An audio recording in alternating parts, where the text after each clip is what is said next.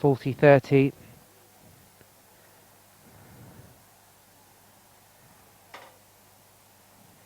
Jones looking to put this second game on the board.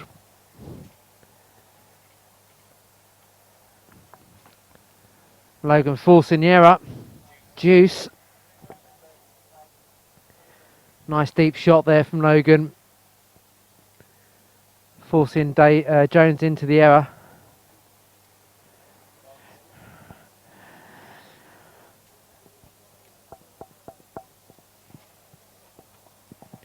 Second serve's good. Backhand across court from Logan. Great shot again from the youngster. Advantage Logan.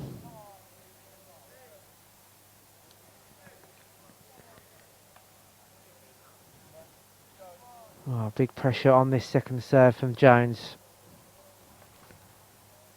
It's good. That's long from Logan. Juice.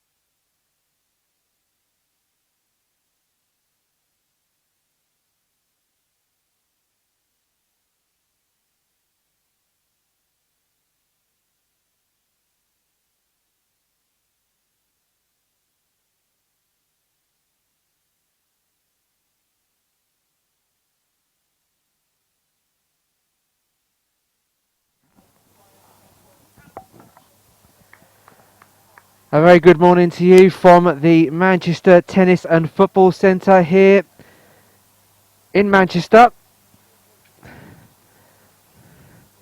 We are now into the semi-final stage of the Sainsbury School Games boys singles. Our first semi-final is just about to commence between Nicholas Smelt and Rory Logan. Nicholas Smelt won the toss and chose to receive.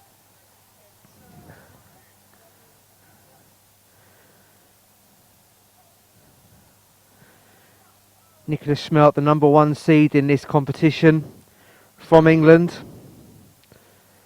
against Rory Logan, a number 3 seed. So we should be in for a cracking first semi-final between these two. We saw both of these players in action on day one, and you could certainly see why and how they've progressed through this competition.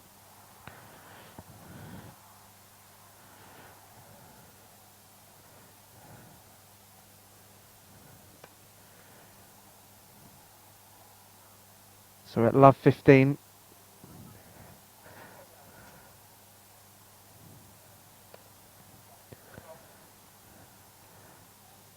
Love 30.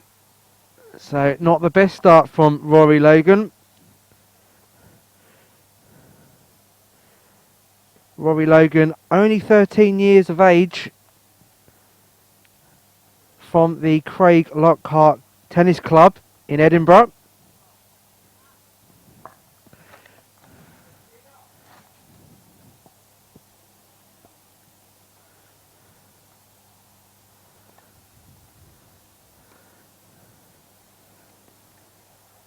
Good return from Smelt.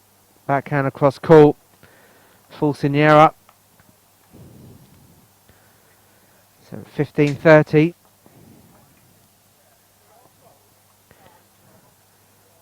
Well, for me, Rory Logan was the kind of shining star of day one, really showcasing his talent. He's already been selected for the Great Britain World Cup team this year. So a real talent to watch out for.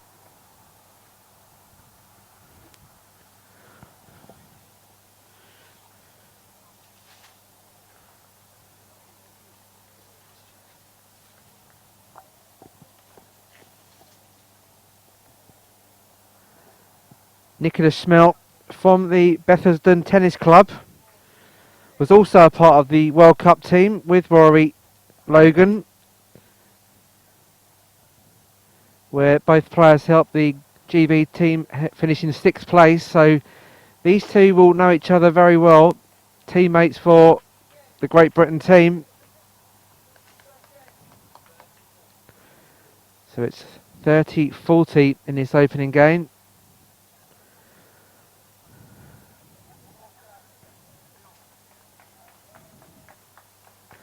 So the format's slightly shorter in the Sainsbury School Games.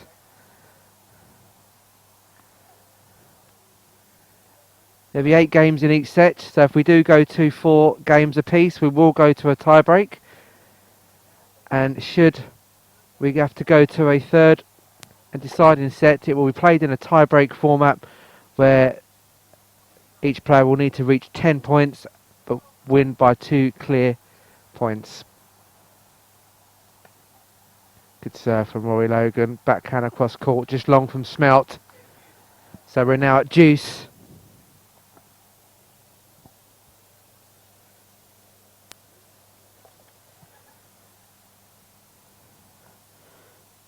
So because both players were seeded in this boys singles, they are automatically through to the quarterfinals.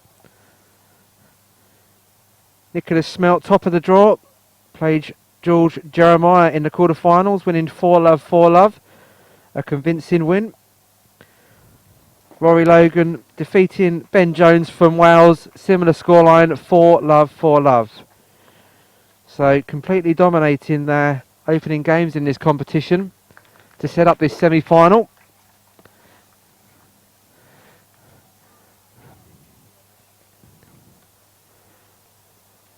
So these Sainsbury School Games for the boys singles a varying degree of experience. Some of the players making their debuts for their respective countries, the home nations. And the more senior players, such as Nicholas Smelt and Rory Logan, the top end of the scale. So it's a good opportunity for players just coming into wheelchair tennis, being picked for their home nation country, looking to make the step up to the GB Paralympic team. We're back at deuce again.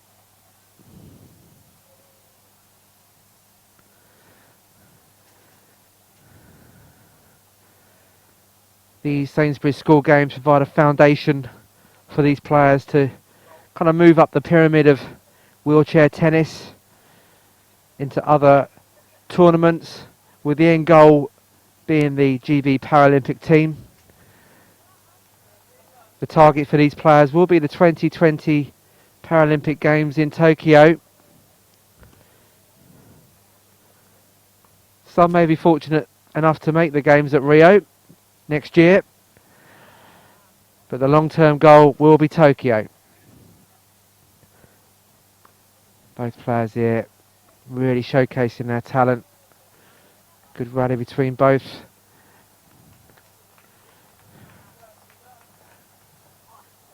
And Nicholas Smelt just nicking it there, just the ball dropping underneath Logan's racket. So it's advantage Smelt, break point in this opening game.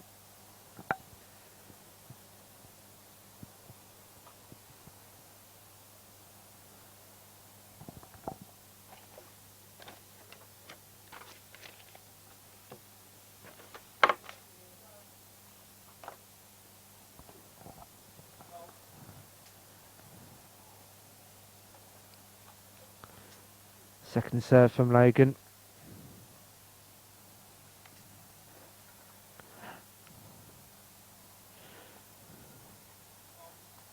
Oh, a double fault, so that will give the opening game to Nicholas Smelt.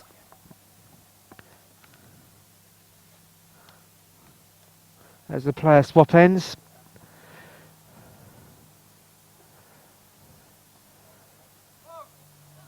Each player playing in their home nation's traditional colours. Logan in the blue, dark blue top, with Smelt playing in the white t-shirt.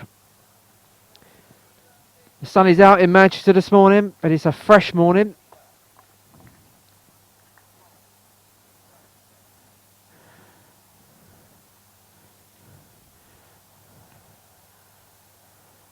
Logan just putting his cap on. He's now playing into the sun. So it will affect the sight of the ball as it comes across the net.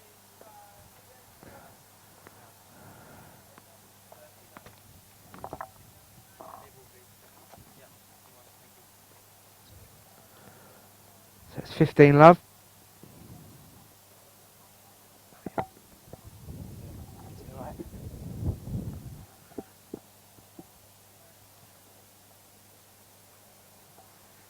Nicholas Smelt opting for the sunglasses option rather than the cap this morning.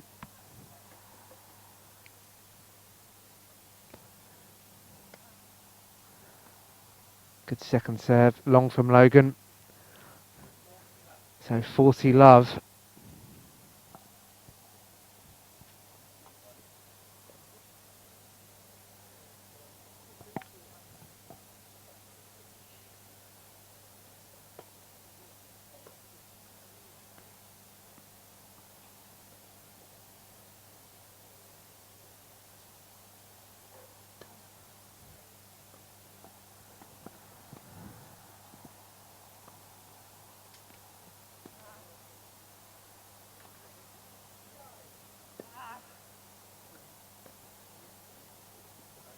Wonderful shot from Logan there, right into the corner of the court, giving Smelt no chance, saving game point there, 40-15.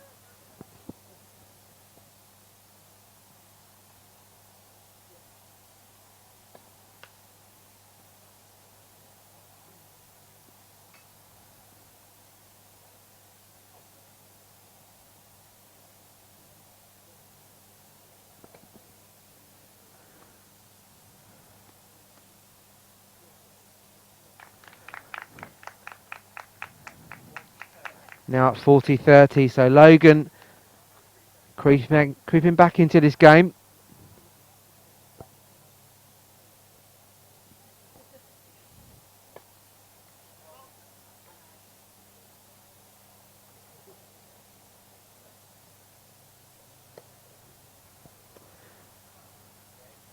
So that's the second game to Nicholas Smelt, taking a 2-games-to-love lead in this first set.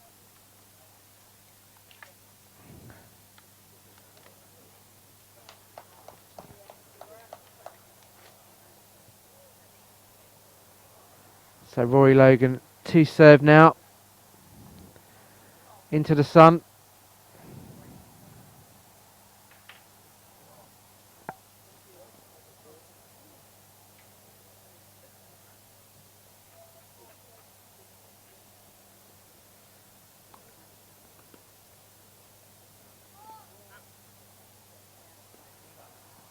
Good first serve from Rory Logan, 15-love.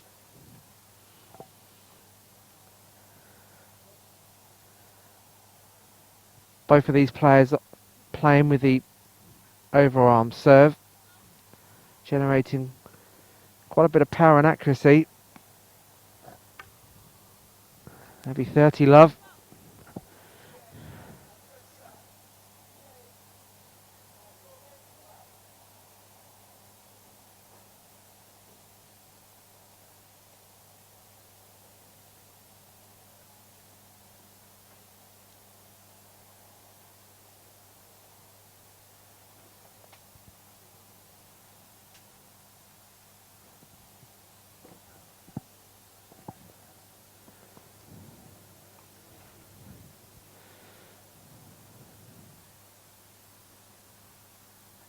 Second serve from Logan.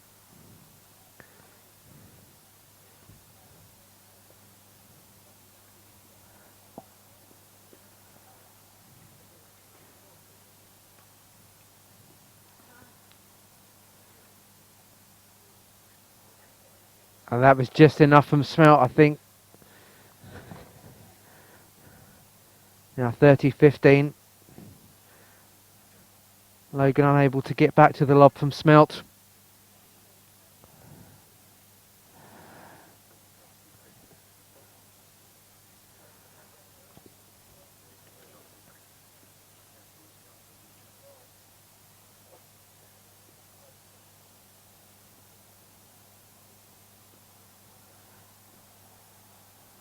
So 30-15. Good first serve from Logan again. That's long from Logan. 30-all. So Smelt right back in this game.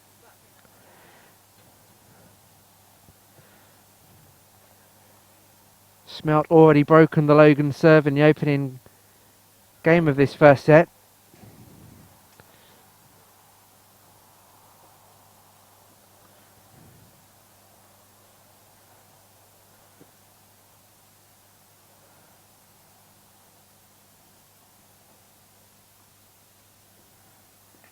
Good second serve from Logan again.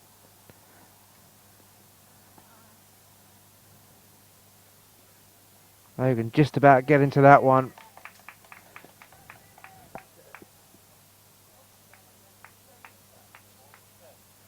So 40-30 to Logan. Looking to hold his serve.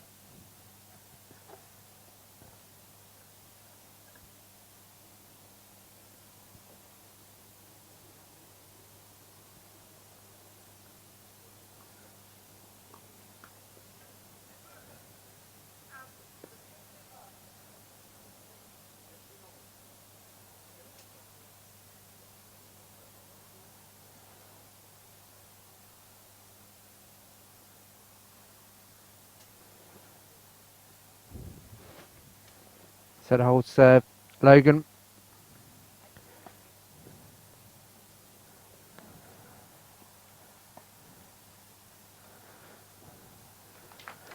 So game to Logan, gets him on the scoreboard, but Smelt still leads this opening set by 2-1.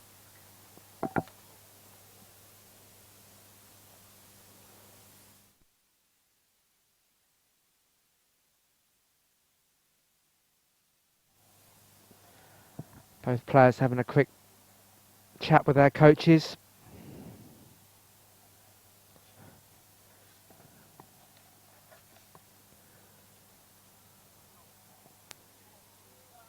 Logan getting himself back into this first set by holding his serve there, but he needs to break Nicholas Smelt's serve.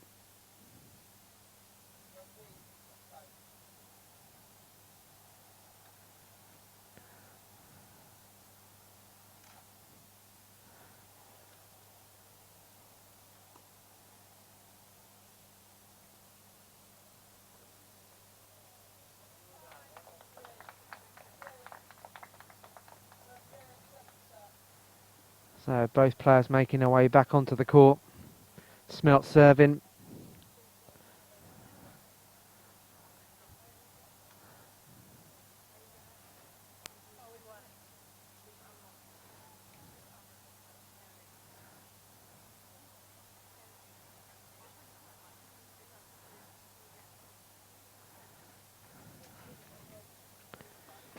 So Smelt serving into the sun with the sunglasses on.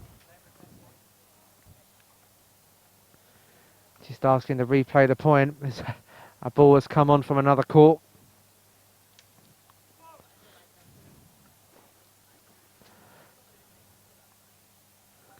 So Smelt just composing himself again.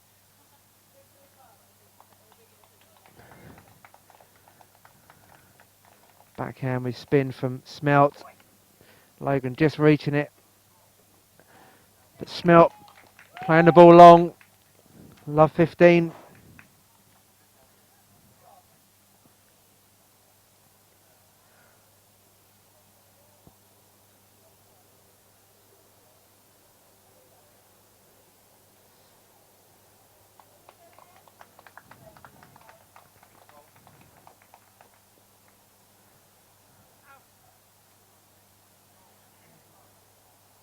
Second serve for Smelt. So a double fault early on. Love 30 on the Smelt serve. A chance for Logan.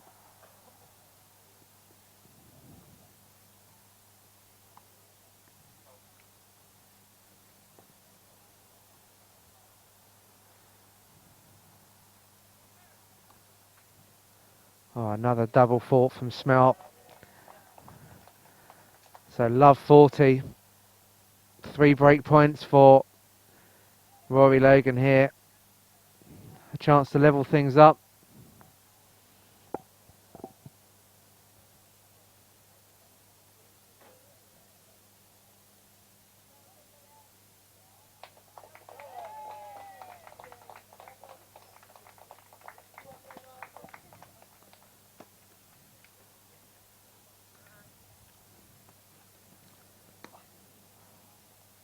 Wow.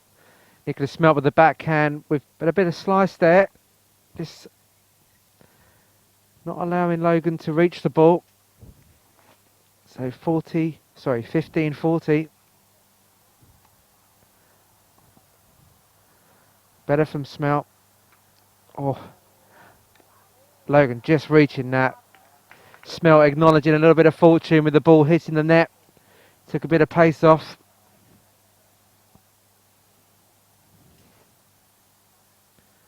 Good sportsmanship from Smelt.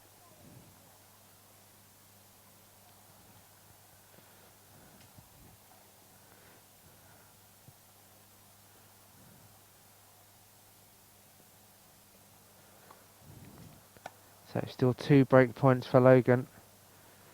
Backhand with slice again. Again, the spin of the ball just deceiving Logan. So we're now at deuce, sorry.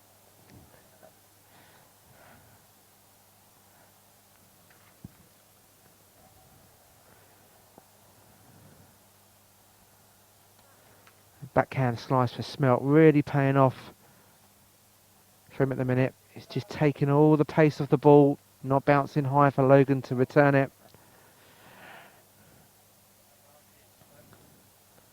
Advantage Logan. So another break point here.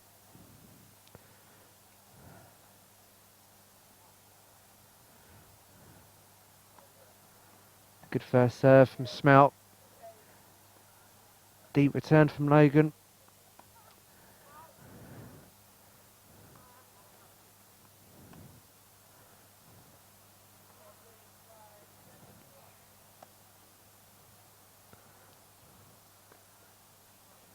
And it's long, and there's the break back for Rory Logan.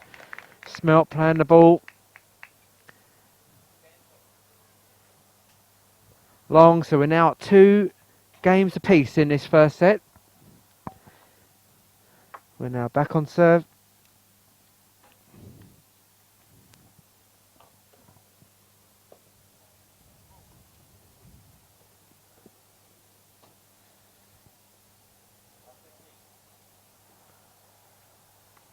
So love 15 on the Logan serve.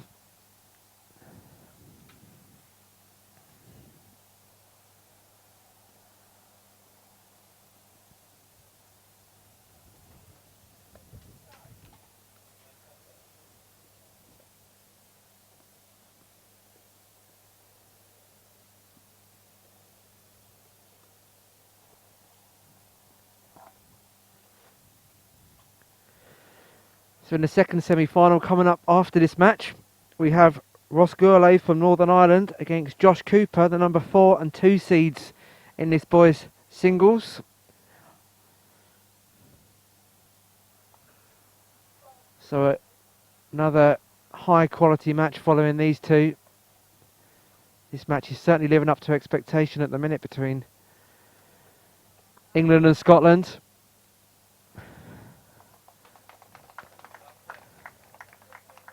These two will probably know each other's game pretty well as they play in the GB team together.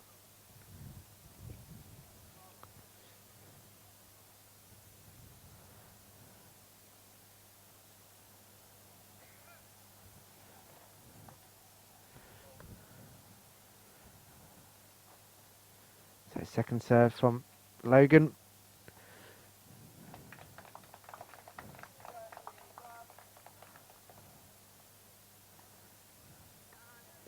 Backhand slice again, taking all the pace of the ball. Logan just about reaching it, and plays it well. Forehand across the court, giving Smelt no chance.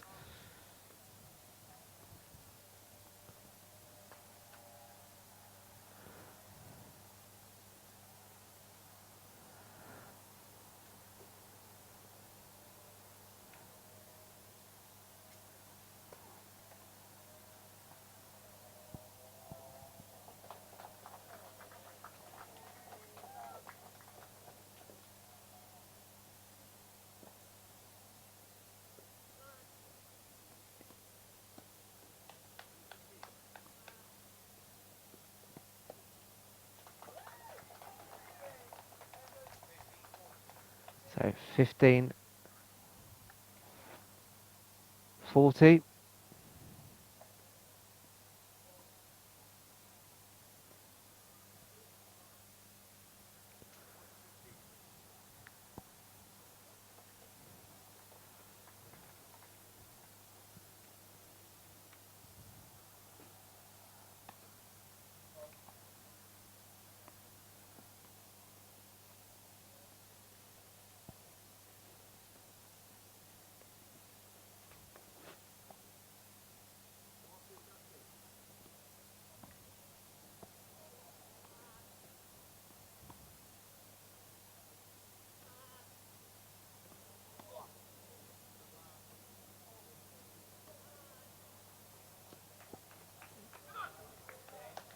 So a break immediately back for Smelt.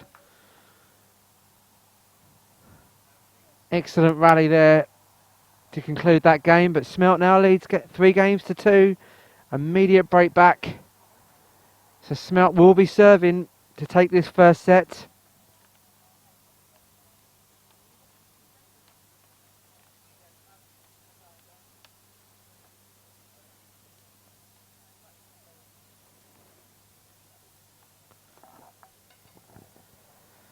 Both players just having a quick chat again with their coaches who sit sideline. Tony Nappett, the England captain,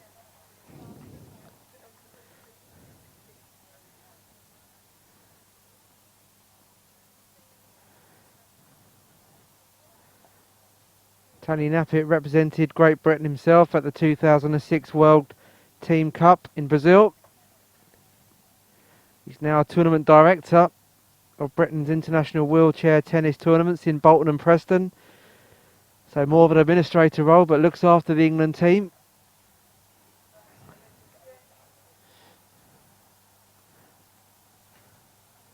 Certainly got some talent in his squad. It's been showcased at the Sainsbury school games this year.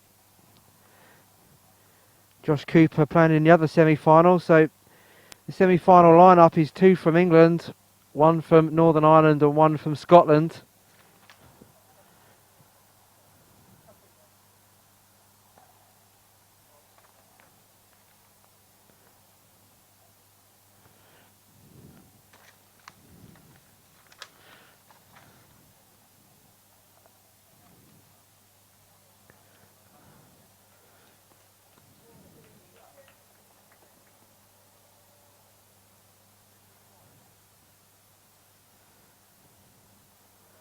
So Nicholas Smelt serving to win this first set.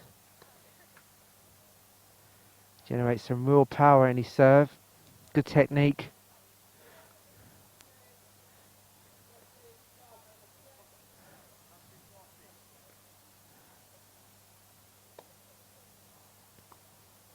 Right on the baseline again. That's long from Logan. So 30 love.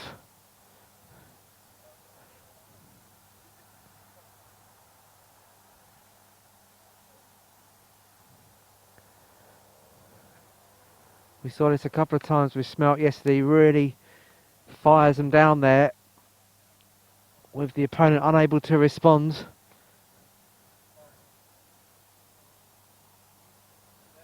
A double fault from Smelt there, so 30-15.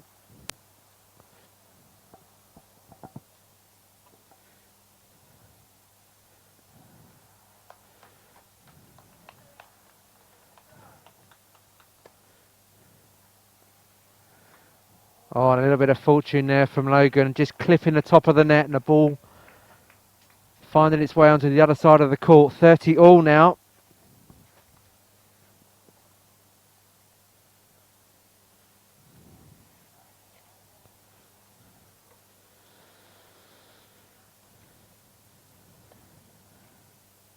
Good first serve from Smelt. Again, the ball just clipping the top of the net from Logan.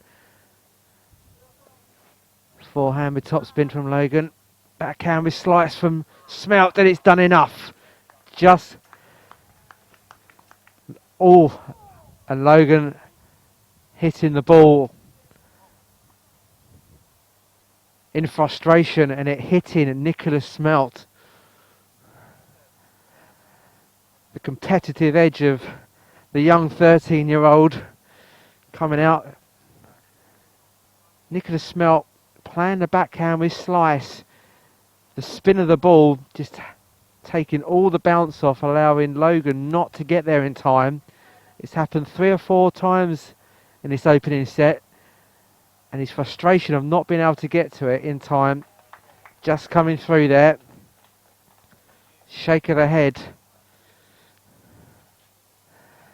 This is where the youngster needs to keep his composure.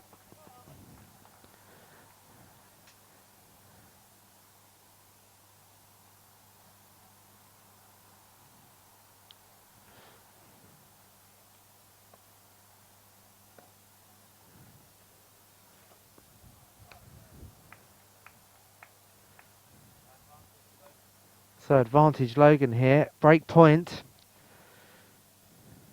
Whether the ball hitting Nicholas Smelt has affected him at all.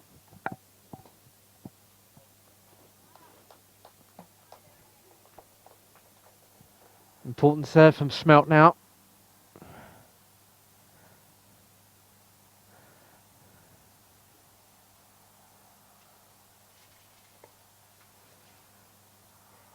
Well, the game has gone to Logan. So another break of serve. So we are at 3 all.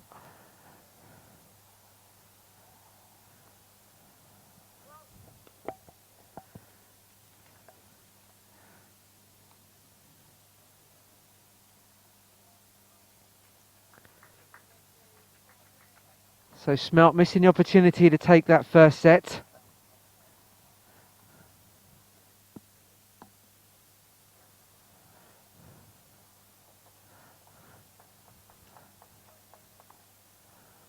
So we're back on serve again.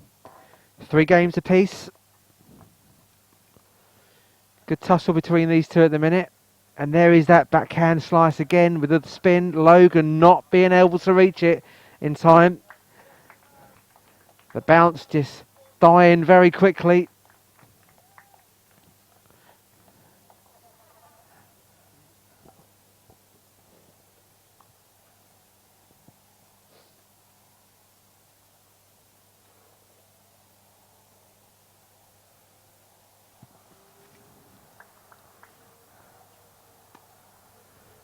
Forehand with topspin back from Smelt.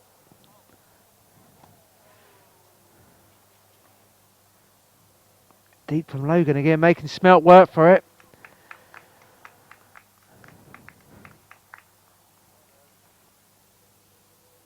At 15 all.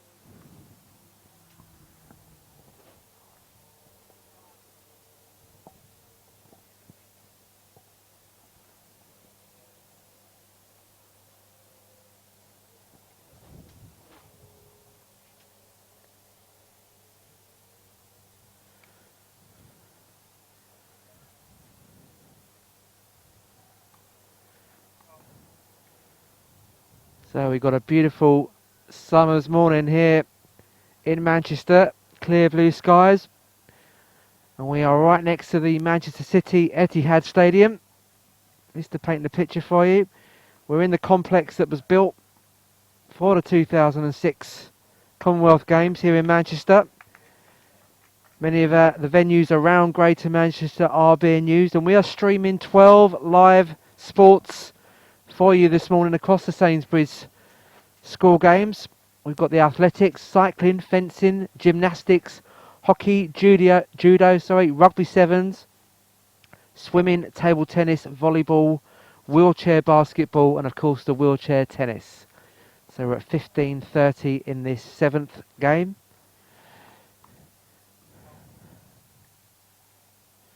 Live streaming can be found on YouTube across all of those various sports.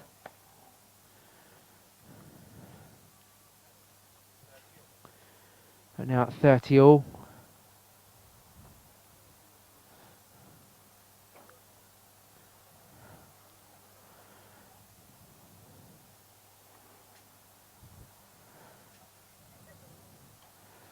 Spectators are welcome, so if you are in the Manchester area and you fancy coming along for a day of sport, some of the venues like where we're situated are together. We've got table tennis, the wheelchair tennis, athletics. The velodrome is just across the road. So you can come and have a watch and see the Sainsbury school games for 2015. Good first serve from Logan. Smelt unable to return now, 40-30.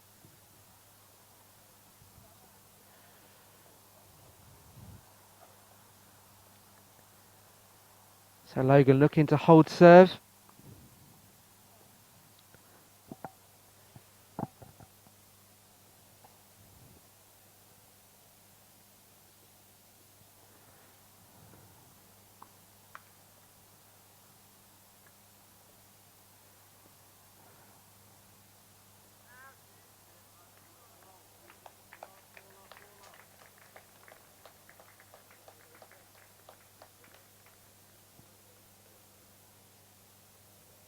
Second serve for Logan, 40-30.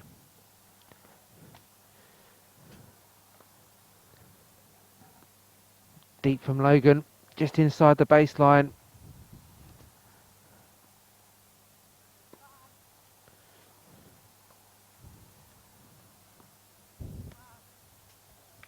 And he holds serve, so he takes a 4-3 lead in this first set. So still a very tight opening set from both these players.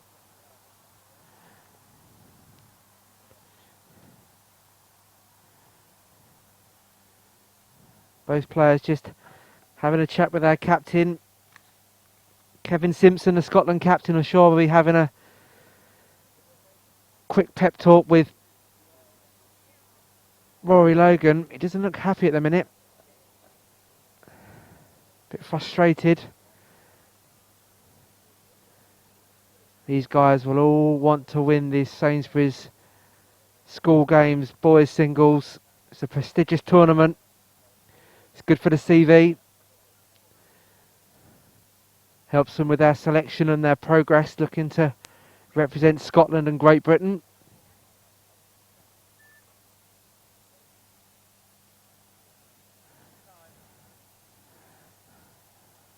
They're only 2 games away from picking up the title, so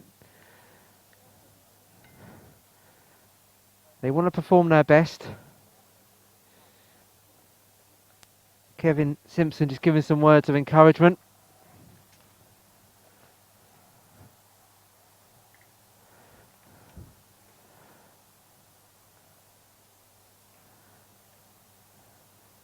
Nicholas Smelt just limbering up. He knows that he must hold his serve now to take this to a tie break. Logan looking to break serve to wrap up this first set. So here we go. 8th game.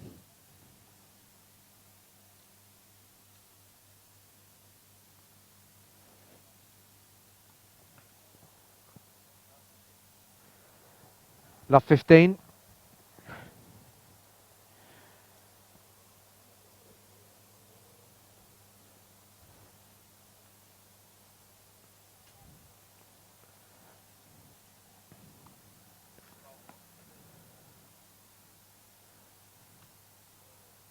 Second serve from Smelt of England.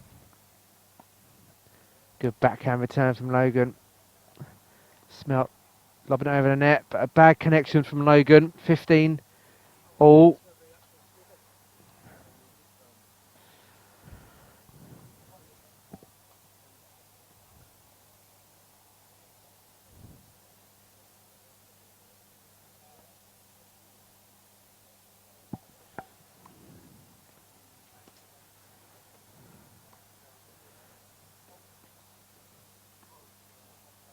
High from Smelt, forcing the error from Logan.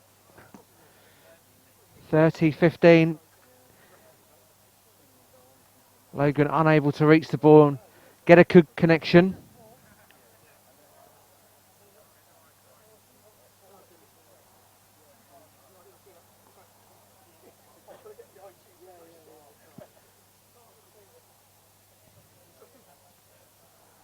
So 30-15.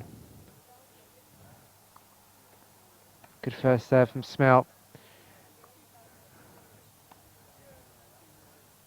Long from Logan, so it's 40-15. So Smelt looking to hold his serve, take this into a tie break.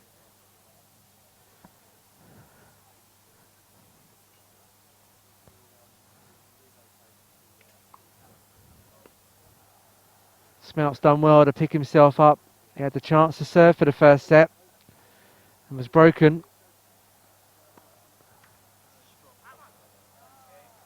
So Smelt picks up the 8th game of the first set, and it's 4 games all. We're going to go to a tie break. So 1st to 7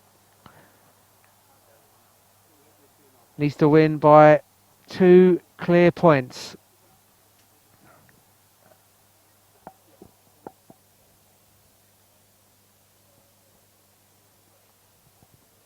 So Logan serving first.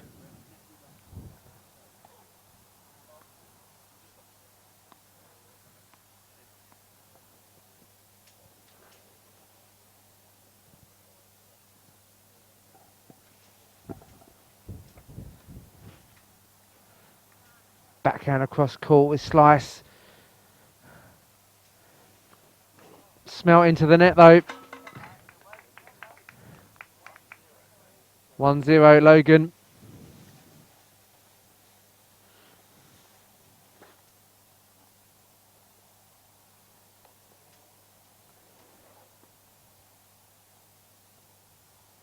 So Smelt to serve.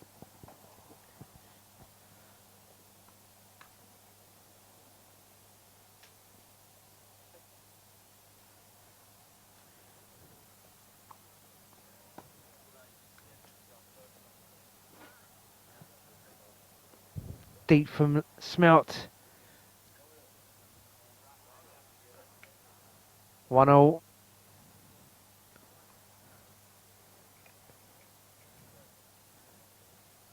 Logan unable to return that deep lob from Smelt.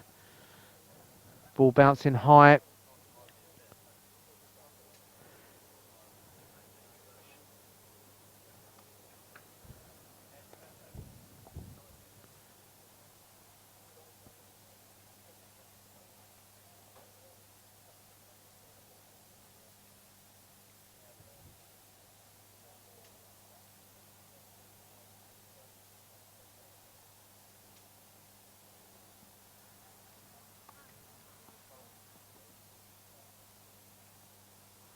Second serve from Smelt.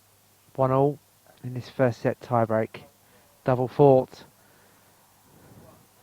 2-1 Logan. Logan now to serve.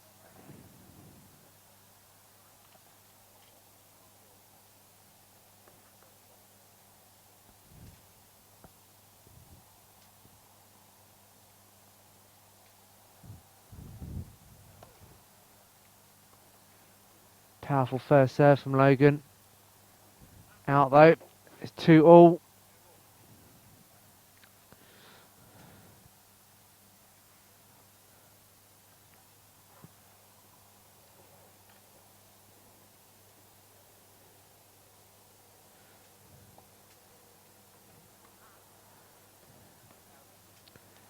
Three-two Logan. So nip and tuck in this tiebreak at the minute. Smelt now to serve.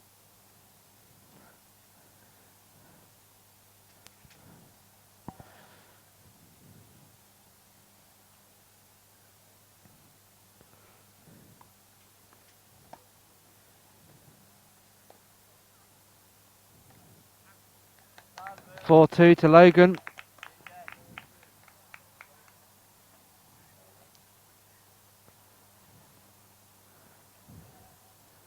So important to Smelt to hold his serve now as they swap ends.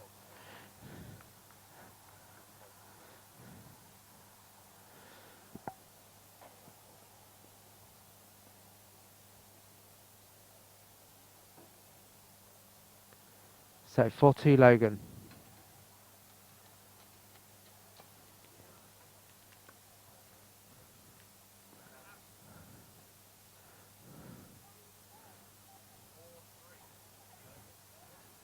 Four, 3 to Rory Logan of Scotland.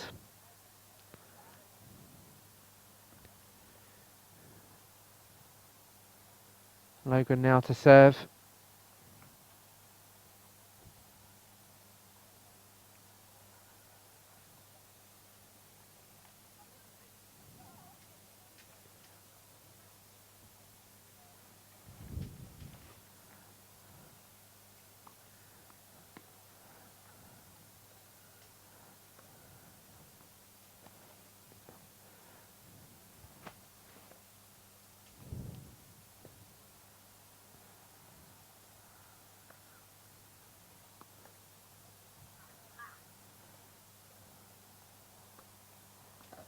And a great shot from Logan.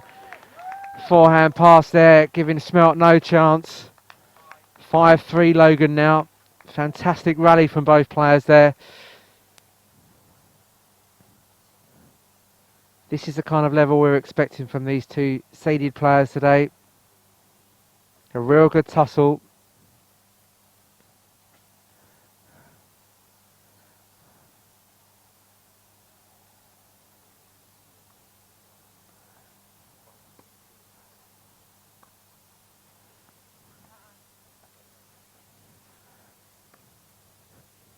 Logan long.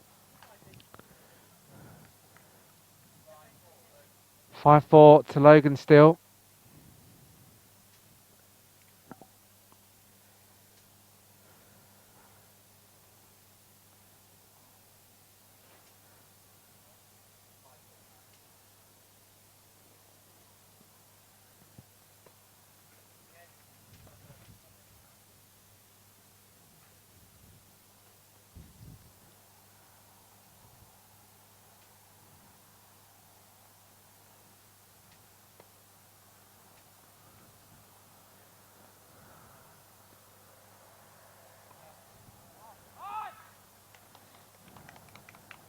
6-4 now to Rory Logan of Scotland. So set point. Hear the frustration there from Nicholas Smelt.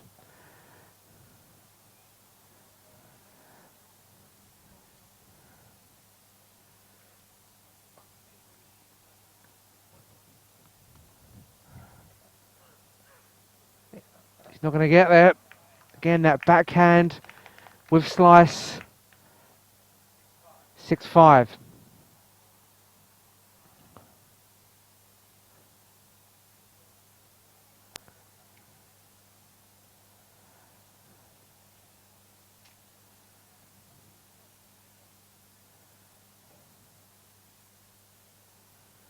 So on the Logan serve, 6-5. Looking to wrap up this first set.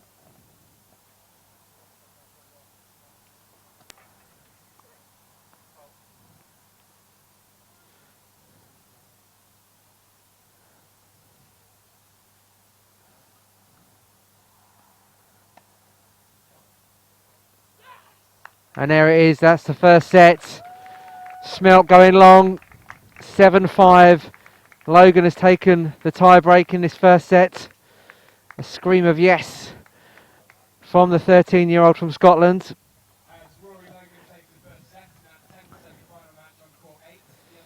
He's pulled it together, Rory Logan. He was looking very frustrated halfway through that opening first set. But he managed to compose himself.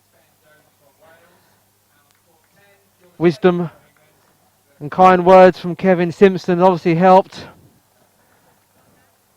And Nicholas Smelt must be feeling pretty frustrated at losing that opening set.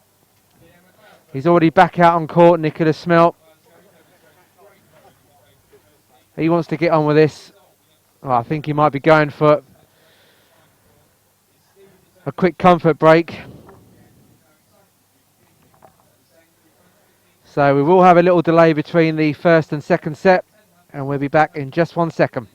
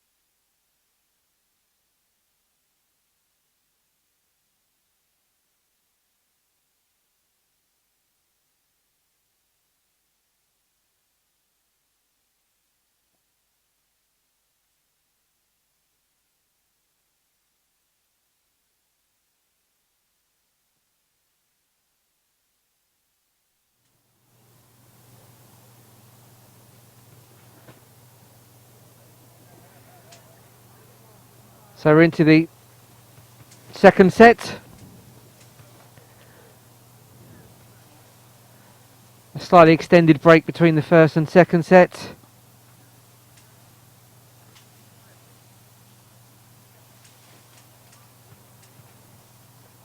Nicholas Smelt serving.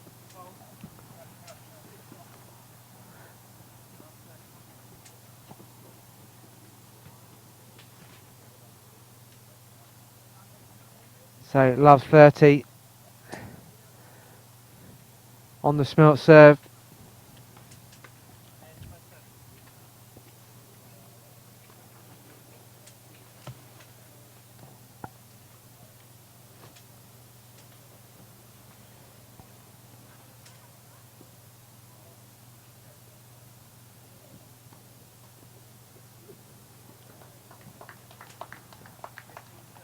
(15-30).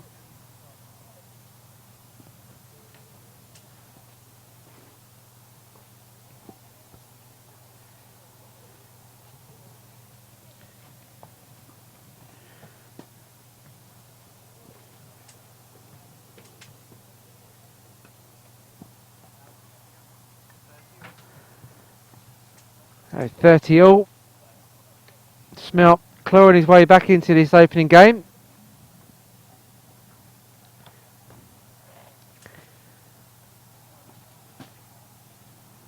The break between sets obviously can affect concentration for both players. So they just need to compose themselves, get themselves focused now. Second set, it's a set that Smelt must win to take this into a third set tie break. Number 1 seed at the minute. A set to love down.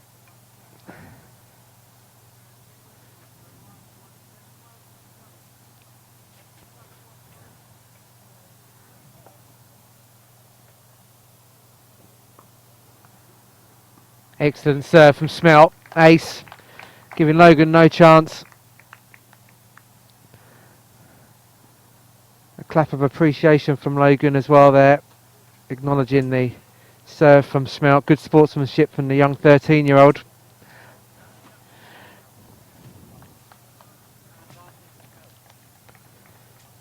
Advantage now to Smelt. Looking to hold his serve.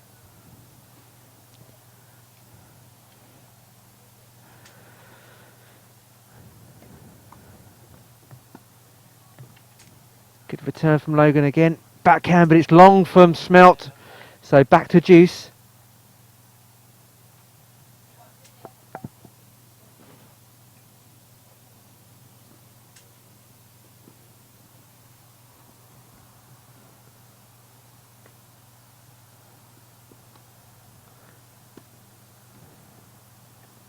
Deep return from Logan. Backhand slice, but Logan's making it, but he's put it in the net. So back to advantage to Smelt.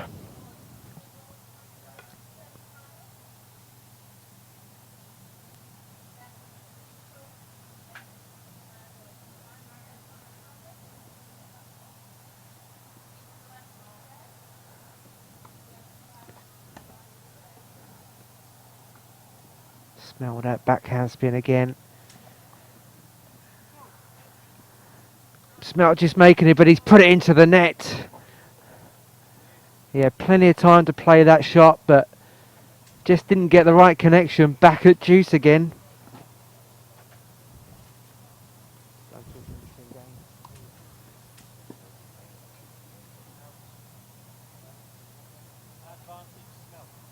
Advantage Smelt again.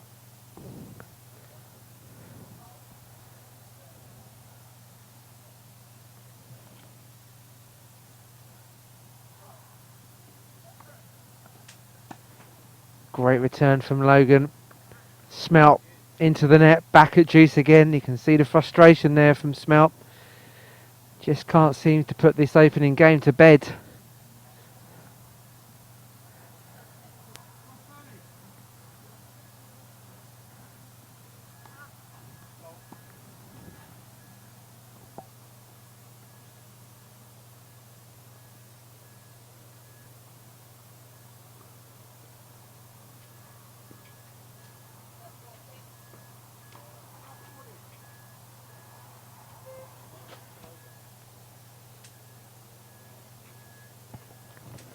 Advantage to Logan now. So break point.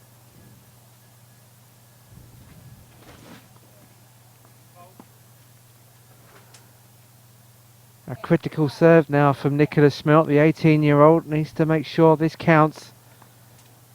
Long again. So game to Logan.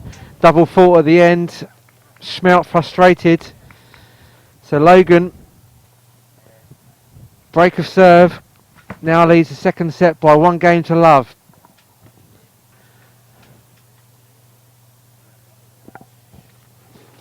Players swapping ends.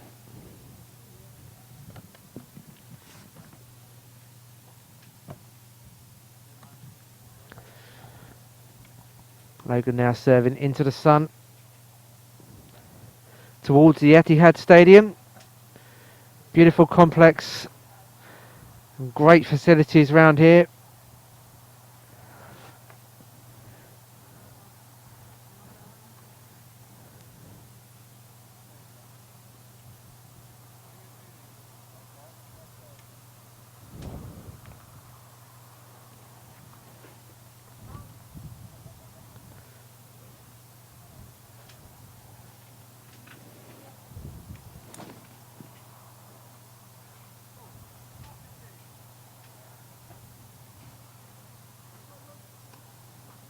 Good second serve from Logan.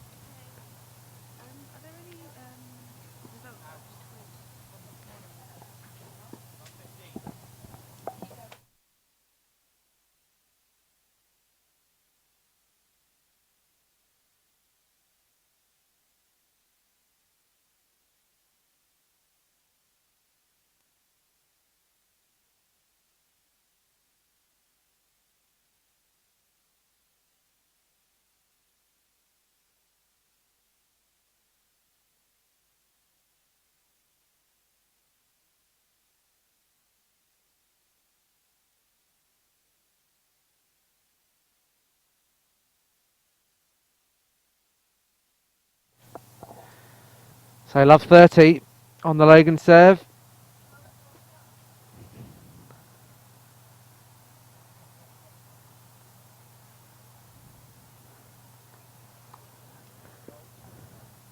Smelt looking to immediately break back here to level up this second set.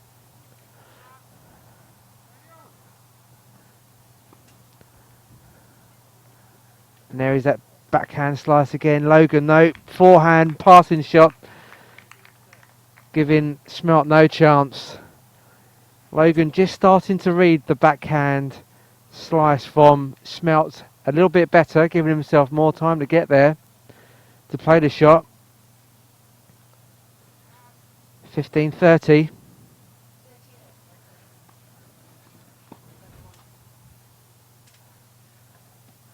Umpire just asking to replay the point.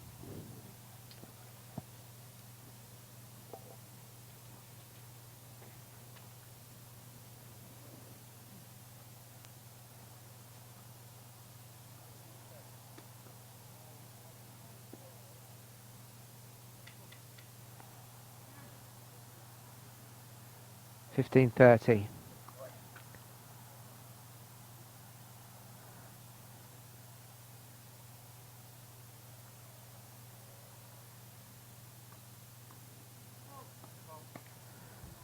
Double fault from Logan, 15-40.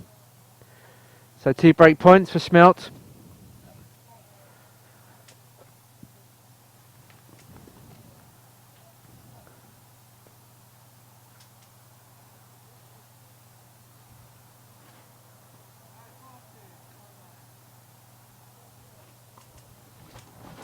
Better first serve from Logan, returned by Smelt. There's a forehand with topspin.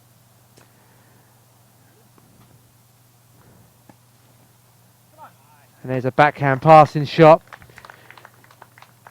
Logan with no chance. And that is the break of serve back for Nicholas Smelt. So we're 1 game apiece.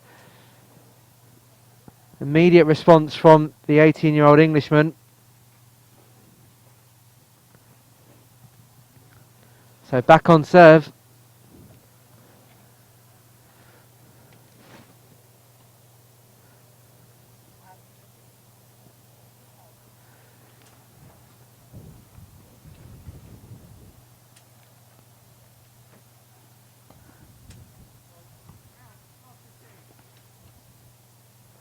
Straight into this third game. Second set. Logan taking the first set by 7 points to 5 in a tie break.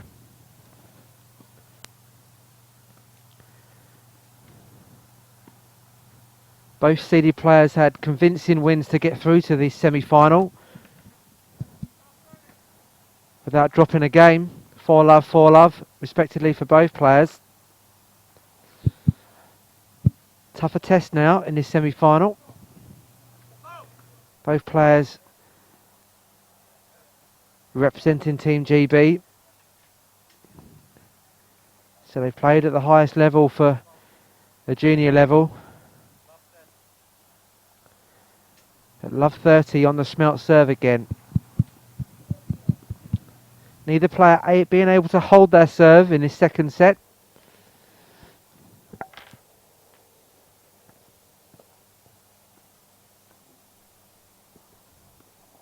Deep from Logan. Forcing the error from Nicholas Smelt.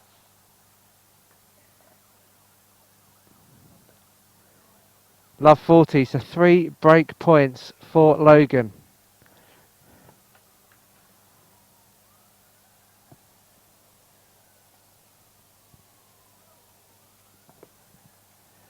And a double fault, so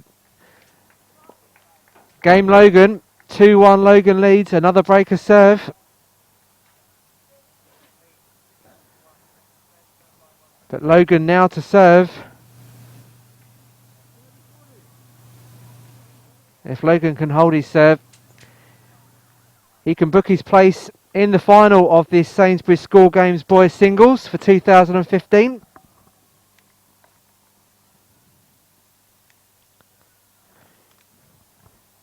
The winner of this semi-final will play either Ross Gourlay or Josh Cooper from Northern Ireland or England in the final. The other semi-final will follow this match. As I said, all 4 seeds have made it through to the semi-finals. So some real good tennis on offer today.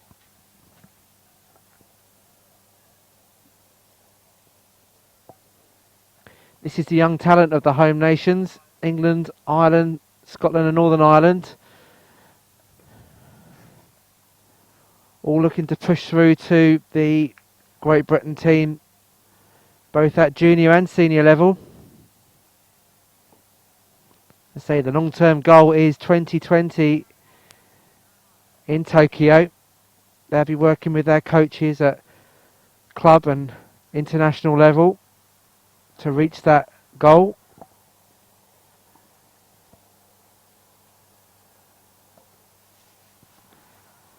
Great first serve from Rory Logan of Scotland.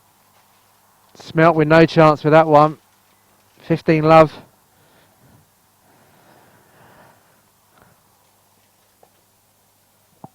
Yet to see a player hold their serve in this second set. 15-all.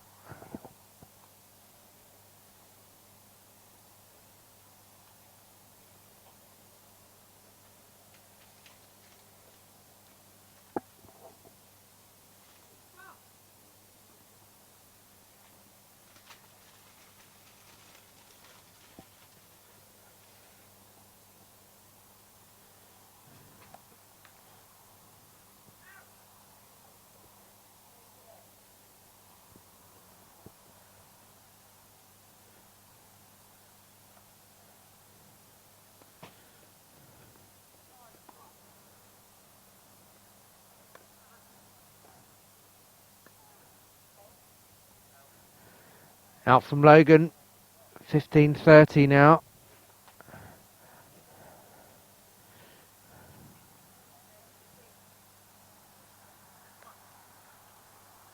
Nicholas Smelt urging himself on. He knows there's more in the lock-up. He wants to get that break of serve back to level it up at 2 games apiece.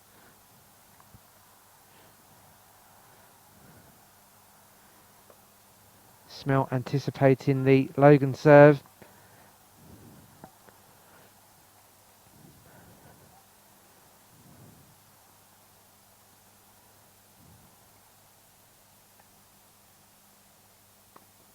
Long from Smelt though. 30 all.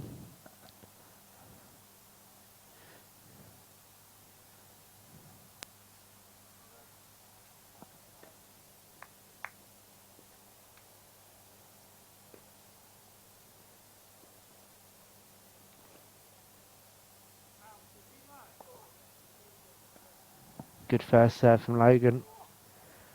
The return from Smelt, too good for Logan. So break point, 30-40. A chance for Smelt to level things up here.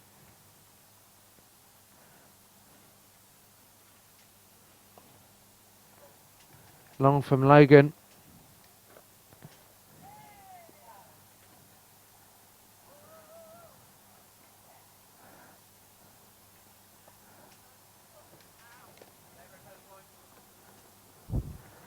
Umpire just asking to replay the point. Still at 30-40, break point.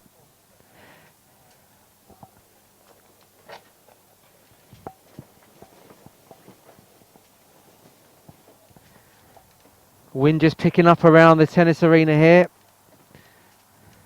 Players going to have to judge the flight of the ball a little better. Here comes Smelt, forehand, cross court, trying to make Logan work. Logan's got it back, but no, it's just out. So game 2, Nicholas Smelt.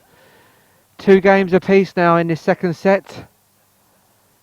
Each of these games in the second set, serve has been broken, but Logan leads still by 1 set to love. Not a lot between these two players at the minute. Logan taking the first set on a tie break 7-5.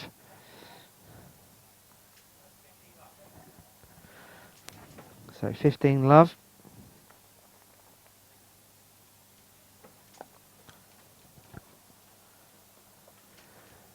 On the Smelt serve.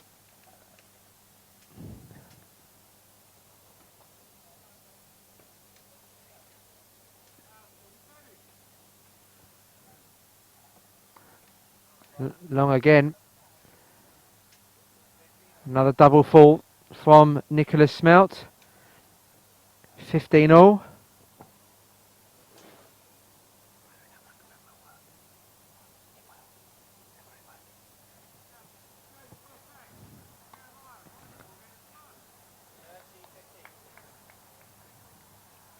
(30-15) to Smelt.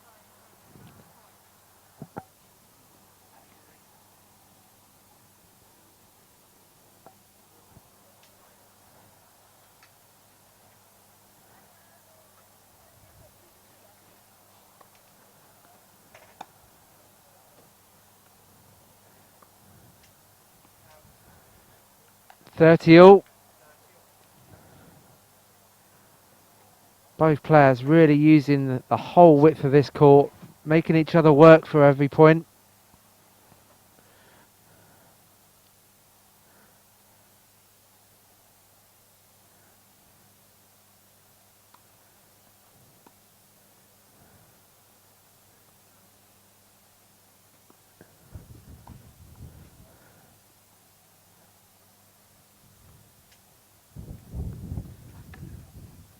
Nicholas Smelt just playing a high lob shot over the net. Logan unable to reach it, so 40-30. Logan looking to hold his serve. So Smelt looking to hold his serve.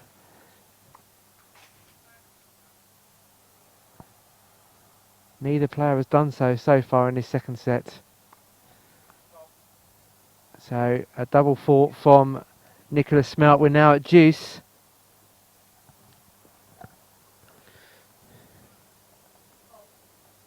Nicholas Smelt just changing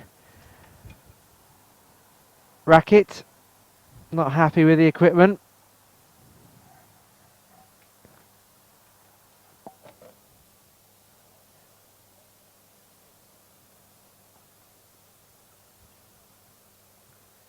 So deuce. Change of racket seems to have done the job. An ace from Nicholas Smelt. Advantage to Smelt. Looking to wrap up this 5th game.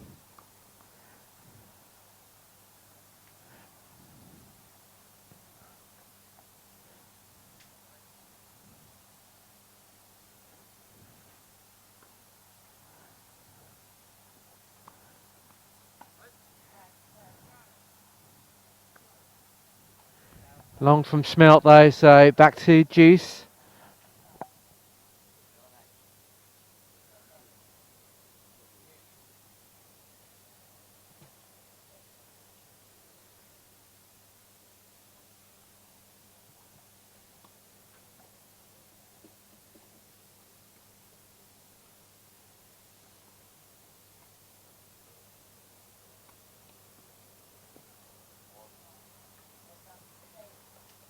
High from Smelt again, and it's long. So advantage to Logan. So a break point here again for Logan on the Smelt serve.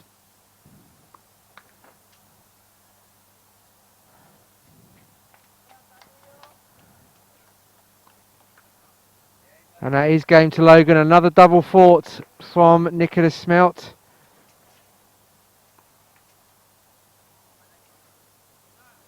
Nicholas Smelt seems to be in some discomfort there.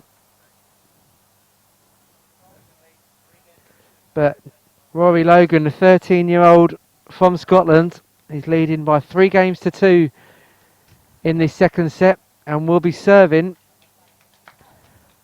for the match.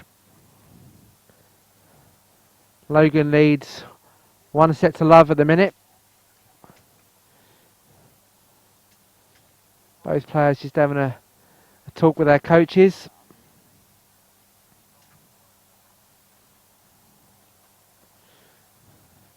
Logan seems to be in a much better frame of mind in this 2nd set. He was a bit distressed of how things were going in the 1st set. He managed to hold it together. A few words of wisdom from Kevin Simpson seemed to do the job to settle the youngster.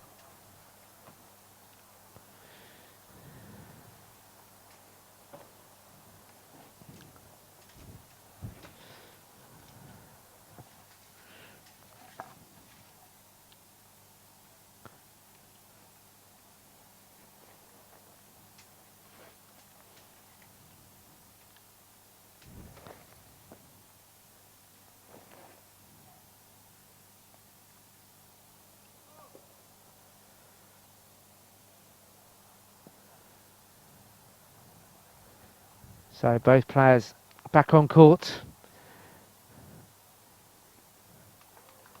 Logan serving for the match.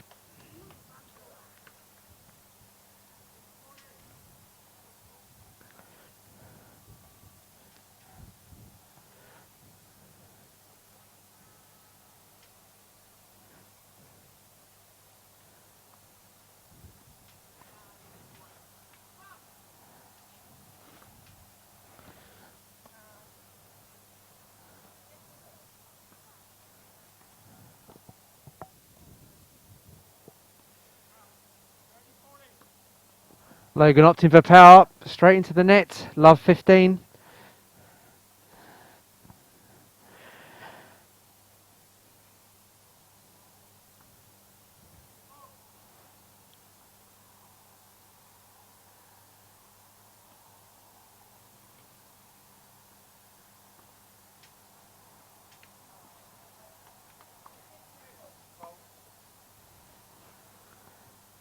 Second serve for Logan.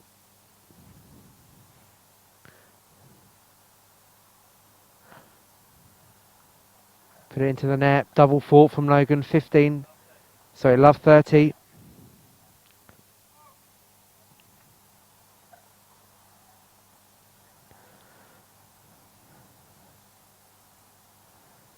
Neither player so far been able to hold their serve in the 2nd set. Can Rory Logan break that trend to wrap up this semi-final? Love 30 down at the minute.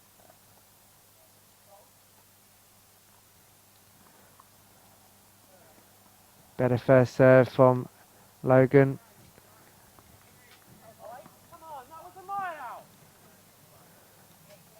15-30. Smelt not happy from the call from the umpire. He thought the ball was out. Umpire saying it was in.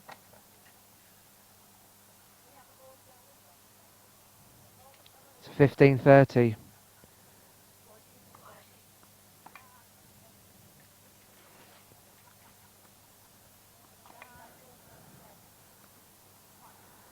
$15-40. So 2 break points again.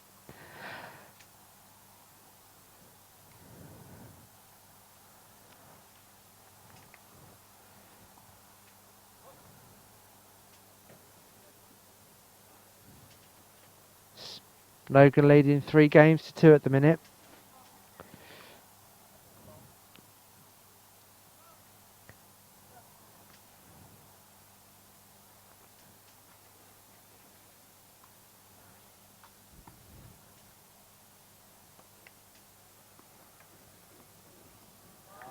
Great shot from Logan across court. Too long for Smelt, 30-40.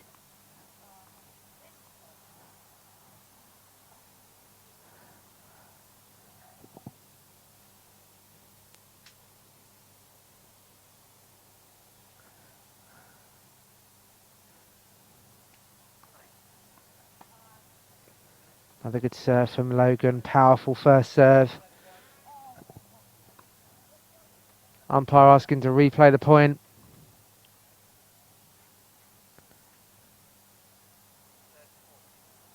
Still at 30-40. Logan looking to hold his serve and wrap up this semi-final.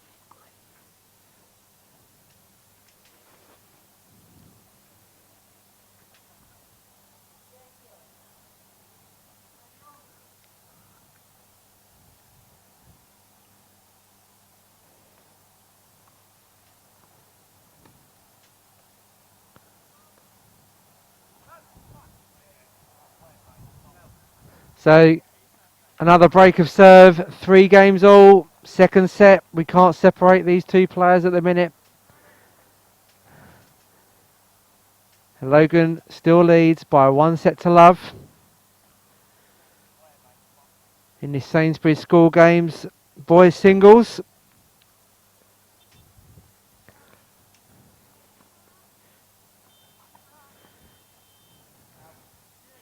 And we're straight on with the 7th game here. Nicholas Smelt serving. Love 15.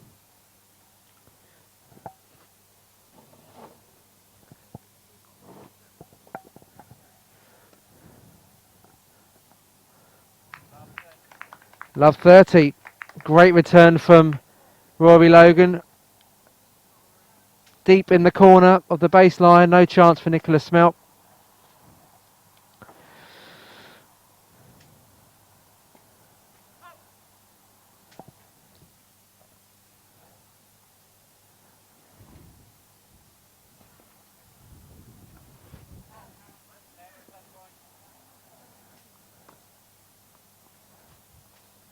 Umpire asking us to replay the point again. So love 30.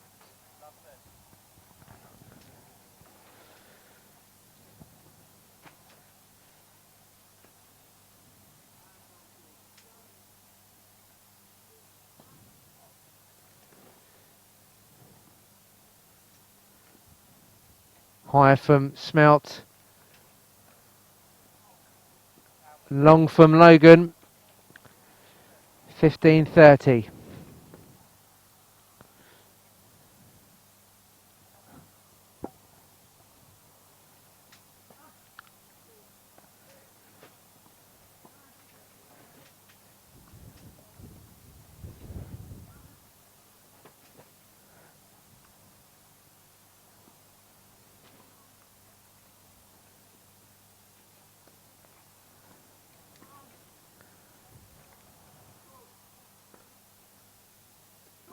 Logan again long.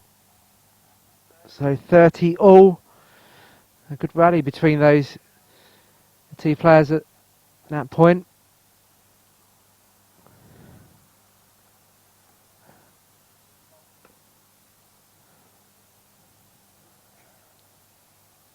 Second serve from Smelt.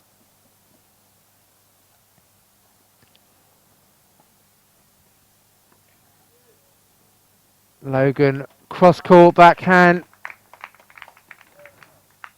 Right into the corner of the court. 30-40, so break point again here.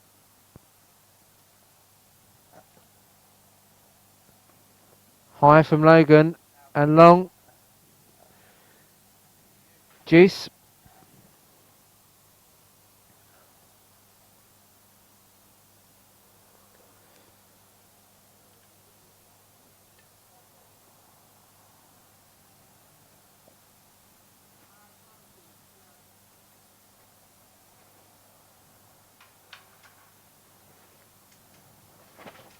So the wind a little bit blustery at times here on court 8. Making the ball toss difficult for the players. So advantage to Smelt here. A must-win set for Nicholas Smelt of England.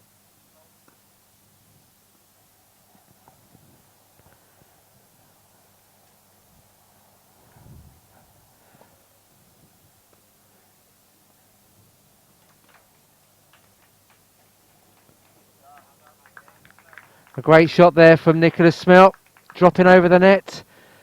And he now takes a 4-3 lead. The first time either of these players has held their serve in this second set. But Rory Logan will be serving to level things up and save the match, or save the set, sorry. Rory Logan still leads by 1-0. Nicholas Smelt leading the second set by 4-3.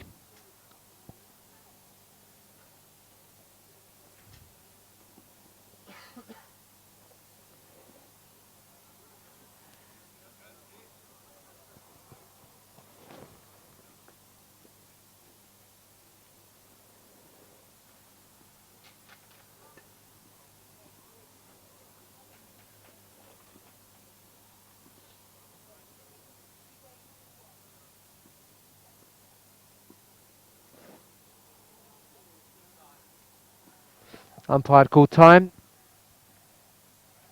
So both players making their way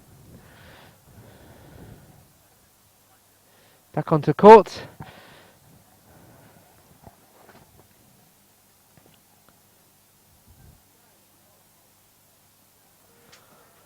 Four games to 3, Nicholas Smelt leads.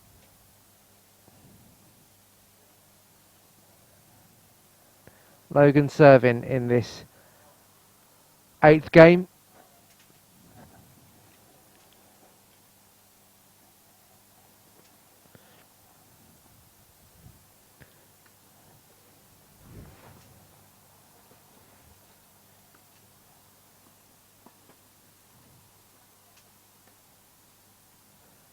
That's long from Nicholas Smelt, 15-love.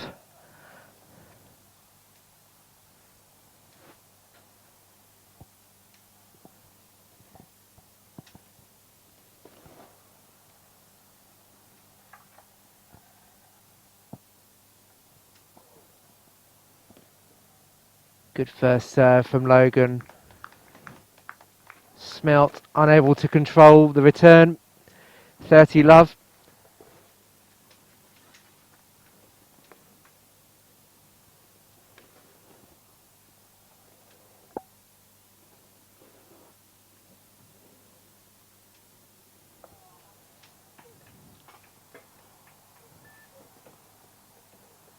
A lovely shot from Nicholas Smelt. Backhand with slice, just taking all the pace off the ball. Just dropping over the net. Logan unable to reach it. 30-15.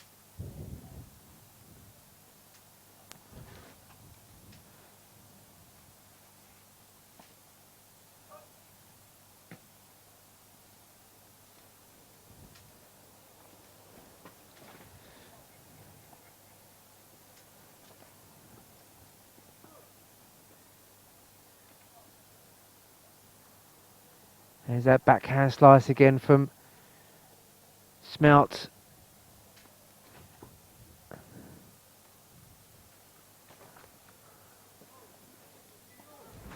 Logan just about controlling it.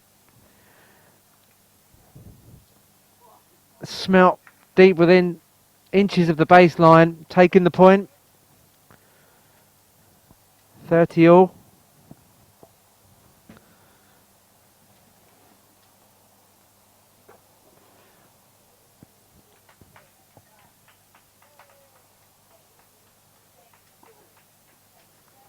Another good first serve from Logan. Return by Smelt. Smelt making Logan work for this.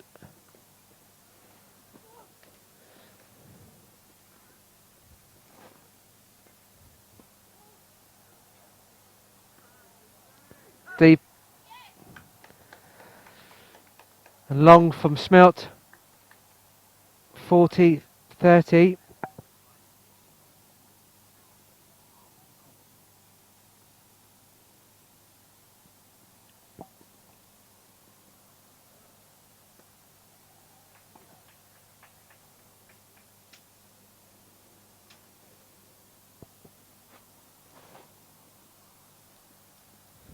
Second serve from Logan.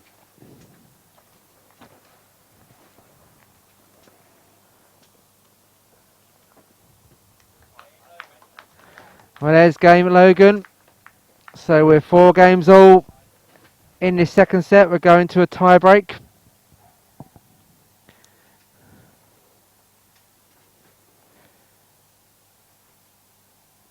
First to 7 points. Must win by 2 clear points.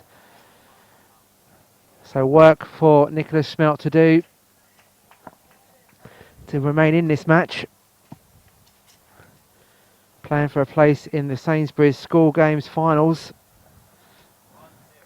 1-0 Smelt.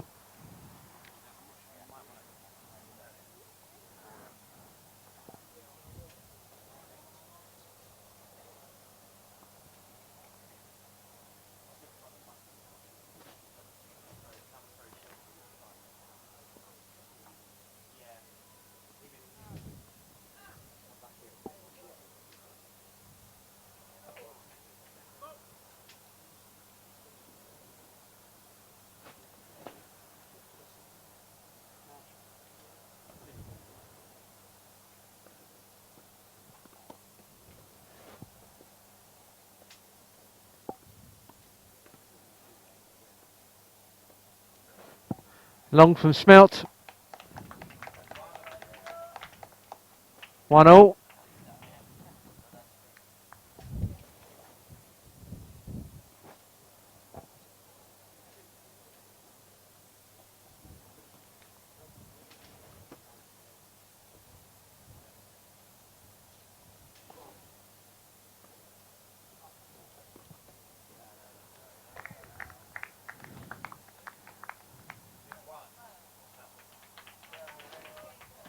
Sorry, 3-1 to Smelt in this tie break.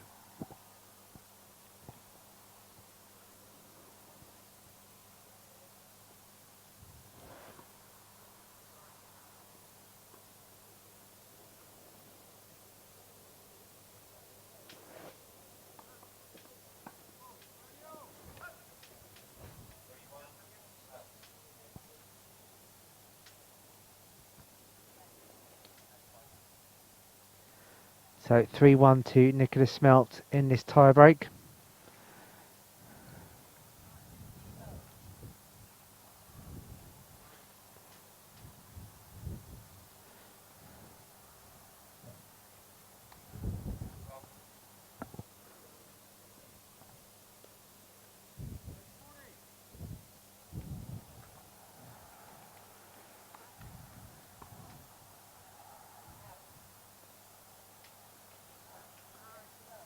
Cross court backhand.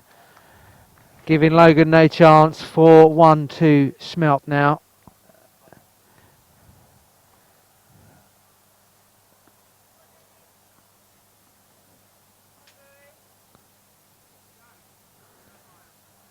few words of encouragement from the crowd here from the Scotland supporters.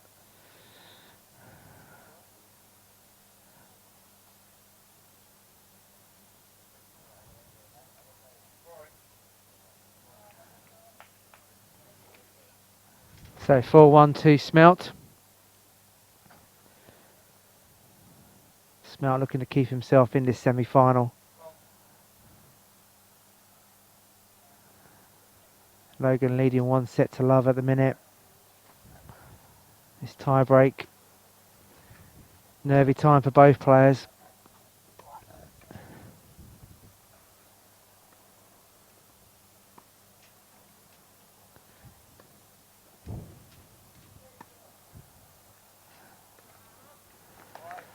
(4-2) to Smelt. Players just going to change ends.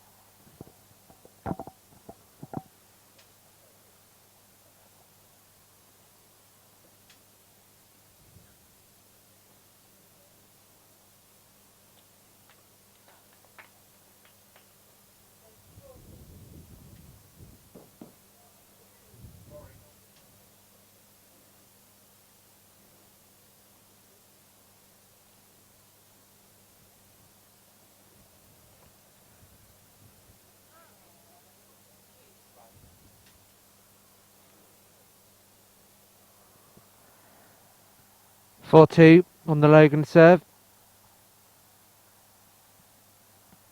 Smelt leading this tie break.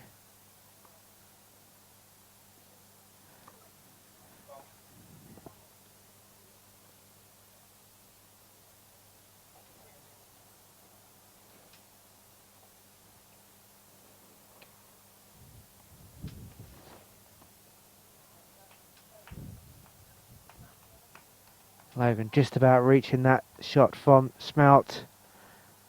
Being made a work for every shot. Well recovered by Logan.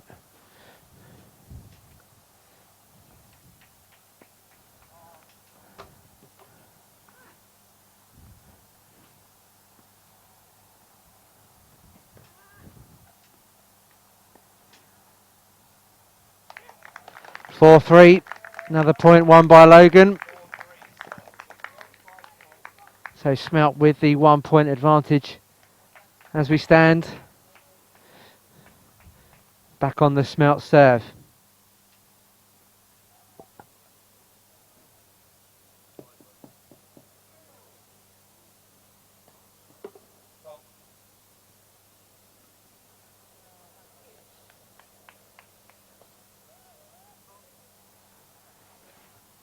Well, double fault there from Nicholas Smelt.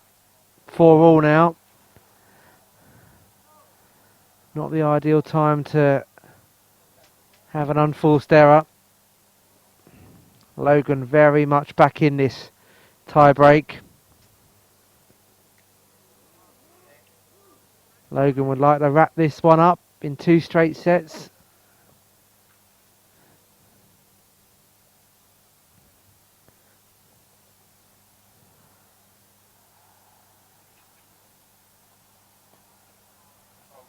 Another double fault from Nicholas Smelt. So 5-4 now to Logan. And we're back on the Logan serve. So if we can hold his serve here, he will book his place in the Sainsbury School Games finals. Nicholas Smelt will be frustrated with himself. 2 double faults costing him dearly in this tie break. So 5-4 Logan on serve.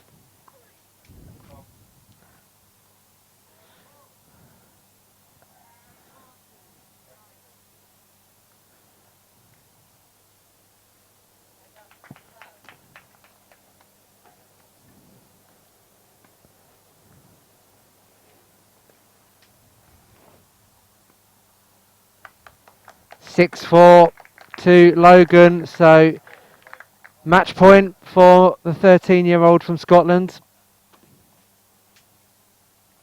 He's dug deep in this tie break. 4-2 down. Now 6-4 up. Serving for the match, Rory Logan from Scotland.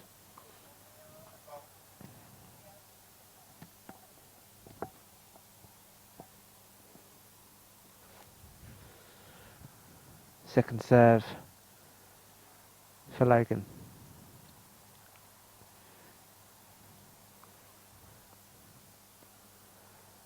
Returned by Smelt.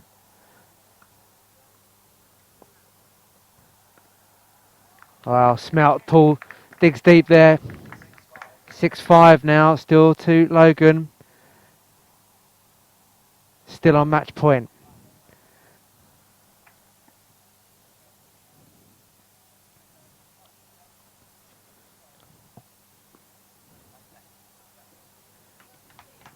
Nicholas Smelt to serve.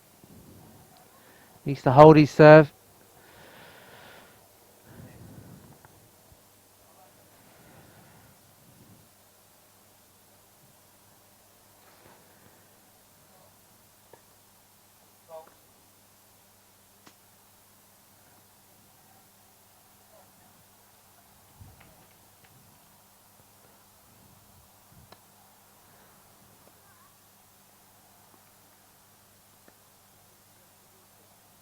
Great shot from Nicholas Smelt.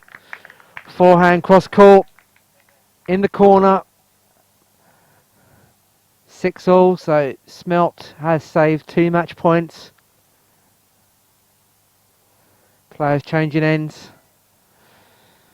Is that a missed opportunity for Rory Logan?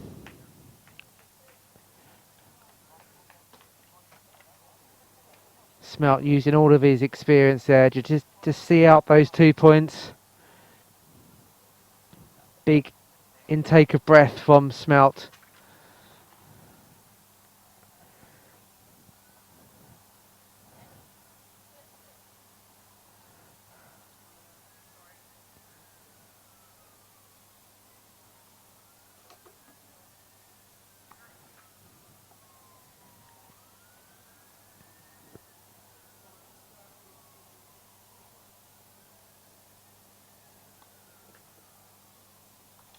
Another double fault from Nicholas Smelt. 7-6. Now to Logan. Another match point for Logan. Now on his own serve. His 3rd match point. Is this the one to see him through to this year's final?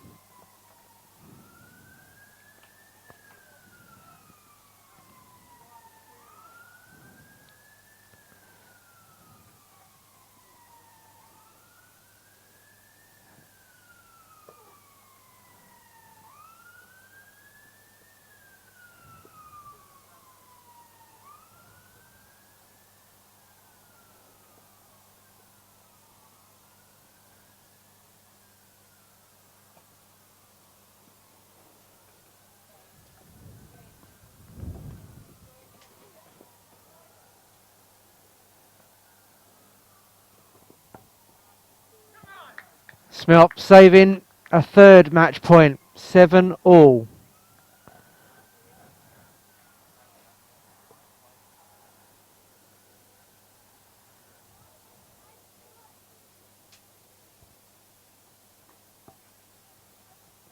Still on the Logan serve.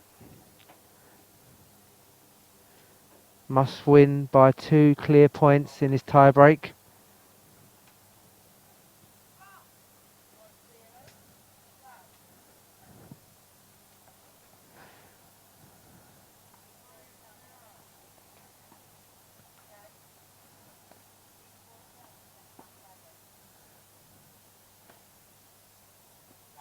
Long from Smelt. 8-7 now to Rory Logan.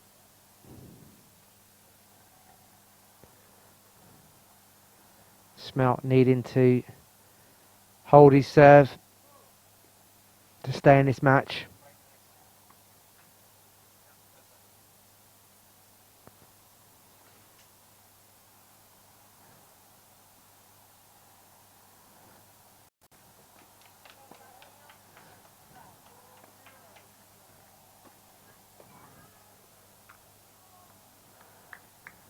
8-all. Can't separate these two at the minute.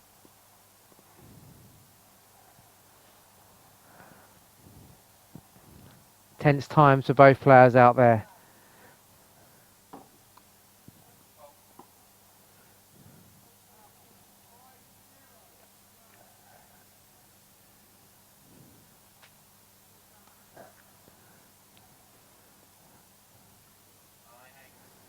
So another double fault for Smelt. 9-8 now to Rory Logan on the Logan serve. So a fourth match point for Nicholas Smelt to save here to keep this semi-final alive.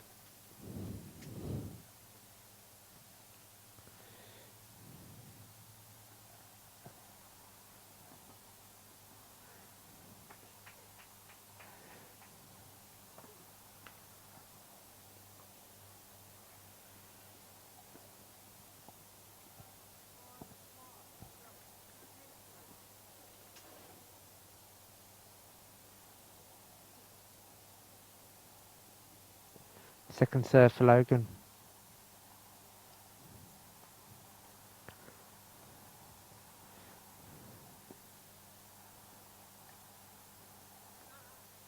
And there it is. That's the point that Logan was looking for. He's taken this semi-final in 2 sets. A great game between Nicholas Smelt and Rory Logan, but it's the young Scot, the 13-year-old from the Craig Lockhart Tennis Club in Edinburgh. He books his place in the semi-final of these 2015 Sainsbury School Games. 2 sets to love, both on a tie-break, winning the tie-break 7-5, 10-8. He will play either Ross Gourlay of Northern Ireland or Josh Cooper who play the other semi-final following this match. But it should be a great tussle, and this young Scot is through to the final.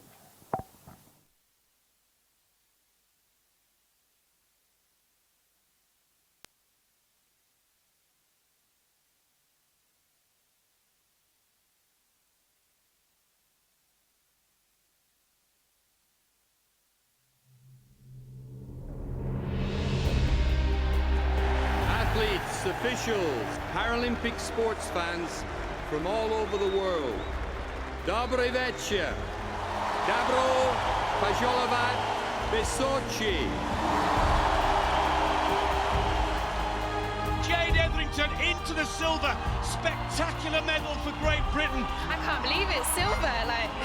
It's crazy. Marie Bochet has done it again. Gold medal number 4. Fantastic coming from Great Britain. It's gold for Annie Schaffelhuber of Germany. Ben Sneesbit surely is the future of British Paralympic sit skiing. What a spectacular Paralympic winter debut. She's come to these 11th Paralympic Games for experience. Millie Knight, sensational. McKeever is the toast of the Canadian Paralympic team. Hayley Nielsen, fantastic stuff from the Great Britain scoot, just perfect. This is Jade Etherington. Every time this young lady takes to the piste, she has picked off a medal. Oh, Jade Etherington into the silver. Mick Brennan, 3 competitions, 3 excellent results. Petrushkov must now surely go down as one of the sports all-time greats. What a sensational fight back. Great Britain have got their bronze medal. 2 successful runs, 2 good competitions. James Whitley, mission accomplished. Turney, she's had some frustrating times throughout these Paralympic Winter Games. I'm glad she's closing it on a high note. Chance for the States, and it's there! The United States take gold. Kelly Gallagher sets the pace for Great Britain, and it's gold for Kelly Gallagher. The first ever Paralympic winter gold for Great Britain. What a wonderful week for Paralympics GB.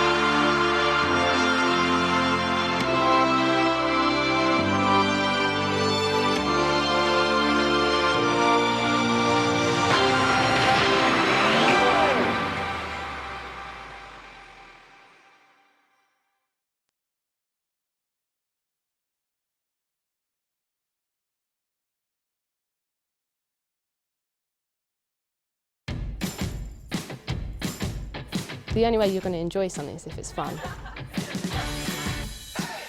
Sports for me, like freedom. If somebody tells you can't do it, you tell them you can do it.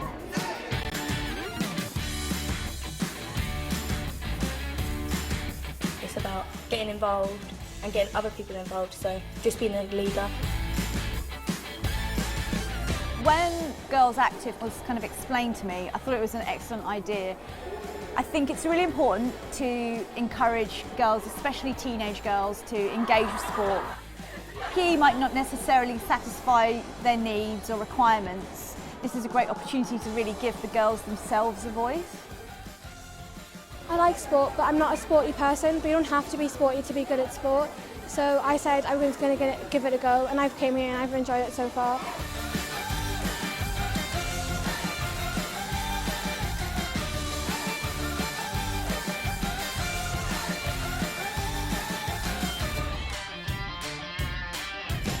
We're going to go away and go back to our schools and influence people that aren't comfortable doing sport and try and get them more actively involved and just doing things that they're comfortable with doing, like around us and teachers.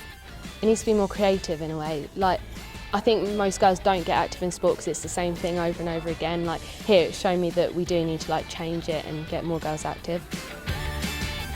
Cover Sal is really, really good. It didn't feel like a sport you were doing, it just felt like you were having fun, and it gave you ideas for new ways you could introduce sport to other people. It was dark, so we could do anything we wanted. If it would go wrong, no one really cares about that. Do you know what the most incredible thing about Girls Active is? We know it already works.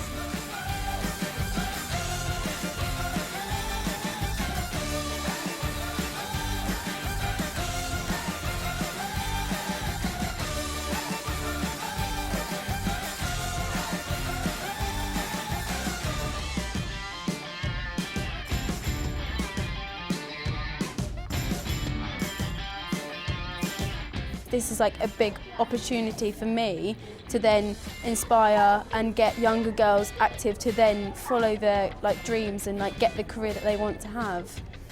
Having girls that have an influence on their peer group can really deliver a very powerful message, more so than maybe a teacher or a tutor could. Engaging these girls, giving them an opinion, a voice, encouraging them to develop their own system is really incredible and, quite innovative.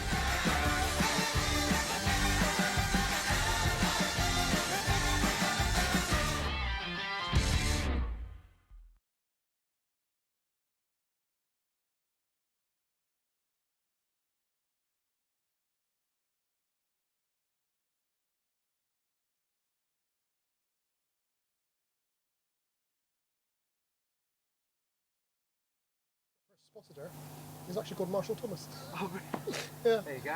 Yeah, he's a former British cycling national track coach, and yeah, he's the guy who first spotted our talent years ago. And I've never met another Marshall Thomas actually. But, you don't know too much about Ross. I can talk about Northern Ireland. Yeah. I can talk a bit about Ross in terms of development series.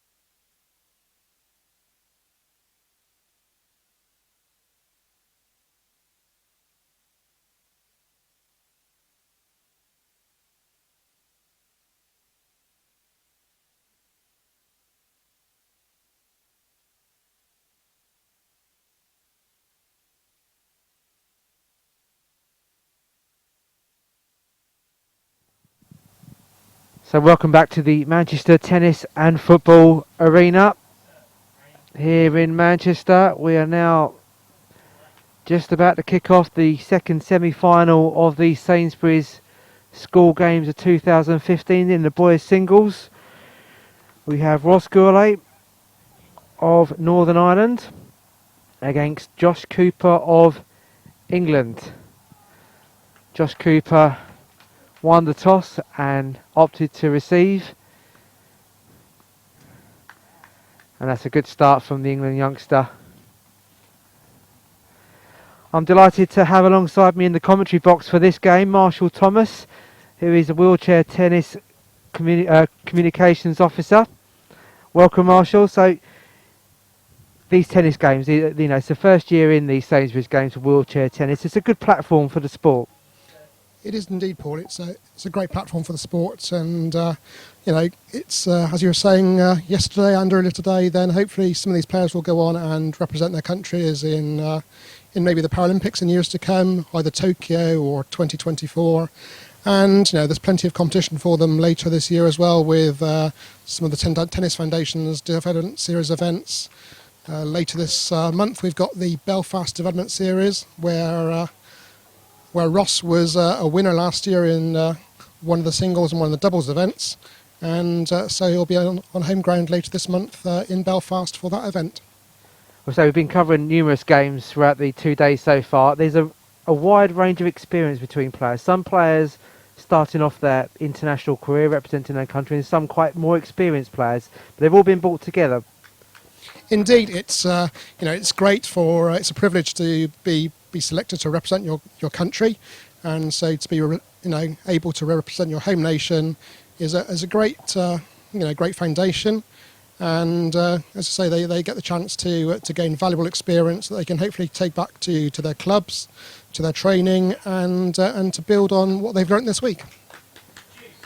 So Ross Gourlay, we're at deuce already in this opening set. Ross Gourlay, the number 4 seed in his boys singles, defeated Nathaniel Lowe accordingly 4-1 4-love to get through to the semi-final. Only 14 years of age from the Spokes in Motion Tennis Club, so really, young tender age of 14. So, he's done so much in such a young age. Indeed, absolutely, and he also plays basketball as well, Ross, for the Knights Wheelchair Tennis Club in Belfast.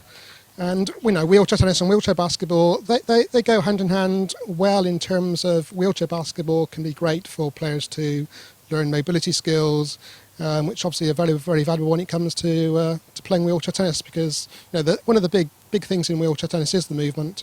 So you can hit and then return for your next ball, so you're in the right position to play your next shot. I say there's quite a few players, isn't there, in the wheelchair tennis that also play basketball at quite a high level. So, as you say, the two go hand in hand. Is it easy to adjust?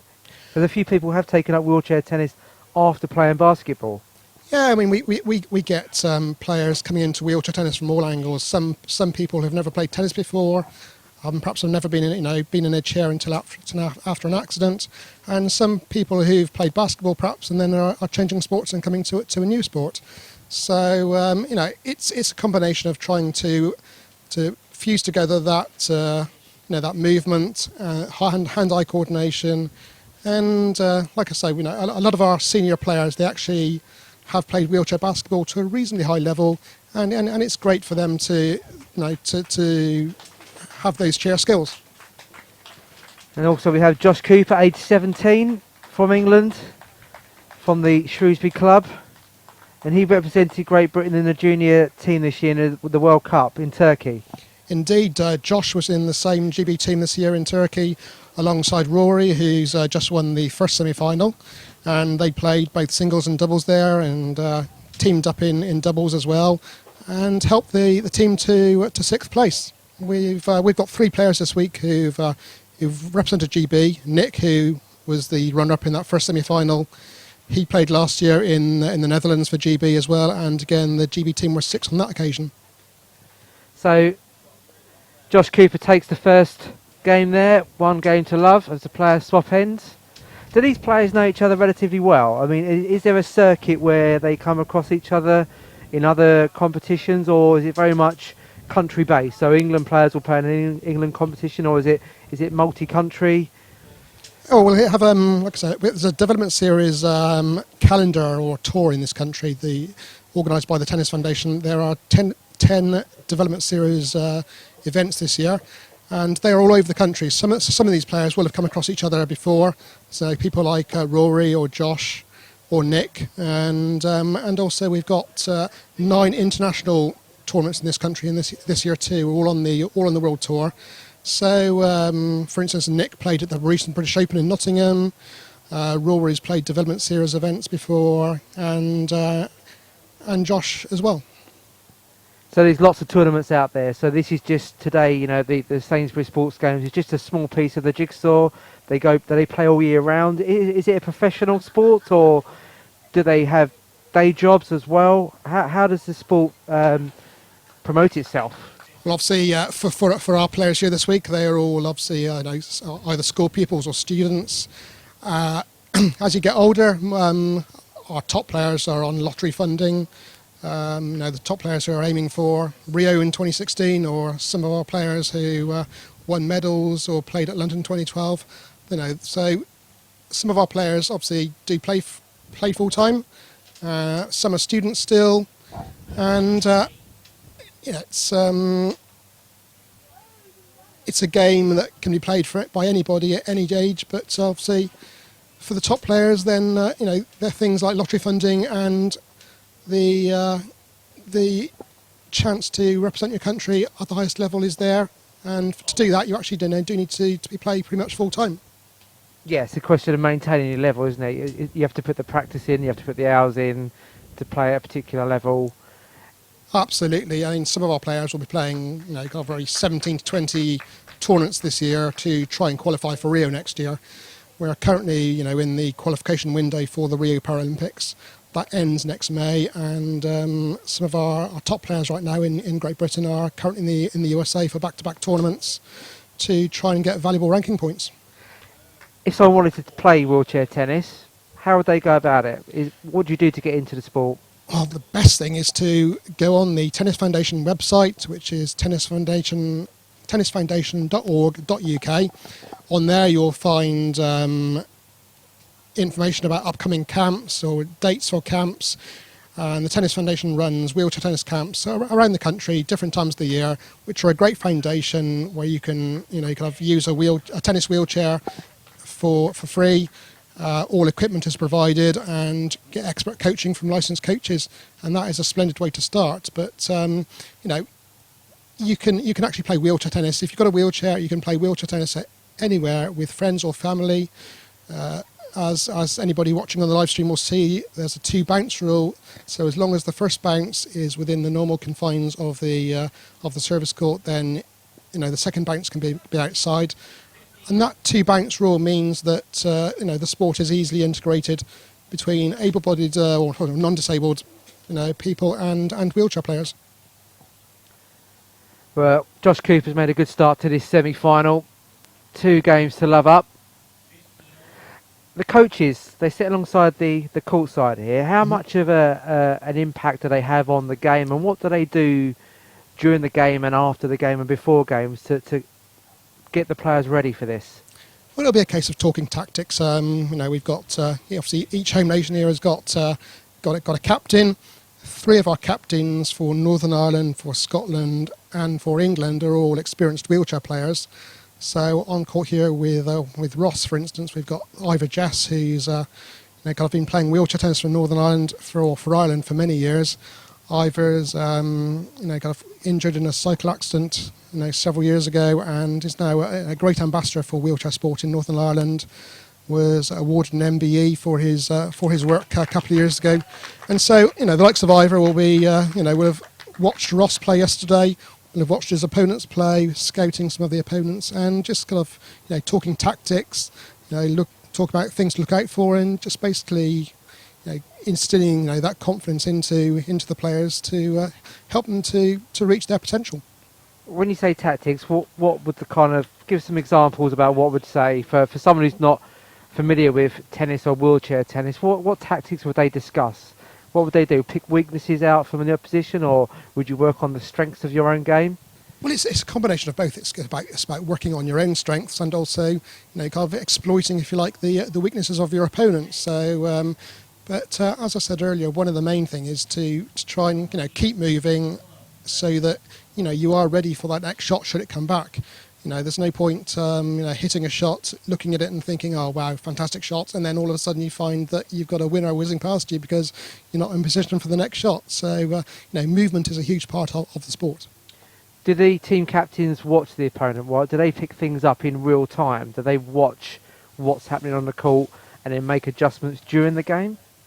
I'm sure. I mean, obviously, we're in between ends now, so both Tony, again, who's another experienced player, and Ivor will be talking to Josh and to Ross about kind of what they've seen today, talking about what they've seen in the last game, and just basically kind of trying to keep their confidence up, give them the small tips as to what can make that small difference, because this is a game of inches sometimes, a game of very small margins, and those small margins can build up to make a win or a loss.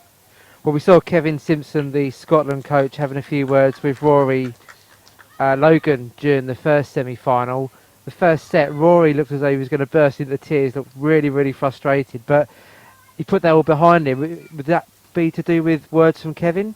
Oh, I'm sure it is. Like I say, Rory is now he's now gaining experience, and I'm sure, having represented Great Britain, playing against Ross, who's not played World Team Cup, perhaps Rory, was probably expecting a lot of himself, and eventually he's lived up to that. But obviously, when you've got those high expectations, when you're wanting to win, then emotions can run high, and you can get upset with yourself. And I talk from personal experience too. Well, Rory Logan did manage to compose himself. He took out the number 1 seed in Nicholas Smelt, who looked most disappointed after the game. And Rory will be playing the winner of this game between Josh Cooper and Ross Gourlay. And Josh Cooper now, in this first set, 3 games to love up and serving for the first set.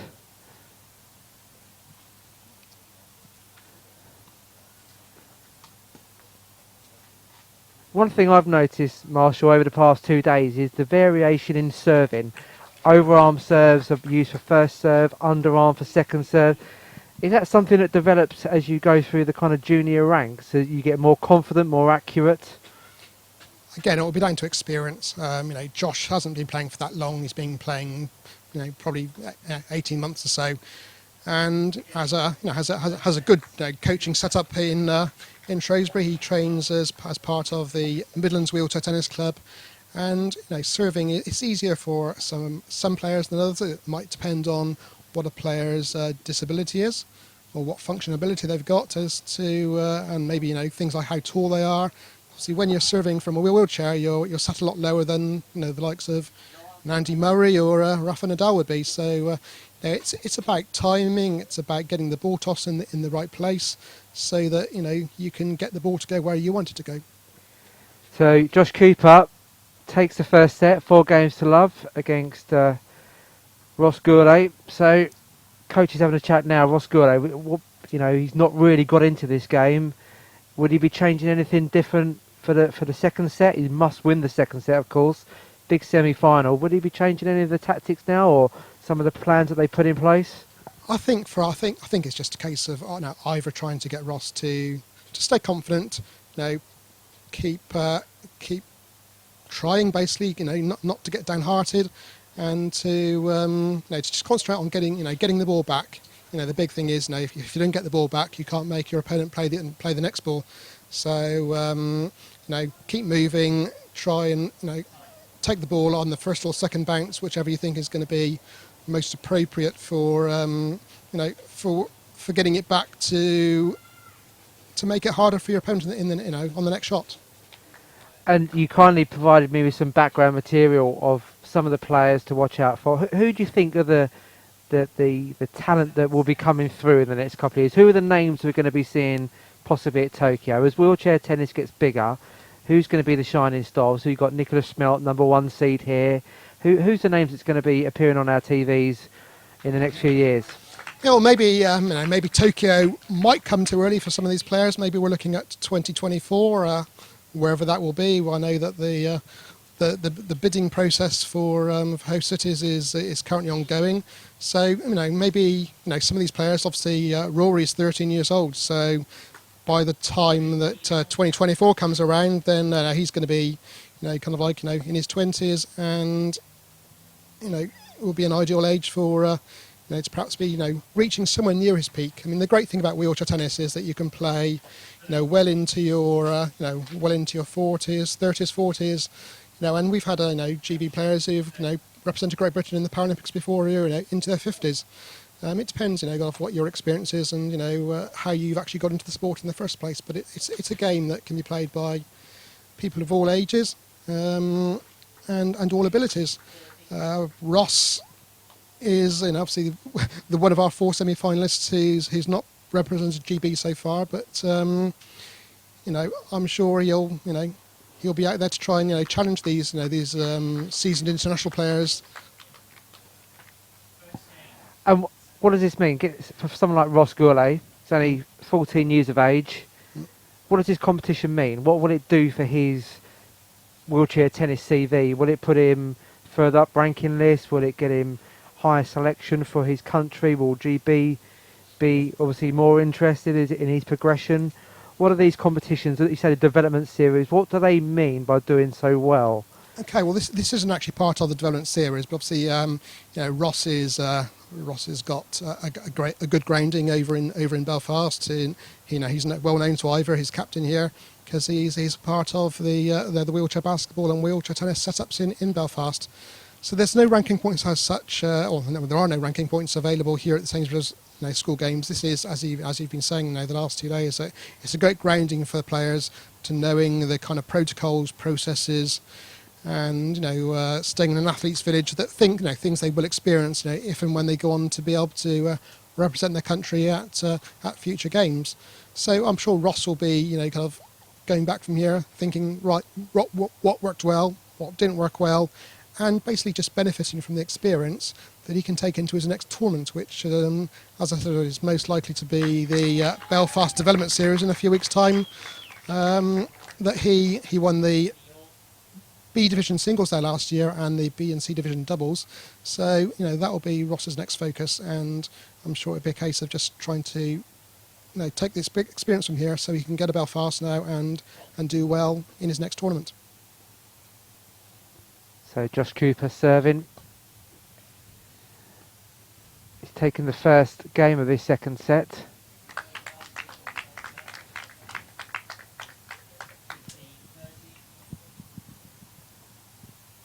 (15:30) in this second game.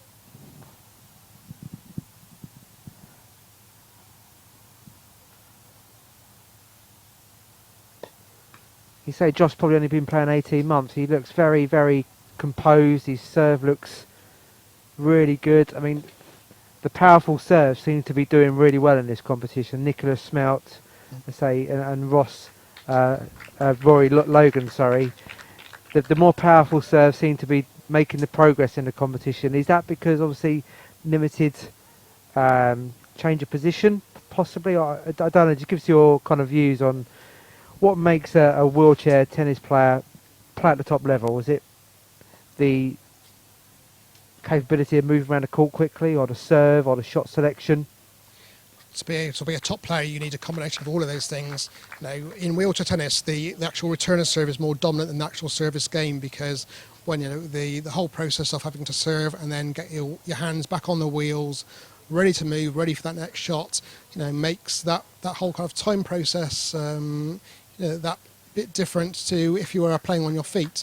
So the actual return of serve in wheelchair tennis is a lot more dominant. Sorry, the return of serve is a lot more dominant than the actual service game itself. So the anticipation of shots and knowing what's coming and trying to foresee the shots coming towards you is paramount in your success. Oh, indeed, being able to anticipate and read the game is a huge part of a player's success. our top players who play on the world tour, they'll have played a lot of their opponents, kind of time and time again, so they'll know what to expect. Whereas some of the players here will, have seen some of their opponents very, very, very little, if at all. So, it's a case of being able to try and assimilate as quickly as possible what the strengths of your opponent are, and what tactics, what shots you can employ to, to exploit their weaknesses and build on your strengths. And you're a communications officer. What is your involvement in the game mean? What do you do on a day-to-day basis? On a day-to-day basis, I follow the GB players who are competing around the country or around the world.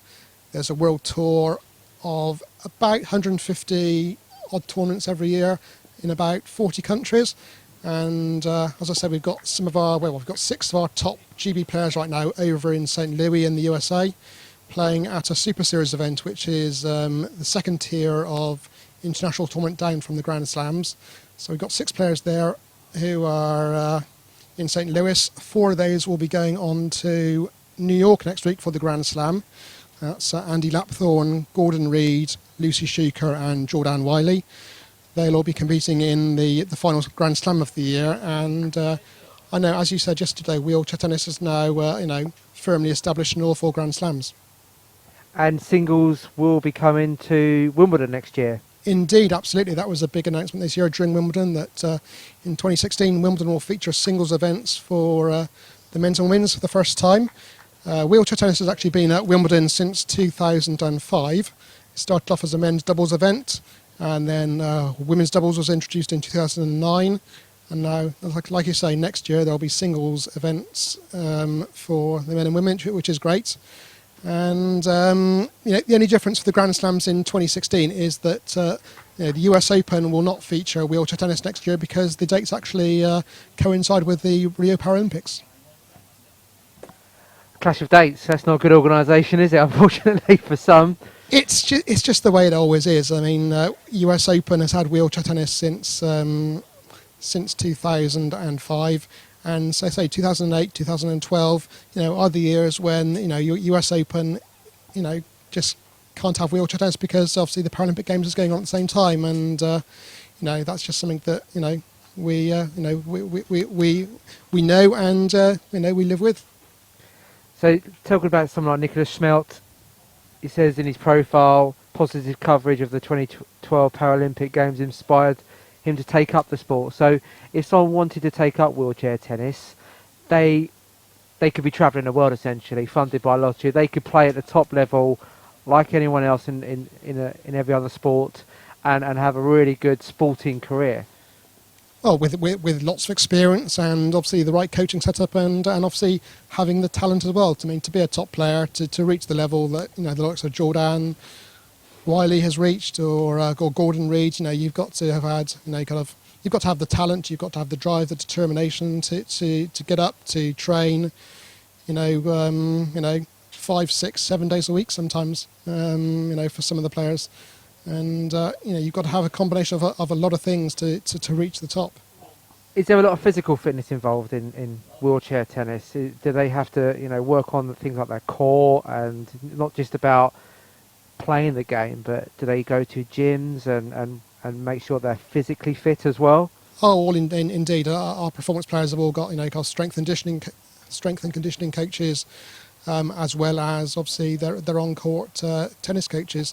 So gym work is a big part of making any elite athletes for any sport, and it's the same for wheelchair tennis. So they'll combine a training schedule every week that combine 70 hours on court, 70 hours in the gym, and obviously within that as well, then you make room for things like massage, physio where needs be, and so there's a whole team. There's dietitians, etc. Absolutely, it's a huge team. We've got 18 players currently on the Tennis Foundation's wheelchair tennis performance program, and all of those players will have very very focused training programs to help them to reach their full potential and help them to climb up the rankings and hopefully achieve that goal of representing their country, whether it be in Rio in 2016 or Tokyo in 2020.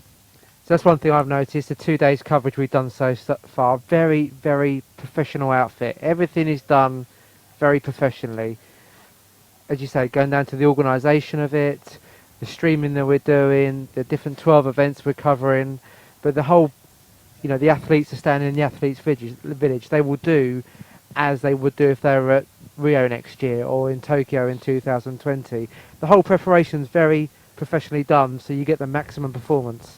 Absolutely. I mean, the smallest thing can, living in an athlete's village, perhaps the smallest thing can kind of affect maybe your performance on court. So to be able to replicate that kind of process here is invaluable experience, as much as the experience on court. So, Josh Cooper, 30-40 down here, but he's serving for the match. He's already 3 games to love up in his semi-final. All one-way traffic at the minute, unfortunately, semi-final. But that's the way it goes sometimes, isn't it? It is indeed, and I think it's it's down to experience. Josh is he's quite a tall and strong player, and he's obviously seems to have got the measure of Ross right now. So if Josh can carry on the way he's going, then I'm sure tomorrow we'll have a splendid final against Rory. Well, Josh Cooper, again, a dominant quarter-final performance against Ben Johnson-Rolfe of Wales, 4-love. Ross Gourlay coming through against England's Nathaniel Lowe accordingly, 4-1, 4-love. So the seeds really dominating in this competition. Indeed, all 4 seeds, they got through to the semi-finals. Today's semi-finals, they were all they were the 4 seeds before the tournament, and that's the way it's worked out. So I think the way it's looking right now, as you say, that Josh is is on course to reach tomorrow's final. Obviously, we'll know Rory from their times sharing GB representation in Turkey this year, and so they'll from that they'll know a little bit about each other's strengths and weaknesses, which will make tomorrow's final all the more intriguing.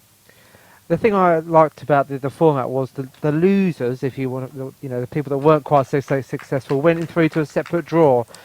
They're playing against people with more of their own experience, which is giving them an opportunity to obviously practice their skills. Rather than come here for one game, they then enter a separate tournament. In the semi-final, Nathan McCabe of Northern Ireland, Lewis Evans and George Davis of England, and Leo McLeod of Scotland. So some of the younger players that we've seen here, because there is quite a gulf in ages, isn't there? There's some players as young as 12, 13 playing against 18-year-olds. So the physical strength, the experience is obviously going to play a part in this competition. So having this separate competition, do you think that helped with their progress? There's a gulf in age groups, there's a gulf in experience, and like I said, we've got a compass draw here, so that everybody who perhaps didn't get through the first round match, then plays back for consolation matches, and they'll all end up with a final placing. So the idea is to give the players as much match experience as possible, and match experience you can't beat it. You can't there's nothing better than match experience, because that's how you learn. And so that's how we organise a lot of the development series events around the country. Like I say, there are 10 of those, and most of those will have consolation events and playback draws, so that players can just get as much match practice as possible. So all the information is on the Tennis Foundation website. People should go to that, have a look at YouTube, see what wheelchair tennis is all about, and then find their local club and go and explore the game. Yeah, indeed, the Tennis Foundation website. If the actual wheelchair tennis specific page there is wheelchairtennis.org.uk, and so that's the place to go for wheelchair tennis specific information. And like I said, there will be dates on there of camps that are upcoming. You can see videos of previous camps. The Tennis Foundation's got its own YouTube channel too, so you can go on YouTube and find the Tennis Foundation channel and see videos from some of our previous camps, see some of our top players in action, and on there as well there will be a place where you can search local clubs, and there are 140 or over 140, venues in the UK right now that the Tennis Foundation are supporting to, with disability tennis groups, and so if you would like to try and take up the sport, maybe explore your local club, see if they've got a wheelchair tennis group going on.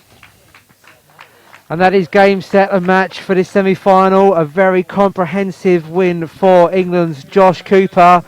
4-love, 4-love. A learning experience for Ross Gourlay, only 14 years of age from Belfast. But as you said, Marshall, he'll take away this experience. He'll use it for good things going forward in his wheelchair tennis career.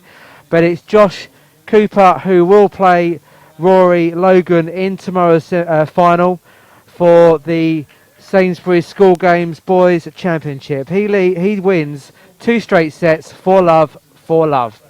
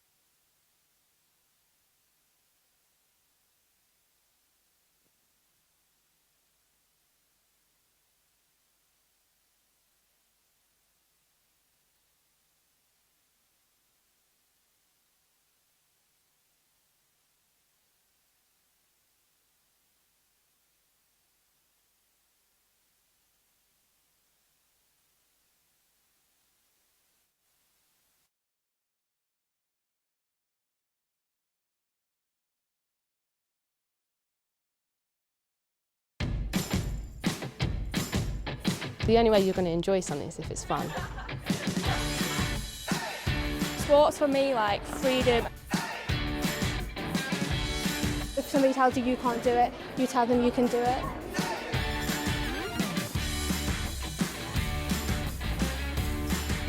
It's about getting involved and getting other people involved, so just being a leader. When Girls Active was kind of explained to me, I thought it was an excellent idea. I think it's really important to encourage girls, especially teenage girls, to engage with sport. PE might not necessarily satisfy their needs or requirements. This is a great opportunity to really give the girls themselves a voice. I like sport, but I'm not a sporty person, but you don't have to be sporty to be good at sport. So I said I was going to give it a go, and I've came here and I've enjoyed it so far.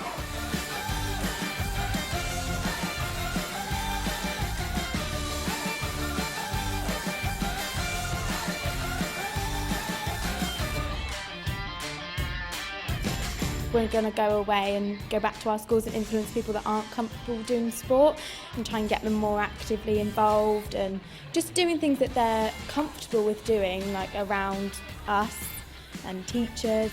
It needs to be more creative in a way. Like, I think most girls don't get active in sport because it's the same thing over and over again. Like here, it's shown me that we do need to like change it and get more girls active. Cover that is really, really good. It didn't feel like a sport you were doing, it just felt like you were having fun, and it gave you ideas for new ways you could introduce sport to other people. It was dark, so we could do anything we wanted. If it would go wrong, no one really cares about that. Do you know what the most incredible thing about Girls Active is? We know it already works.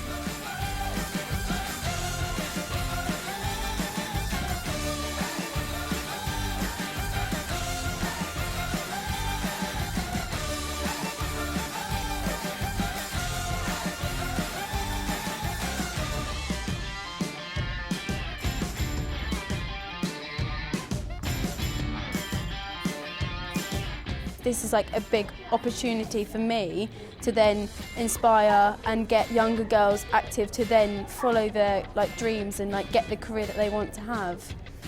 And having girls that have an influence on their peer group can really deliver a very powerful message, more so than maybe a teacher or a tutor could.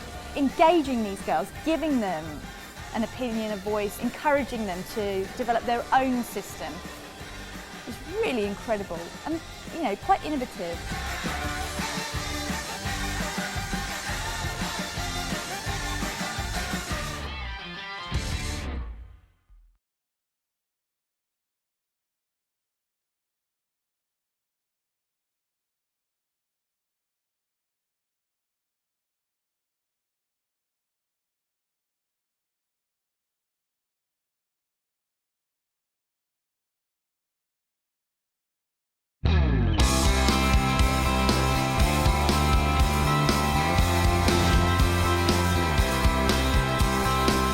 Schools form a really, really important part of the matrix of sports facilities that are available in every community. So around 40% of places that people can play sport will be found on school sites. Use Our School is a new web resource to support schools in opening their facilities for community use. It provides tools and guidance for those starting out or wanting to improve what they currently offer. The resource has been developed in partnership with schools across the country, sharing their knowledge and experience. We know that this offers a real win-win for ourselves and for the community. This isn't about profit, it's about opportunity. It's about establishing this school at the very heart of the community. Well, basically we were a club without a home. We'd been priced out of our previous home, and kindly you came to our rescue basically. I think we've come an extremely long way from no income whatsoever for the lettings to actually, hopefully by the end of this year, £40,000, and I can only see that growing. We're a public asset, schools are public assets. We need to make sure that our facilities are available for use for as often as and for as long as they can be. And what we want are the right people coming on site, doing the right things. One of the things that's been really important for us in Birmingham is to make sure that we've got a joined up approach, that we don't have a leisure centre opening right next door to a school that is going to offer a very similar offer, or two neighbouring schools putting together community use. In terms of the benefits that our sports provision has to my college, well, I'm really proud of the activities that go on a daily basis. It's so much more than just a school. And in fact, although we're not technically a sports college, it actually feels like a sports college at times. There is so much going on, and it really is all about lifelong learning and healthy bodies, healthy minds. My advice for community projects of this nature would be to take every opportunity that is presented to you. The relationships developed through this project have just opened up so many opportunities for our young people, our staff and the wider community. The key thing about this resource is that you will find practical tips and ideas. You'll find tools, you'll find templates that will make this something that really saves you time and effort. So if this is something you're interested in, the resource will really help you. We think that more schools should open clubs like this to the community so that more children at their school have the opportunity to volunteer and coach at the club and develop the same skills that we've developed.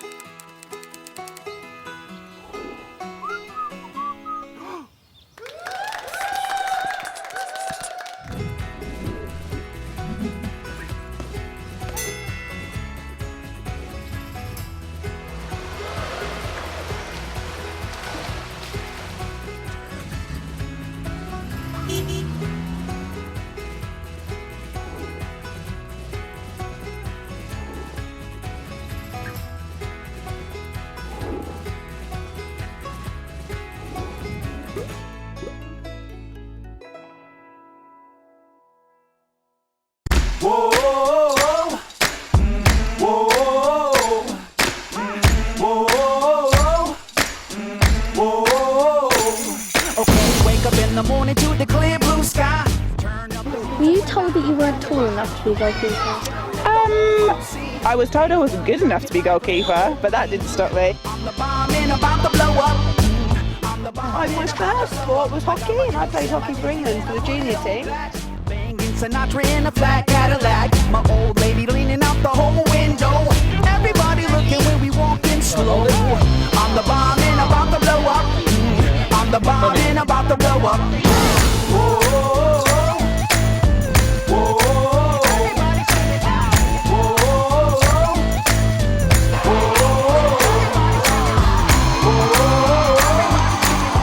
It's really exciting. I'm doing indoor rowing. I can't wait.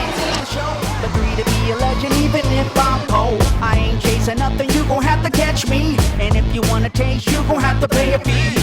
I'm the bomb and about to blow So yeah, think positive. When you're nervous, it's really good. When I'm nervous, it means I have my best game. Enjoy it, guys. Really, really hustle. They all hit the floor. Babies rock a pose, come up in the front row. The homies in the back give the hamster roll. I'm the bomb and about to blow up.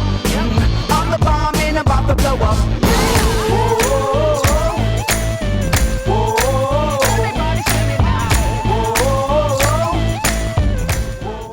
No, because like she's really down the best goalkeeper in England. Enters there. Taken.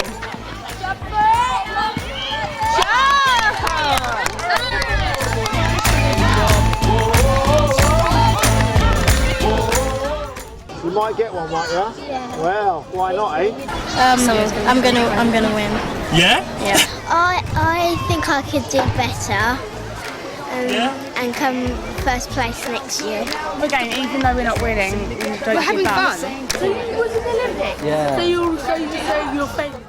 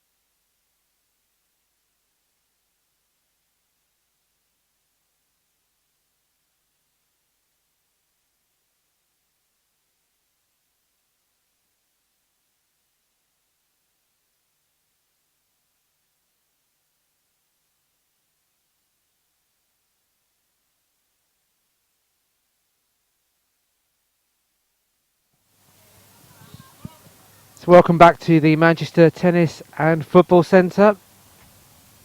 Singles is now done for the day. We're now moving on to the doubles event. We now have Lewis Evans and Nicholas Smelt of England and Jack Chapman of Wales with Nathaniel Lowe Cordingley. Same format as previous games. 8 games per set, 4 all goes to a tie break. Best of 3 sets. The final set being a tie break situation where it will be the first of 10 points and they must win by 2 clear points. I'm delighted to have Marshall Thomas alongside me in the commentary box again. Marshall, doubles games now, different format. Nicholas Smelt just had a pretty crushing defeat, well not crushing defeat, disappointing defeat by Rory Logan. How's he going to be feeling coming out for a doubles game now? Yeah, I don't think we can call maybe 2 tie breaks a crushing defeat. I know he was obviously... Crushing was the wrong word. Disappointing. Sorry, I tried to correct myself. No, to come so close, to save 3 match points, it's agonising. It's very disappointing. But yeah, Nick will have just gone away and try and get a little bit of a space and just try and get himself get his head right for this game and to try and get the win this time, because he was so close. He did very well to save 3 match points, and but no, it's this is a different game altogether. So we know a little about Nicholas Smelt. He's now pairing up with Lewis Evans from Taunton. Mm-hmm. Yep. One of the youngest players in the England setup. Yeah, indeed. He trains down at Taunton, which is where Lucy Shuker, one of our British number 2 player, is based. Lucy's trains there at Blackbrook Tennis Pavilion, and we've got an a great disability tennis network down there in Taunton, headed up by a gentleman called Ivor Griffiths, who does a great job, and he's part of that setup. Nick's on his way to university soon as well, so we know we've got a nice age group mix here, and we'll see how the mix of abilities goes. We're just talking to Nick. He said he plays for an hour a week, and he performs at this level, which is quite some feat. Indeed, a lot of our players are are students or are still at school. So obviously this is the Sainsbury School Games, and as you'd expect, a lot of the players are still still at school, either secondary school. And the fact that it's age group is up to 19, then some will be at college, and some like Nick will be going on to university. So it's a case of trying to find that life balance between training, studying, and none of that is easy, as we know. Well, he said he'd be playing more when he goes to university, which is obviously a good thing. Well, absolutely. He's when you're at university, you've got a bit different lifestyle, and being able to tap into the facilities on the campus or in St Andrews will be great for him, and will hopefully help him to get different coaching and pick up new skills, and hopefully his wheelchair tennis career will go from strength to strength. One thing I noted yesterday was the senior players such as Nick Smelt and Nathaniel. They were helping the younger players in their doubles, even though they're from different countries. They were helping the younger players. Is that something that goes on? You say about Lucy down at Taunton. Is that something that the more senior players take their time out to help the youngsters through the game? You would hope so, certainly. And from tournaments I've been to, it happens an awful lot. Obviously, it's one of the great things about the Sainsbury School Games. It's a way to try and get more exposure for the sport. The fact that we're on live stream, people can hopefully see what the sport's all about, and hopefully there'll be people watching and think, oh, I fancy having a go at that, and we can spread the word and get more and more players playing, so that hopefully next year when we come to the school games there will be a much bigger entry. The doubles here, we've got 13 players here altogether, so the doubles, the players are pairing up with different players, so they can all go get several matches in, and then the referee can work out a system as to who finishes first, second, third and fourth based on their results. We're just looking at the other pair, or the other doubles team in front of us. Jack Chapman from Wales, teaming up with Nathaniel Lowe Corderly. That was the other one I was referring to. Nathaniel was very encouraging yesterday to Jack. Jack, he's a young player. He's only 13 years of age, playing at the David Lloyd Centre in Cardiff. But Nathaniel took the time out to encourage him and try and give him some words of advice on court. That's only going to help him improve. Absolutely.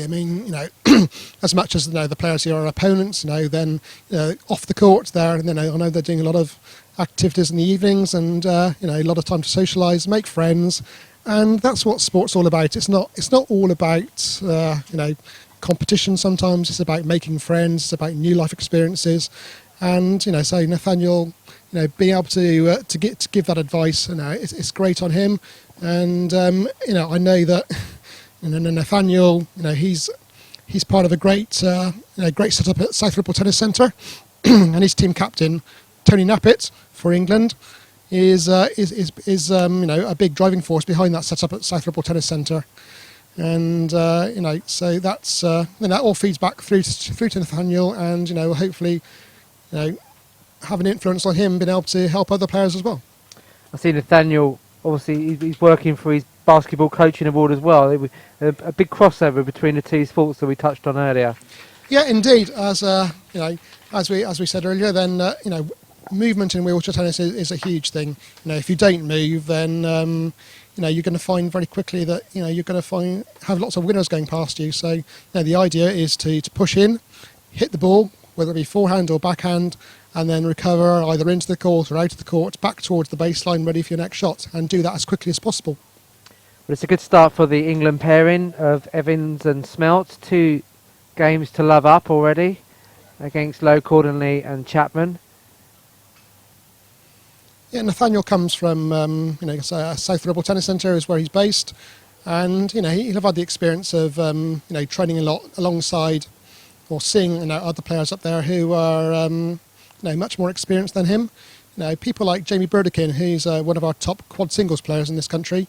Jamie was a doubles medalist at the Beijing 2008 Paralympics.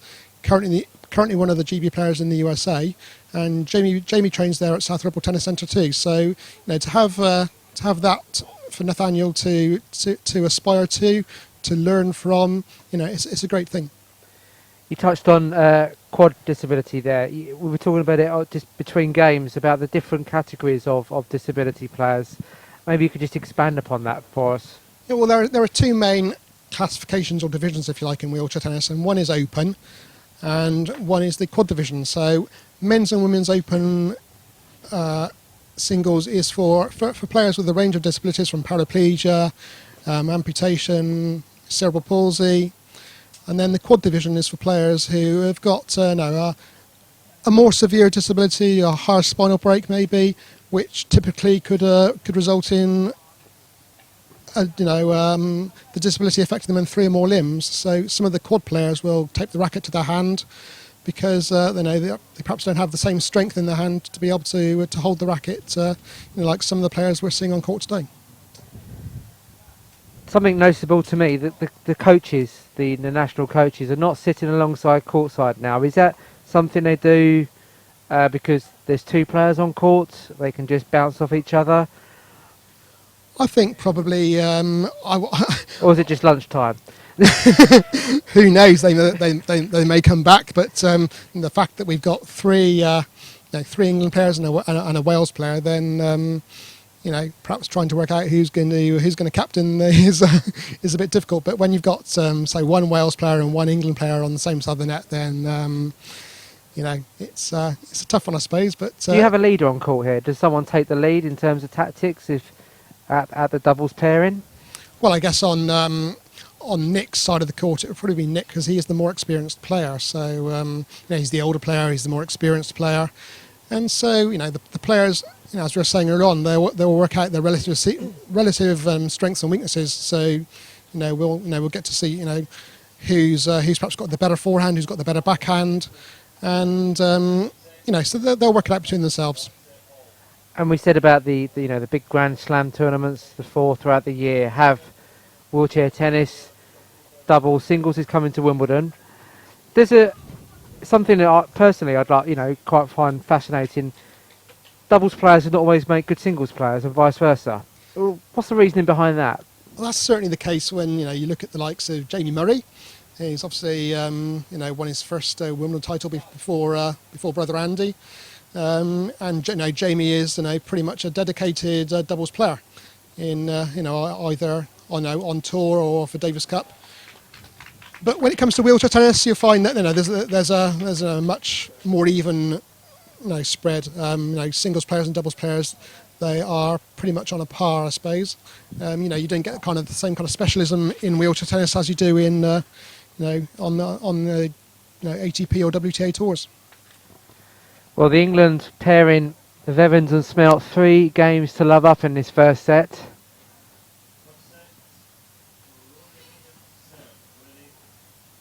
Our top singles players, all the top singles players around the world, they're also top doubles players too. So currently in this country we've got Jordan Wiley, who many watching will hopefully know of. Jordan won the calendar year Grand Slam in 2014 in women's doubles with her Japanese partner Yui Kimiji. She was the first British tennis player in any discipline to win that calendar year Grand Slam. So Jordan and Yui, they won the women's doubles at the Aussie Open, Roland Garros, Wimbledon and the US Open all last year. And this year they've won the Aussie Open and they've won Wimbledon again. So they'll be pairing up next week in New York. So a really dominant pair that takes some beating. What makes them so much better than any other pairing? I mean, everyone has good days and bad days in whatever sport you play. Why have they been so dominant? Well, first of all, Jordan and Yui they're best friends. They are truly best friends, and so chemistry helps. Absolutely, chemistry, personalities, and they bounce off each other. They feed off each other. I remember from US Open last year, big pressure because Jordan knew we were going for that calendar year Grand Slam, and they had a couple of rain breaks, and to try and keep themselves relaxed and just try and build on that team feel, I suppose. They were singing and dancing in between rain breaks and whatever, or in between sets to try and keep themselves focused but also relaxed at the same time. Yeah, it's key to remain focused, not get too tense, not think about the end prize. Just take one game at a time and hopefully get the rewards at the end of it, I guess. Absolutely, indeed. Yeah, it is just taking 1 point at a time and then one game at a time, because it's a case of being in the moment. Because if you're thinking too far ahead, then you're not concentrating on what you're doing at the time. So the main thing is concentrate on what's happening here and now. Take each point at a time, and hopefully that will lead to the bigger picture. But I guess they're the ones, they are everyone's cup final. Everyone wants to play them, everyone wants to beat them. That's the problem, I guess, with being, Nicholas Smelt, number 1 seed, and, taken out by Rory Logan, number 3 seed. When we spoke to him after the game, as he said, that's the first time he's ever beaten me. It hurt him, didn't it? Not just being number 1 seed, it just, the top scout's been taken out, but it hurt that he got beat. I think it's a combination of probably being top seed, the first time he's lost to Rory, but also the nature of how close that match was. If he'd lost, maybe 4-1, 4-1, he could have said, well, yeah, I was beaten by the much better player on the day, but it was just so close. By margins. Absolutely, just such small margins, and when you get that close, then it can sting a bit more. So the top players, you mentioned Louise Hunt, who's a mentor for the England players. She's obviously one of our better players. They're all going to be the top scouts, and they're always going to be the names to watch out for. How do these players stay at the top? Well, Louise has been playing since she was 7, 8 years old, and to have her here this week as athlete mentor for these players is tremendous for them, because she's got so much experience. She's a fantastic ambassador for the sport, and she's done a lot now. She's done a fair bit of this kind of like mentoring or kind of ambassadorial roles in other parts of the sport or other parts of her life as well. So Louise made her Paralympic debut at London in 2012. And for her to achieve that was a huge thing, and she was immensely proud of it. And she's on course right now for going for Rio. Well, Evans and Smelt took the first set, 4-0. What's interesting there, I can hear, obviously we're courtside, you can hear Nicholas Smelt encouraging Jack Chapman, which is fantastic, isn't it? It's such a good, friendly atmosphere on court. Absolutely, to know you've got your partner right behind you. And I'm they're sure opponents, and he's even encouraging him. He's saying, "Go on, Jack! Go on, Jack!" That's really nice, isn't it? Because the doubles, is it's not a knockout. They are mixing and matching partners and playing kind of a round robin thing, I think, just to give them time on court. But even the opponents are encouraging the younger players to get more involved, because I guess some of the senior players are taking charge in the doubles. No, absolutely. Because players are changing partners every game, so they can actually get as many games in as they can. Because we have got we've got an odd number of players, so as you said, they're playing with different partners to try and get as many games in, and so we can actually end up with a finishing order that reflects the ability of the players. And Nick will have seen his opponents in other matches. May well be pairing up with them either before or later today or tomorrow. So.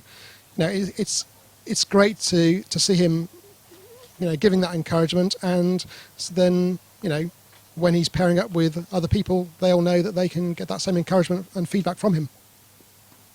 So Nicholas Smelt, he's 18 years of age now. These schools, Sainsbury school games are 18 and under, 19 and under. What happens when they go out of the age bracket? Do they then go into the senior level? Are they in the big open sea with everyone else, all the Rio players and other GB players? In wheelchair tennis, the distinction between junior and senior is actually 18 years old. So Sainsbury school games, it's 19, I believe, is the cut-off. But so you go from being a junior player to a senior player at 18 years age in wheelchair tennis on the international scene. So some of our younger players are actually, top senior players too. People like Alfie Hewitt, who's currently 17 years old. He's world #1 junior, has been for the last couple of years. Alfie is currently, kind of got a senior world ranking of, as high as 14 in the world. So, kind of ability is so a the big junior thing. players are making their way in the senior world as well. Oh, absolutely, yeah. I mean, ability is more, kind of to the fore than age, perhaps, when it comes to the international scene. Jordan Wiley, Gordon Reid are top 2 British men's and women's players right now.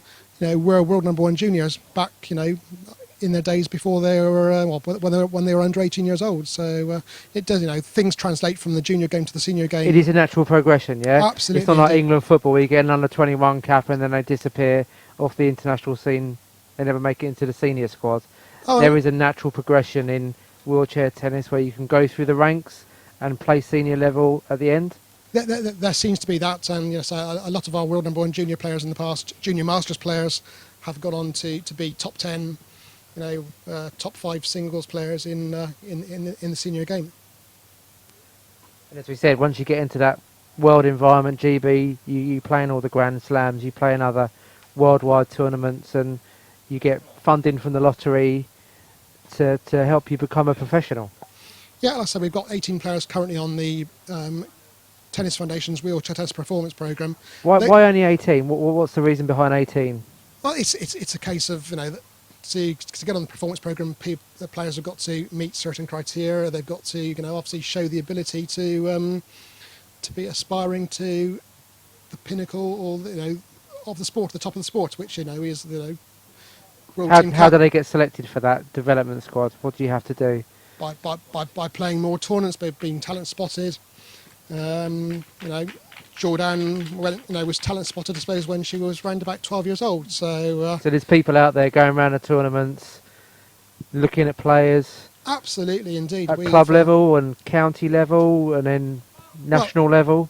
We've got a development series structure in the UK. The Tennis Foundation organises a development series calendar every year. There are 10 tournaments on that development series this year, and they're all over the country. How do you get into that development series?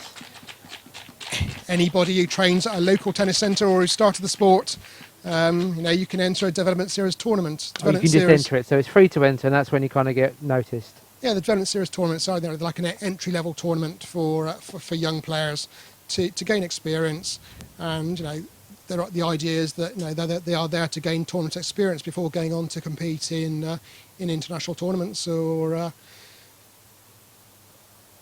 tournaments in this country internationally or tournaments around the world. So you join your club and you can put yourself up for a development tournament, and if you do well, you can then progress from there. Yeah, progress from there, and so there is a natural progression, stepping stone. Absolutely, there's a natural pathway.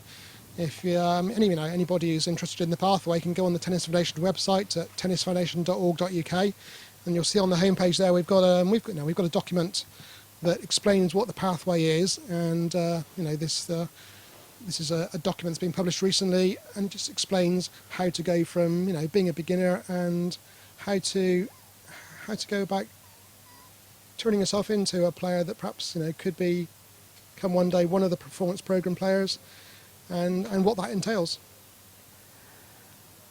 So Lowe, Cordingley and Chapman have taken the second set by the scruff of the neck. They're leading 2-0. Break of serve. Jack Chapman from Wales serving. And you can see the players just growing with confidence. The youngsters, as the day, they looked nervous yesterday morning when they started out, but they seem to be getting comfortable with the surroundings. This is a big thing for them, isn't it? It's a real step up. Oh, to come here and having never played a tournament before is a big thing, especially when it's Sainsbury School Games got such a great reputation for being the foundation for so many international athletes. So to get the match practice, to know that you've won, either a game or a point that perhaps you didn't think you were going to win. It all adds up to building your confidence. And as we were talking about earlier on with Nick encouraging his opponents or his partners, just to have that behind you as well, and to know that you've got that support is, it all adds up to making the experience all the more enjoyable. And you want it to be enjoyable because that will encourage them players to go on and go back to their clubs and want to play, want to get better, want to train harder, and want to improve on things that perhaps they weren't able to do before quite so well.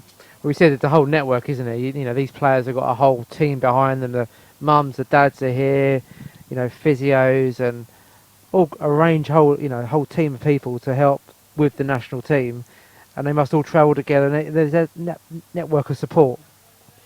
Yeah, I mean, parental support, cannot be, kind of. No, I don't think you can put any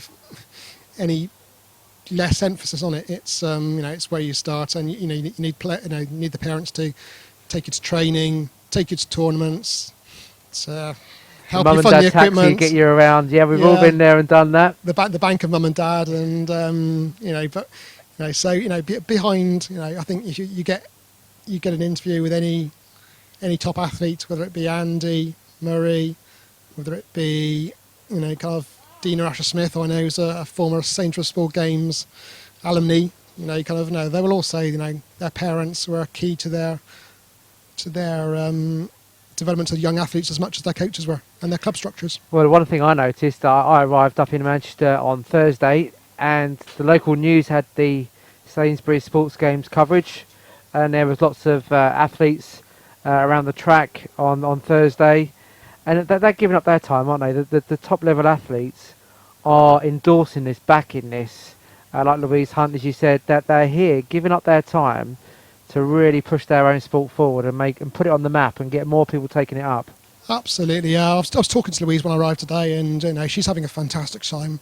I spoke to her before the event as well, and she was looking forward to it very much. I think she was a little apprehensive, because of the fact that she was going to have 13 young men to work with, and Louise is a fantastic ambassador for the sport, and the benefit of her experience from being a young player to starting to compete internationally, to then going on to be competing for her country at London 2012, staying in an athlete's village, coping with that whole kind of thing of transport, living with other athletes in an athlete's village. All that experience is so valuable to pass on. We touched on London 2012. That was massive for Paralympic sport, wasn't it? It really brought it to the forefront. Sell-out venues, all across the different sports. Did that help wheelchair tennis as well? Oh, absolutely. I mean, London 2012, to be there was just an unforgettable experience. We had, obviously a lot of the venues were sold out. We had sold out, wheelchair tennis tickets were sold out, long before the games started. And, to be there on centre court, to witness some of the support for the GB players was just incredible. I remember watching Gordon Reid, our British #1 from Scotland, and Team Reid were out in force with their saltires and their union flags, and the noise level for Jordan Wiley and Lucy Shuker's bronze medal match in the women's doubles was just fantastic. And today's actually the 3-year anniversary since Andy Lapthorne and Peter Norvik won their London 2012 medal. They won silver in the quad doubles there in London, and today is exactly 3 years since they did that. You've got a very good memory. That's good. Well, that's what's. But it's good to remember these things. These are pinnacle points and the evolution of sports, isn't it? Where it's come in 3 years is amazing. Absolutely. London 2012 was. I know the watershed. I know the phrase watershed moment is sometimes a bit of a cliche, but it certainly was a watershed moment for Paralympic sports. And so we've got the anniversary today, 3-year anniversary since Andy Lapthorne and Peter Norfolk won their quad double silver medal. And then on Monday is the 3-year anniversary since Jordan and Lucy won their women's doubles bronze medal as well. So, this week happens to be 3 years since the London 2012 Paralympics was taking place, and so there are lots of those kind of anniversaries going around. Evan Smelt picking up that game. They still trail 2-1 in this second set, but they lead 1-0. But Nicholas Smelt getting enthusiastic about that. Do a lot of players show, passion, enthusiasm? There's some, that are quite outward going on court. There's some that are quite reserved. Does that have some kind of impact? Is there any kind of sportsmanship that goes on in wheelchair tennis? Bit of, there was an England-Scotland game earlier on, and say you saw there's a lot of rivalry between England and Scotland in all sports, but even more so in wheelchair tennis. You see sportsmanship, you see gamesmanship in any sport. As you're saying, as we saw earlier on, Nick is doing a great job out there for trying to encourage his partner, trying to encourage his opponents who perhaps aren't as experienced as him. But then you get to a level as well where there will be mind games, at times, and psychology is a huge part of wheelchair tennis, as it is with any Paralympic or Olympic sport. So some players will like to outwardly express their emotions, and give themselves, the big come on if they've played a great shot, or like to shout at, or want to shout at themselves if they've disappointed themselves. But every individual's different. So some players will cope with those things differently. Some will keep their emotions intact and not show their emotions, because sometimes showing your emotions can give your opponent a bit of a clue as to where you are, and can give them the psychological edge. So you've got to it's a case of what works for you. Everybody's different. Same in many sports, and so we're live streaming across 12 different sports in Manchester. We're covering athletics, cycling, fencing, gymnastics, hockey, judo, rugby sevens, swimming, table tennis, volleyball, wheelchair basketball and wheelchair tennis. So there's plenty going on in Greater Manchester this weekend. Spectators are all welcome. Supporters are already here, encouraging the various teams. So if you want to find out about a new sport, this is the place to come. We're just in the shadow of the Manchester City Etihad Stadium in the 2006 Commonwealth Games complex.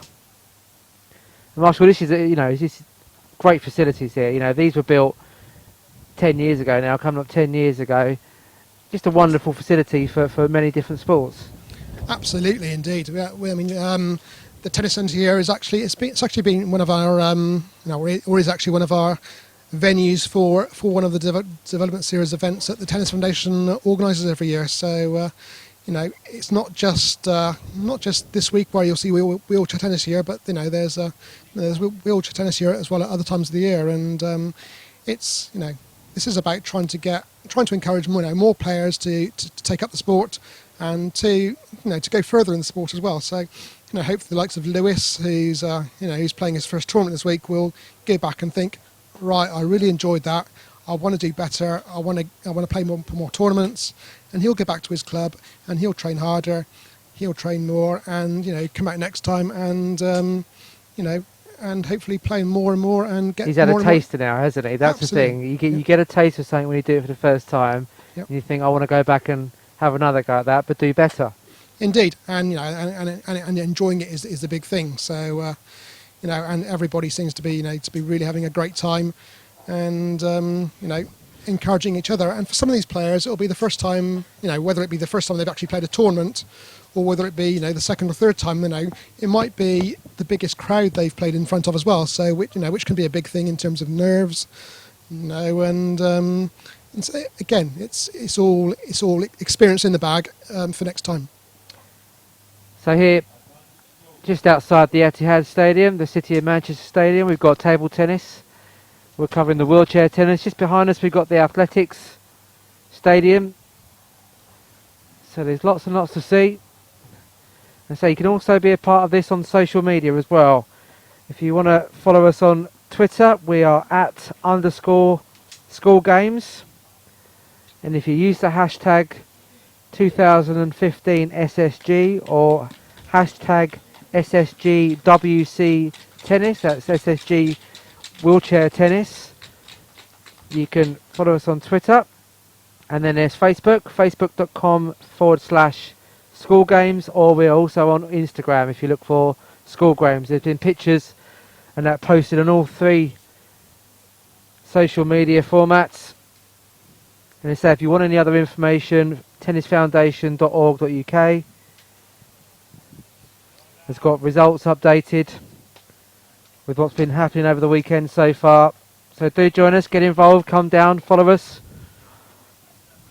Yeah, and if you go on to tennisfoundation.org.uk, we've got a link on there to the live stream as well. Obviously, if you're watching the live stream right now, then you'll know where it is. But have a look at the other sports as well. You know, go and find indeed, them on absolutely. YouTube. Yeah, or if you go to the School Games website, then click on their news tab, and they've got a link to all the live streams there for all 12 sports. And you'll be able to get the links for tomorrow as well for the finals here at the tennis centre. Well, the weather's meant to be good in Manchester for a change, I'm told. It's not going to rain. So do come along.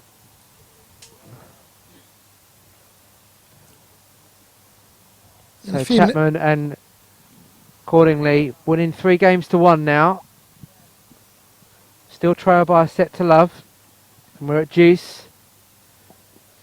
Yeah, obviously this is a very close game. As we can see, we saw earlier on from our semi-finals in the singles earlier on, then 3-1 isn't a huge deficit, and there's plenty of time to come back and maybe force that tie-break.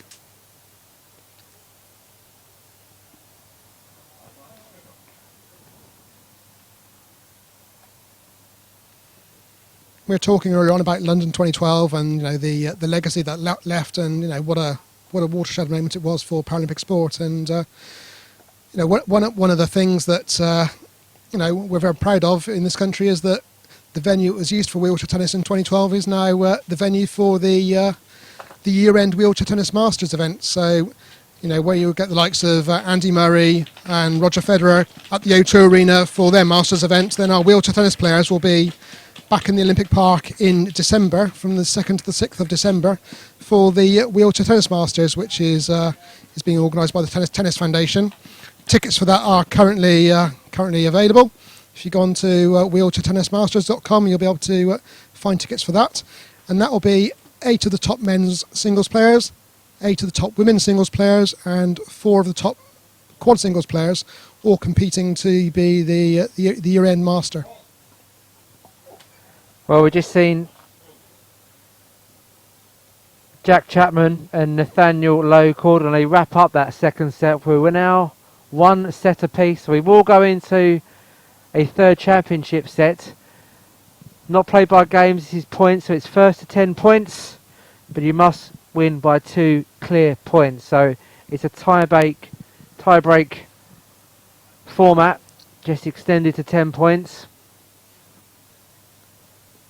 Do you play the tie-breaks any differently to a normal game? Do you do anything tactically different? I think you've just got to be ready to go from the start, because the first point can perhaps make all the difference psychologically. After the first point, then the serve goes to the opponent. So it's one service game for whoever serves first, and then the next 2 points are served by the opposite side of the net. So to get off to a great start is psychologically is a big boost. So the players just taking a quick break between the sets. And with the match tie-break, you've got first to 10 points. It's not first to 7, as in a conventional tie-break that you'd might see, in New York this week. So it's first to 10 this one, and there's that a bit more time to pull back if you are trailing. But to get off to a good start would be ideal. So it's going to be Nick Smelt starting things off in this tie-break.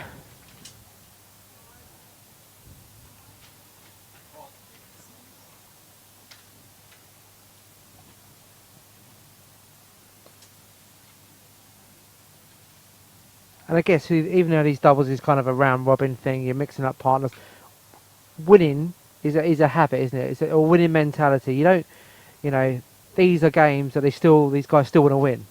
Absolutely. I mean, to get a win will give you that confidence that might make all the difference in your next game, regardless of who you play. So winning, you say, can become a habit, and and it's a habit you want to get into as well.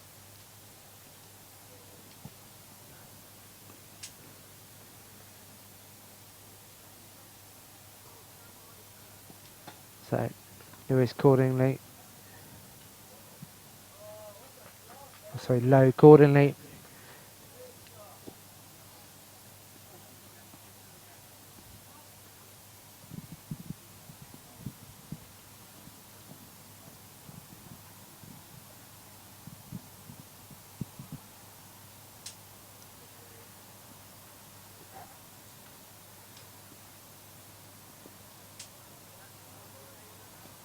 Good return. What a shot from Jack Chapman of Wales. High five from his partner.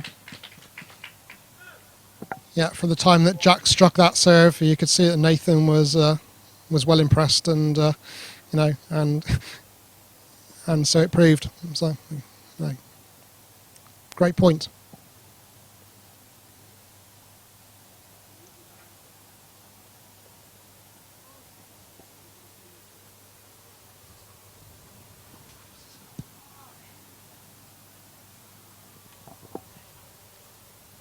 My mistake, I said Nathan, it's Nathaniel actually, so apologies to Mr. Lewis accordingly. There's a lot of names around, isn't there, to learn? Yeah, we've got a Nathan elsewhere, so that's my excuse.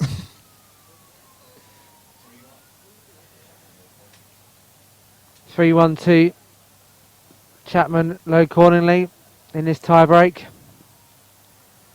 As you say, early days in his tie break, but a good start from the English-Welsh pair. Absolutely, great to get off to a good start, and for Jack to just hit that winner he did, then that will give him plenty of confidence, and hopefully they can go on now and build on that. A good serve from Lewis Evans. Just missed his backhand shot there. So 4-1.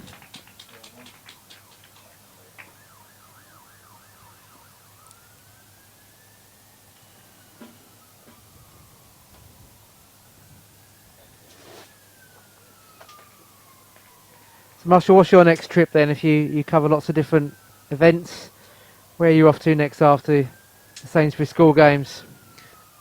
I do a lot of my work from home actually. The great thing about social media these days and about the internet is that you can cover a lot of events from afar. So my next consignment is an early start tomorrow morning to find out what's happening in St Louis overnight with our players at the Super Series there. And then you report back to media outlets about what's happening and the organisations within the UK? Indeed, yeah, web reports, and then social media, and then getting it out to the local radio stations, to the likes of the BBC, and then preparing then for the Grand Slam next week. Like I say, we've got the wheelchair tennis at New York, Flushing Meadows, the last Grand Slam of the year, and that starts on Thursday. 4 days of competition. You're not going to that then, no? I've not been to New York yet. No, I've been to Wimbledon. I've been to Roland Garros, but New York City is still on my bucket list. Plenty of time. Plenty of time.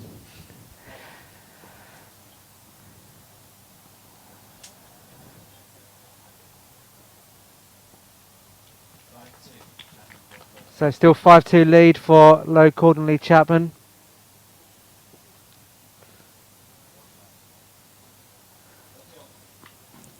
Yeah, I've got colleagues who'll be out in New York, so there'll be plenty of interaction, and hopefully some Great Britain success to cheer on.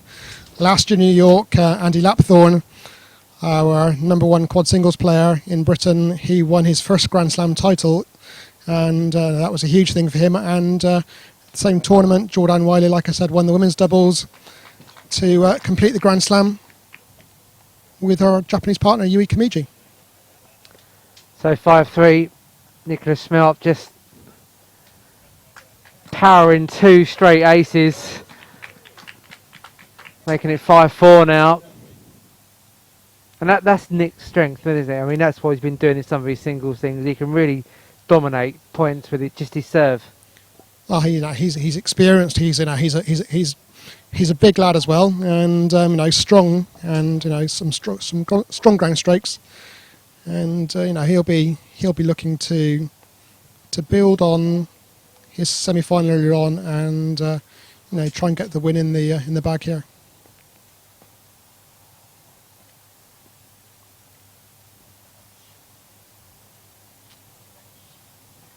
So Nathaniel low accordingly, second serve.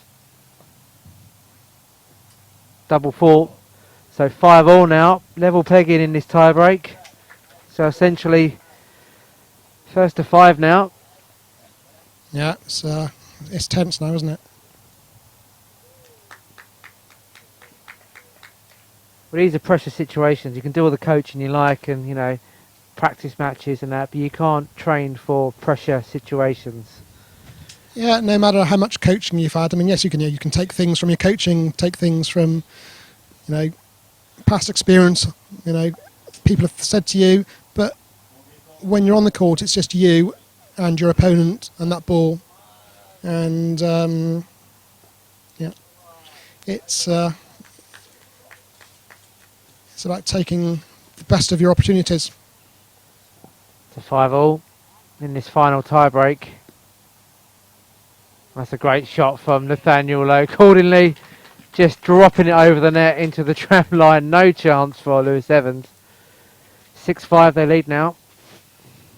Yeah, the drop shot can be a very effective shot in wheelchair tennis, obviously as it can in any form of tennis. But when it comes off, it looks great. When it doesn't, it can be a little bit agonising. When we watched Nicholas in his singles game against Rory Logan, backhand slice just took all the pace off the ball, and he played it brilliantly every time, executed it perfectly. It frustrated Rory. He just couldn't get there in time to reach the ball. Yeah, some players will have shots that they favour, and perhaps more so than others. Some shots that are trademarked for them, and obviously on that occasion, then Nick's backhand slice was working like clockwork. So players just swapping ends.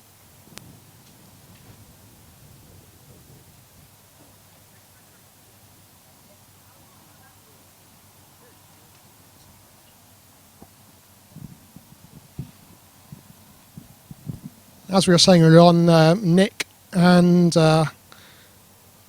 Rory Logan, who's in tomorrow's final with Josh Cooper, they've all represented Great Britain before in the World Team Cup, which is the the World Team Championship of the sport. Next year's World Team Cup will be in Tokyo, so there'll be a chance for the players to go to Tokyo. The players that are selected for Great Britain, that is, to go to Tokyo and get a little taster of being in the city that's going to host the Paralympics in 2020. Well, that is certainly a trip to be on, isn't it? Tokyo. The last one was in the Netherlands. 2014 was in the Netherlands. This year was in Turkey. The World Team Cup's been in Turkey 3 times in the last 5 years. That's a wonderful venue on clay. And so the different venues have different surfaces as well. Yeah, World Team Cup's being played on hard courts, being played on clay. And on an annual basis, Wimbledon is the only tournament that's played on grass. And do these players have favourite surfaces, the ones they prefer, the ones they do well on? Well, I guess perhaps when you're the age that some of these players are, and perhaps got the range of experience perhaps they have, then maybe perhaps they haven't got the experience of perhaps playing so much on clay, maybe. So maybe having a favourite surface right now is maybe a little bit early to perhaps work out, but obviously hard court is the most conducive, I suppose, court surface for wheelchair tennis, because then the ball bounces well, the surface is great to push on, so it's a case of trying to get used to the surface they're playing on now, so they can get the best out of the game. So generally in the UK we have hard court, grass at Wimbledon, we have tournaments at Eastbourne and Nottingham. Why don't we have any clay surfaces over here, or do we have clay surfaces? Why don't we have a mixture where players can get an experience, not just wheelchair tennis players, but able-bodied tennis players, to give them experience of all surfaces? I know there are tennis centres around the country who do have clay court clay court surfaces, and where a lot of our players can train in preparation for going abroad. I know that this weekend some of our top learning disability players are actually down in London, in Roehampton, training on clay, ready for the INES Global Games, which is coming up later this month, and that's an elite event for learning disability players. And so those players, there are 6 GB players going out to Ecuador in a few weeks' time, and they're actually training on clay this weekend. So there is all the facilities about on the different services that players in this country can prepare for matches abroad and that.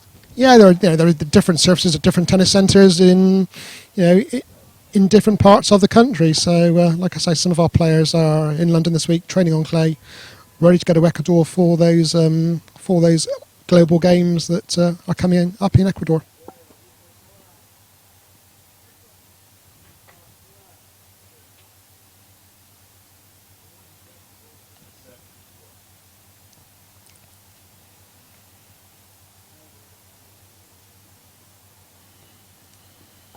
So Nathaniel Lowe accordingly serving and say the game, set and match. That was match point. So Nathaniel Lowe accordingly giving it the fist pump there, and a great win for young Jack Chapman. You know, he must be delighted with that. They've beaten a really experienced pair in Nicholas Smelt. Yeah, indeed, and I'm sure Jack is absolutely delighted. Obviously, he's not the biggest player on court. He's probably maybe the shortest player on court. So to get that win will be, give him a huge boost, and hopefully give him plenty of confidence for his doubles matches to come yet. So just having a winning photograph taken. Nathaniel Lowe Cornelly and Jack Chapman, England and Wales, have defeated Nicholas Smelt and Lewis Evans on a tie-break. And they'll be absolutely delighted with that victory, and a great confidence boost for young Jack Chapman from Wales.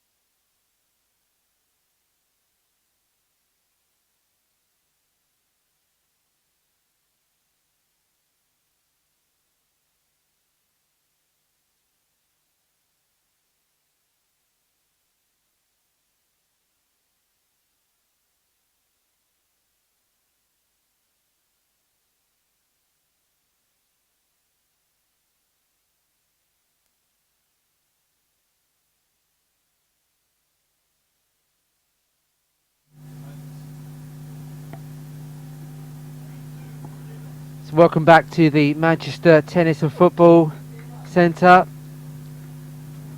here in Manchester. We're now covering another one of the boys' doubles matches.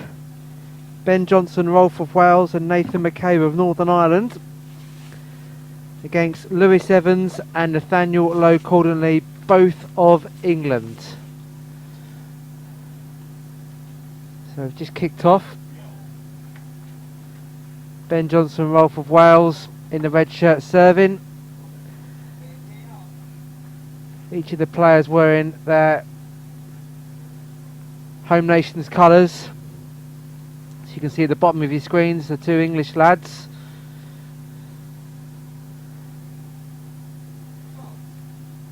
So we're in the first game of the first set.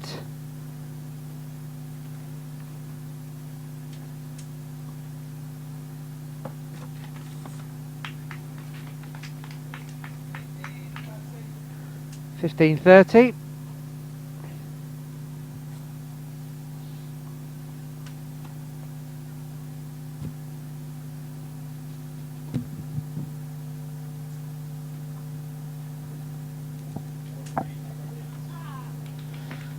Slightly missed hit shot by Lewis Evans.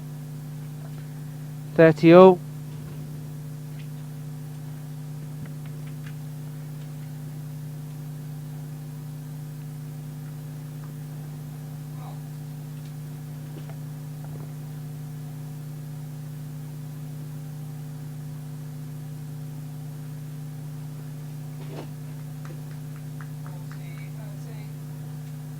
So 40-30.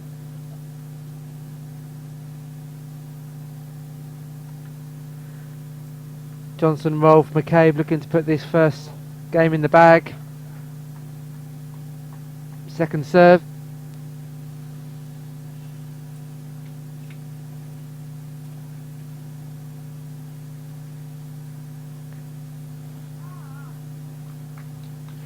First game in the bag. Johnson, Rolf, McCabe leave one game to love as the players swap ends.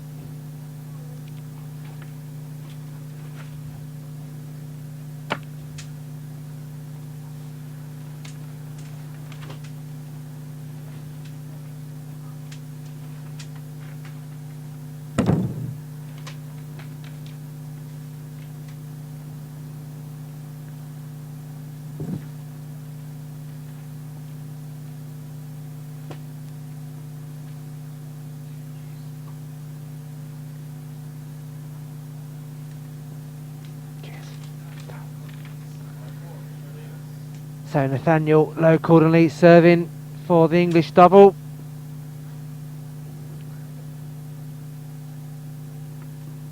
It's gone long, love 15.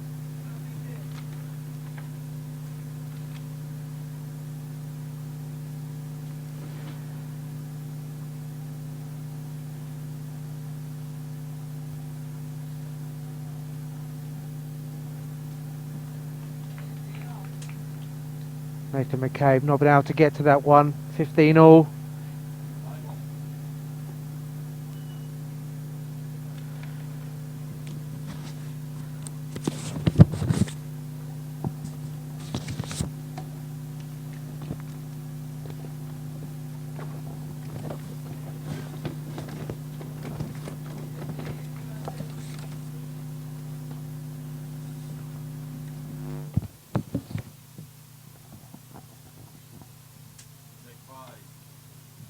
So 15-30.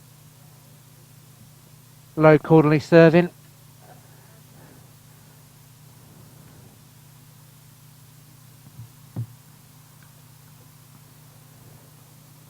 Again, Nathan McCabe unable to get to that one. 30 all.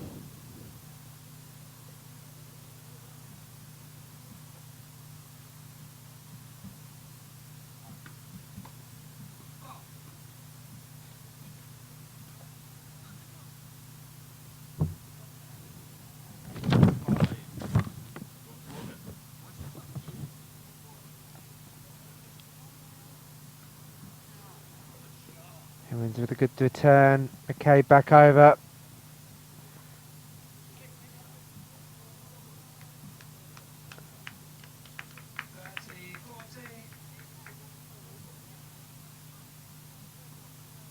So a good shot from Ben Johnson-Rolfe there, just going in 30-40, so break point early on in this game.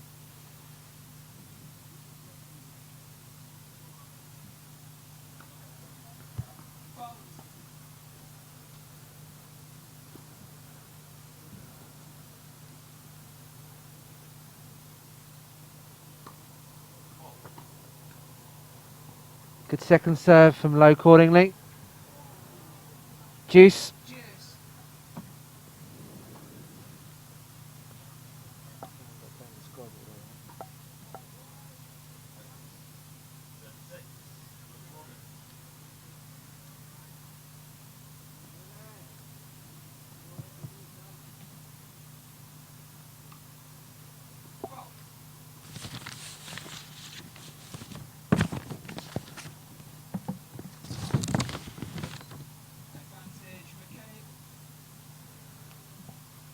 So break point again, double fault by Nathaniel Low Cordingley.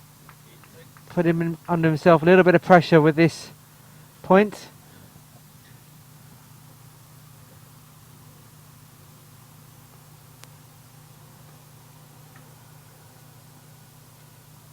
Second serve.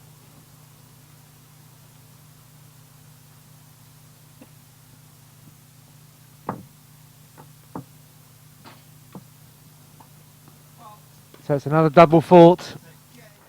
So the second game goes to Ben Johnson-Rolfe and Nathan McCabe. They now lead by 2-0, 2 games to love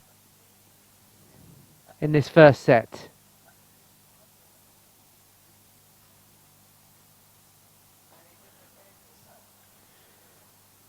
So Nathan McCabe to serve now from Northern Ireland.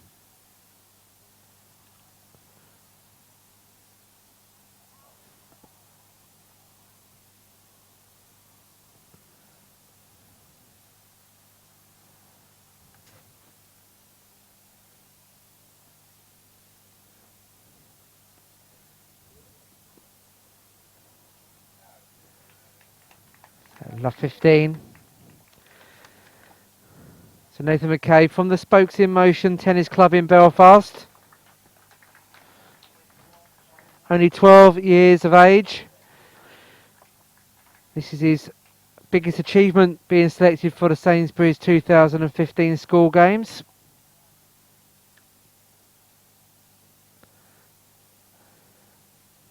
He comes from a sporting family, hoping to emulate his mother, who medalled in the wheelchair track racing at the Paralympic Games in Atlanta and in Sydney. So probably one of the younger players that we're going to see in the Sainsbury School Games, just 12 years of age. So really valuable experience for him in his development as a wheelchair tennis player. Now 15 all.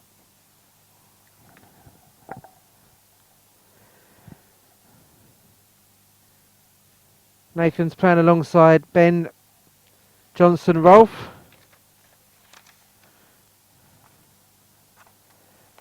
From the Cardiff Wheelchair Tennis Club.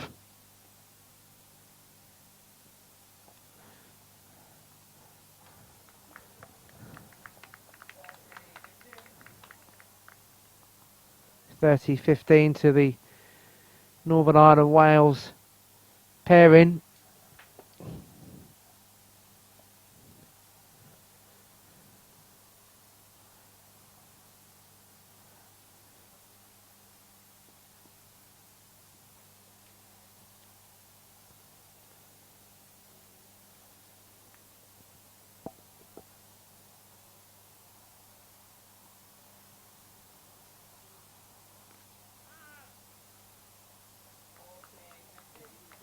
So 40-15.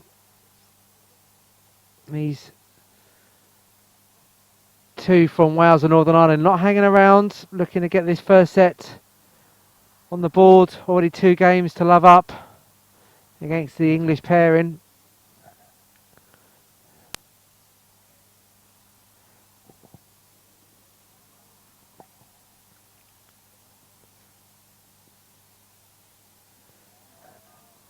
A wonderful shot from Nathan McCabe across court, deceiving both English players, so they now leave by 3 games to love.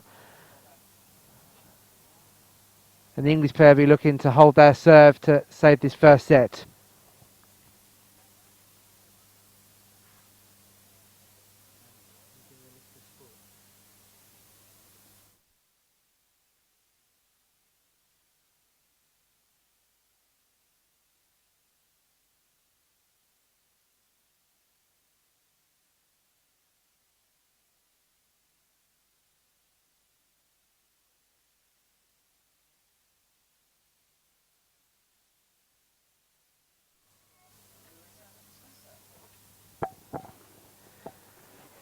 So the Sainsbury's school games for 2015 here in Manchester. We are streaming 12 different sports, including athletics, cycling, fencing, gymnastics, hockey, judo, rugby sevens, swimming, table tennis, volleyball, wheelchair basketball and wheelchair tennis. So we're using all the facilities that were built for the 2006 Commonwealth Games here in Manchester. We're based just outside the Etihad Stadium, which was the main Commonwealth Stadium, used 9 years ago. So there's sports for everyone. And the Sainsbury School Games act as a real good learning platform for young school players around the country representing their country for the first time, others representing their country once again. But this will act as a platform for further tournaments and further international competitions, with the aim of probably getting to Tokyo in 2020 and the Paralympics in 2024. So these are the names of the future. Nathan McCabe, just 12 years of age. So we'll be seeing a lot more of him, hopefully representing Team GB in years to come.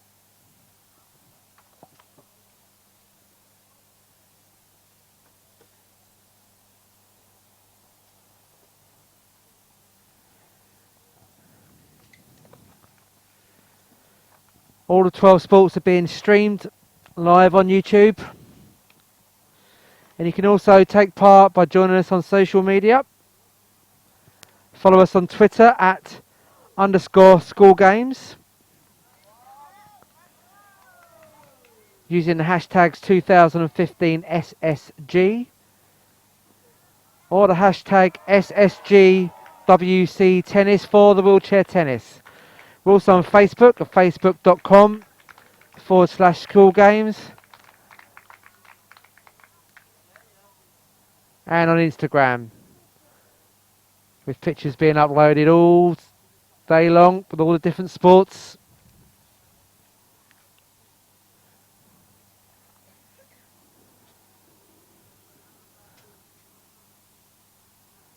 All the results from the tennis are updated on the tennisfoundation.org.uk website.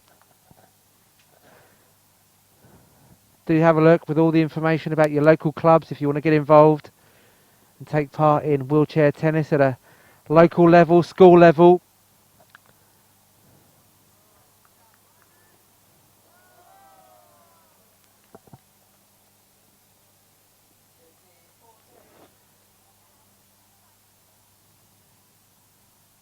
.1540 in this fourth game.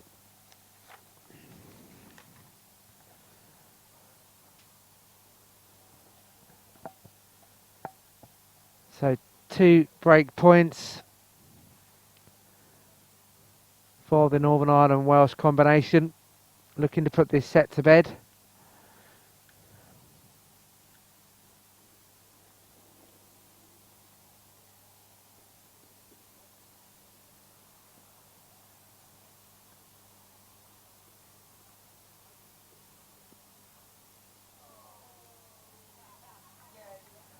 And that is game. So, and the first set to Johnson, Rolfe, McCabe.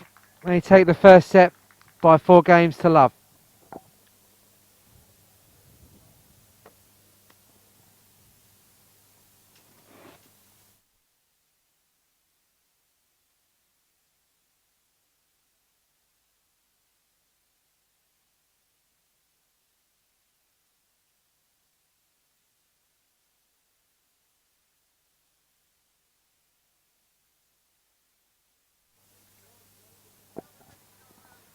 So the player, she's taking a quick break between sets. The English pair having a quick conversation with their coach, Tony Nappett.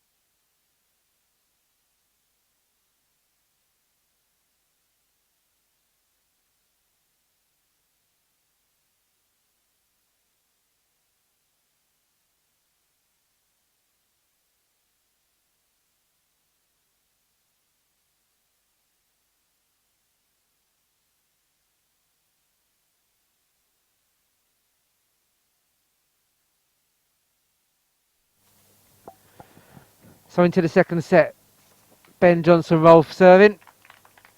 A lot of good sportsmanship being shown on the court between the 4 players. Applauding each other's shots, which is good to see.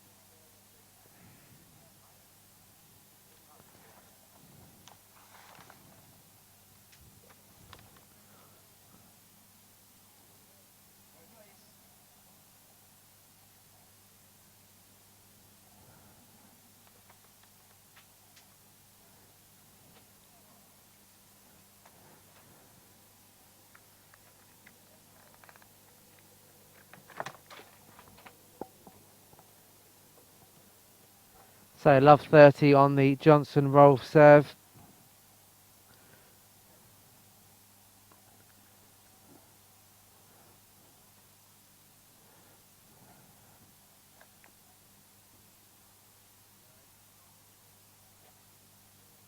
Second serve.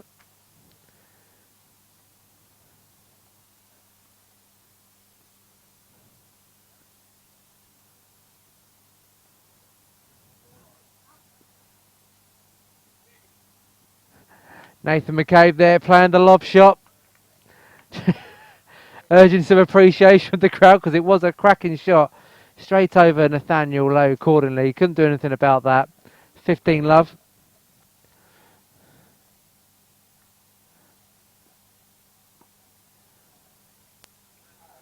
$30 love.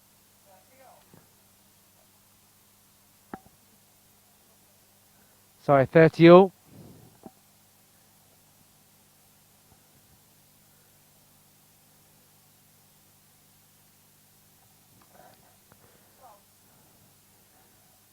Johnson Rolfe going for power with the first serve.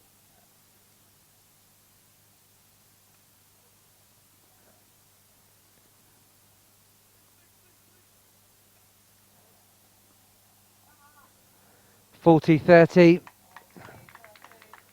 to the Wales Northern Ireland combination.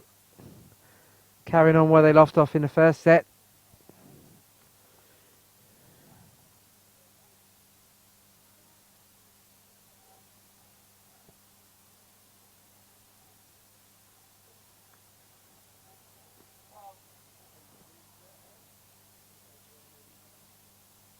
So second serve again for Ben Johnson Rolfe.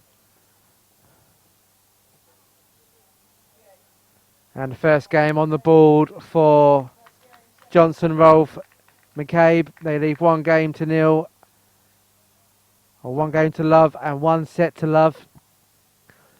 The English pair yet to register on the board in this doubles match. Evans and Low Cordingley just struggling a bit at the moment. Long way to go though.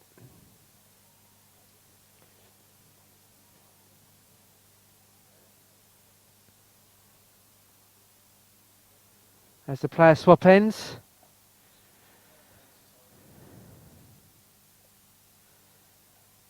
Just swapping ball girls and ball boys to volunteers here at the Manchester Regional Tennis Centre.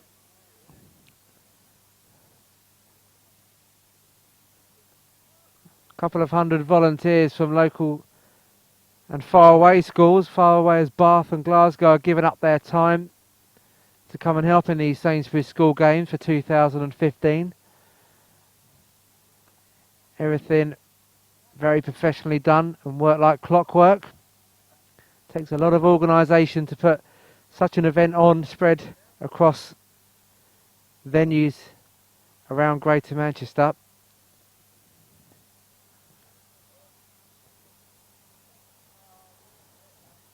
Love 15.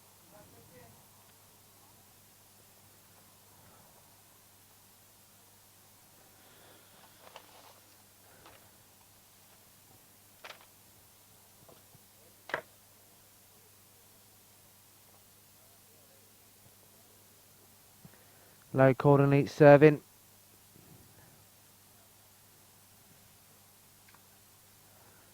Good first serve.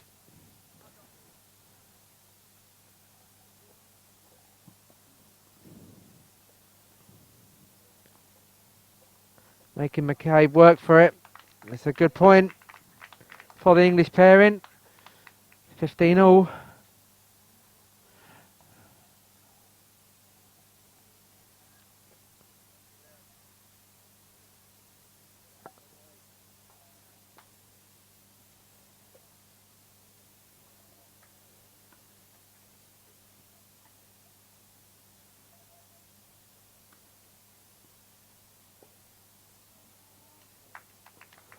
(30-15).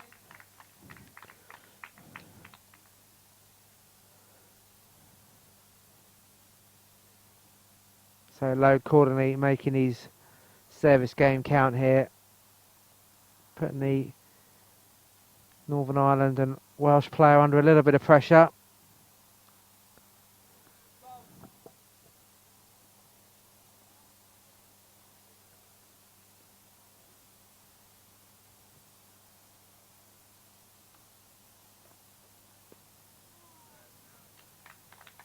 (40-15).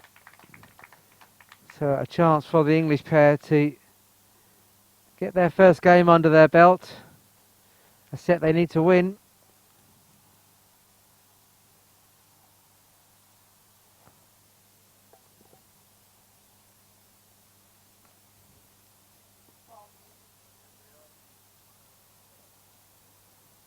So the Sainsbury Sports Games, offer a variety of experience for the players participating in this. Some players have never played for their country before. Some have had the privilege of playing for Great Britain in junior events. So it's a real bringing together of a range of players. We've seen players in the doubles helping each other out, providing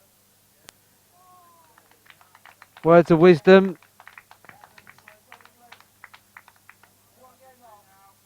and assistance, passing some experience on. So the English pair won that game, so they're now 1 game apiece in the second set, but trail 1 set to love.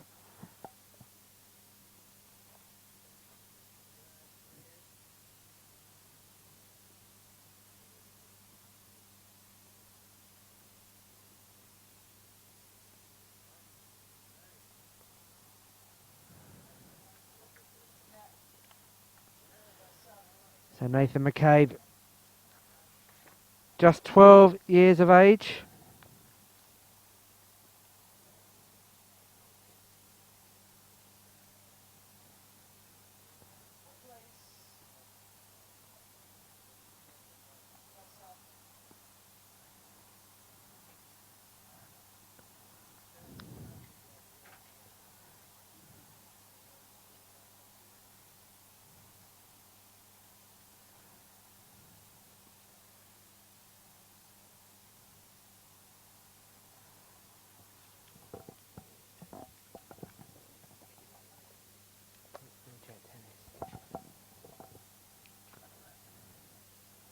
That's it. So.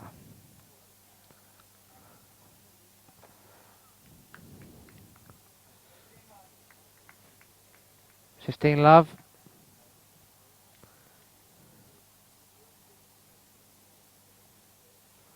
So as I was saying, this is Nathan McCabe's competitive debut in wheelchair tennis.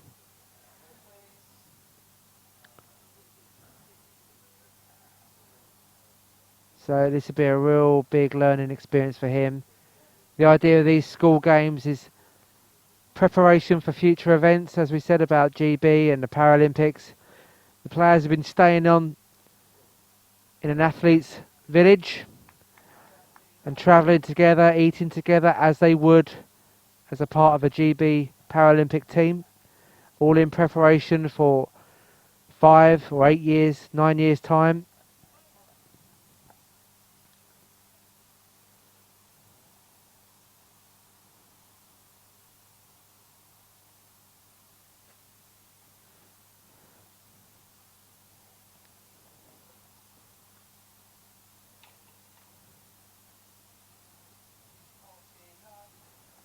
So 40 love on the McCabe service.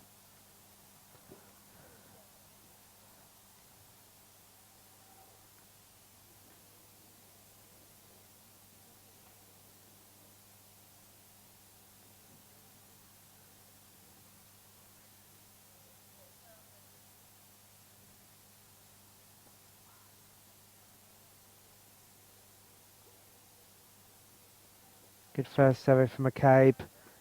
Lewis Evans missing the shot. So they take the third game. They now lead by 2 games to 1 in the second set, and also lead 1 set to love. Second set going with service at the minute. As the players swap ends.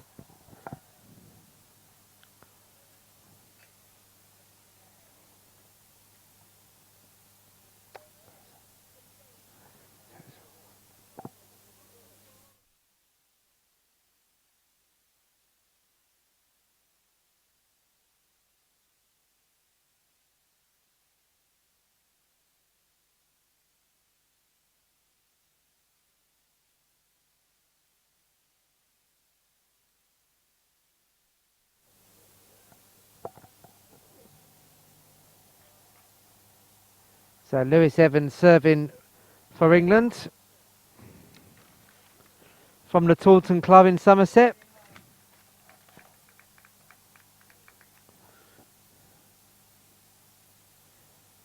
$15 love.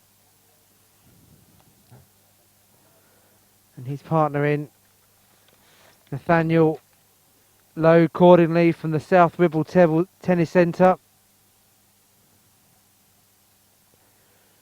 Nathaniel also working towards his wheelchair basketball coaching award. A lot of wheelchair tennis players also play wheelchair basketball.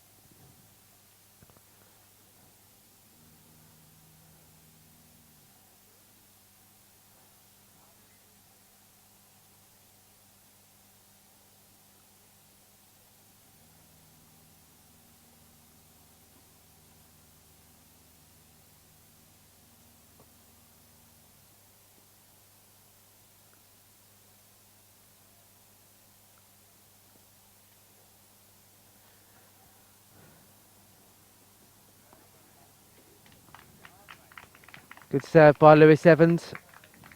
30 love.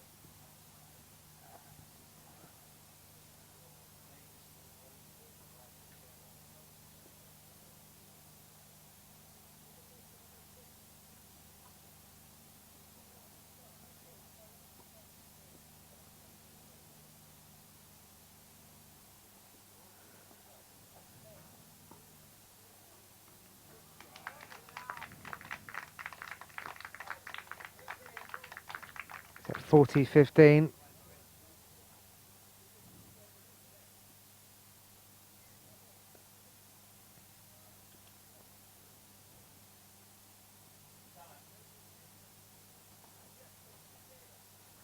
Johnson Rolfe manoeuvred himself. So 40-30.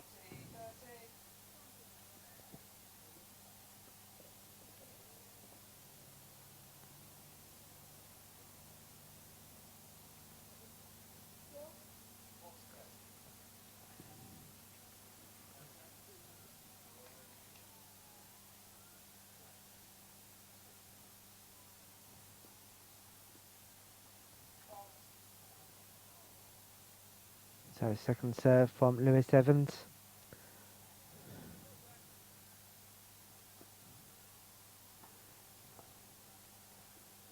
Back from McCabe. Evans missing the shot. We're at deuce. So the Irish-Welsh pairing will be looking for a break here.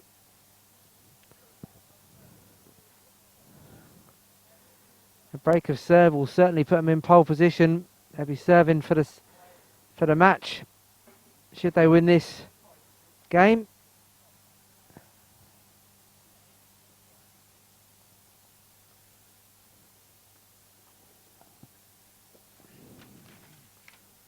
Johnson Rolfe missing his shot, so advantage Evans low accordingly.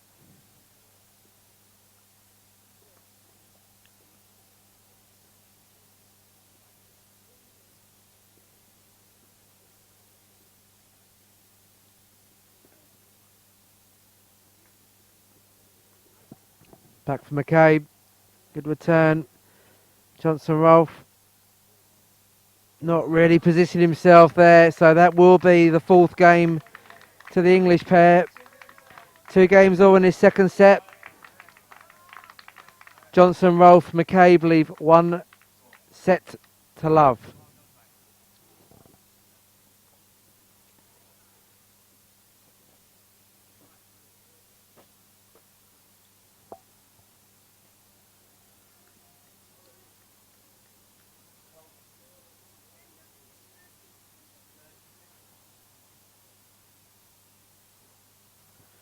So Johnson Rolfe to serve in this 5th game.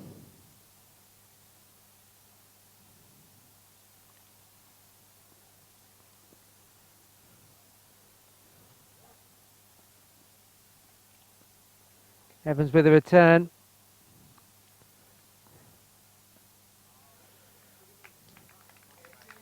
"15 love."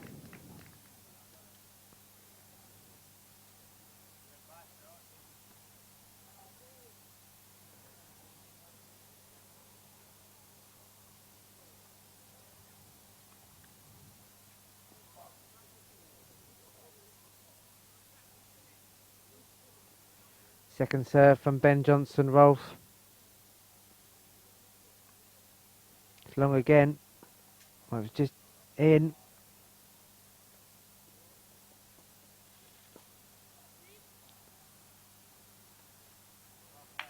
Into the net from McCabe, 15 all.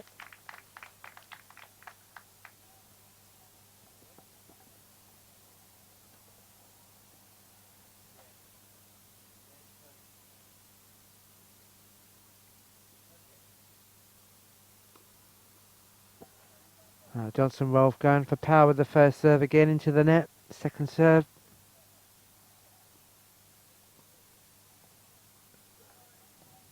And McCabe into the net again. 15-30.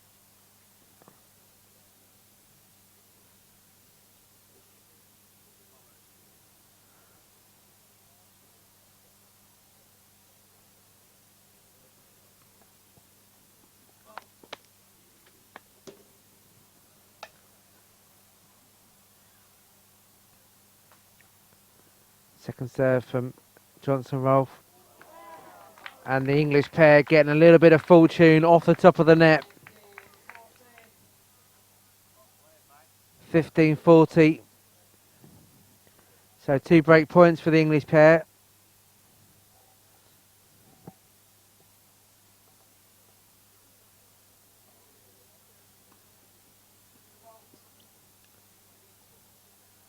Johnson Rolfe going for power again, rather than accuracy.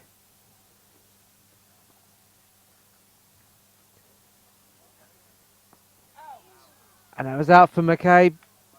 And so the English pair have broken now lead by 3 games to 2 in this second set, but still trail 1 set to love. But they've broken serve, and the English pairing will be serving to take the second set. Players just having a quick break between sets, between games rather. And the faces of the English pairing of Low Cordingley, Evans seem a lot happier now. They've got that break in the bag.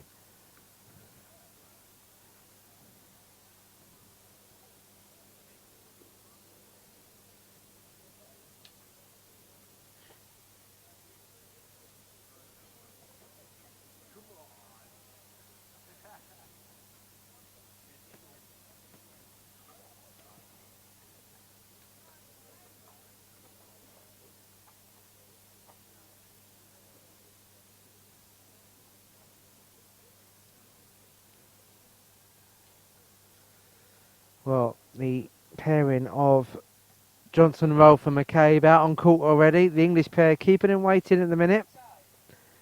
Umpire's just called time.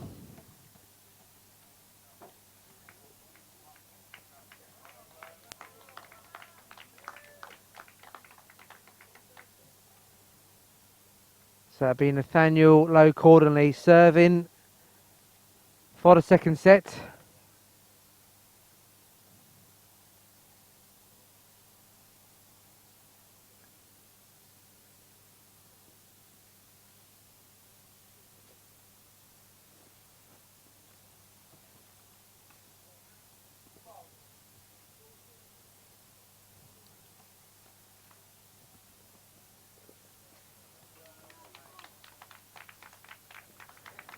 So 15 love.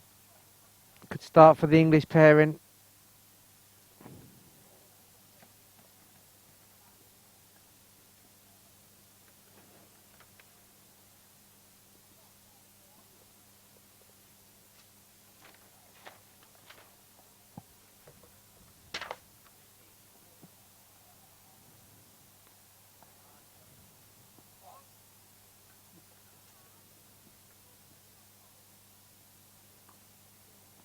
Good second serve from Low Cordingley.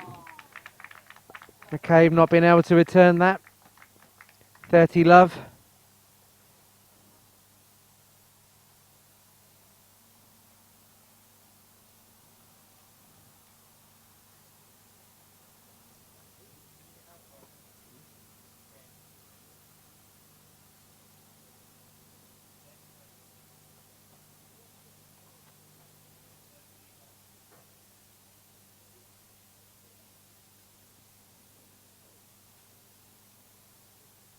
Second serve from Low Cordingley.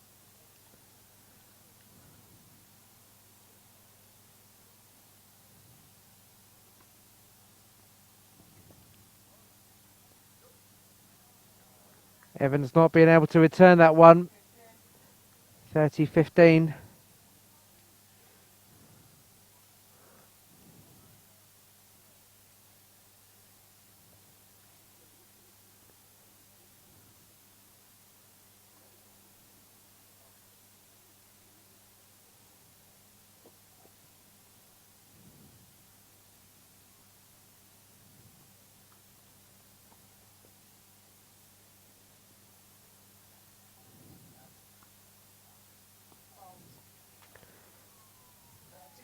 So 30 or double fault from Nathaniel Low Cordingley.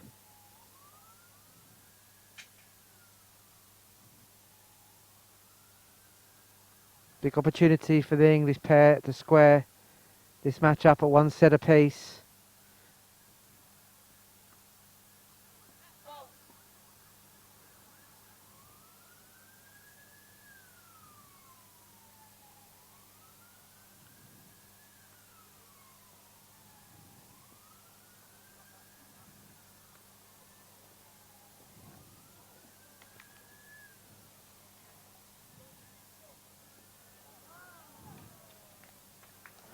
30-40. So break point for Johnson, Rolfe, McCabe. Chance to level things up.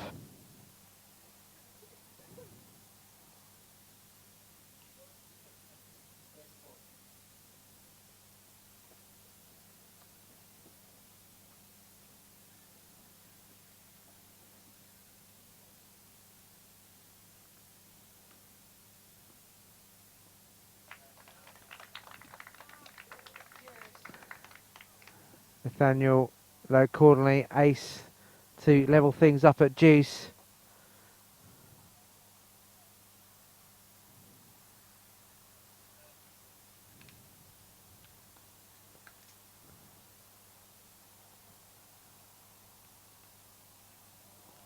Another double for Johnson, roll for McCabe, now advantage. Another break point.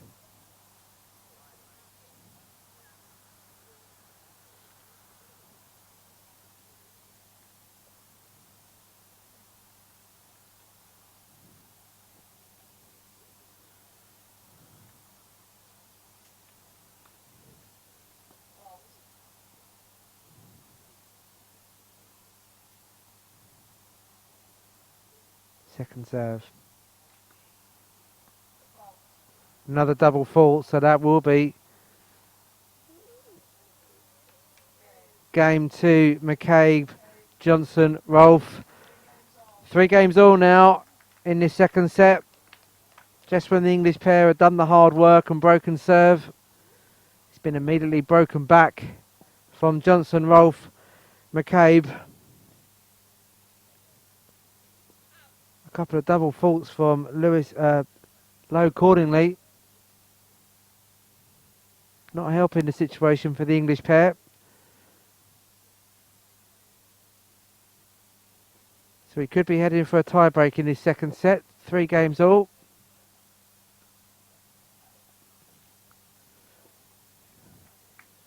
Love 15.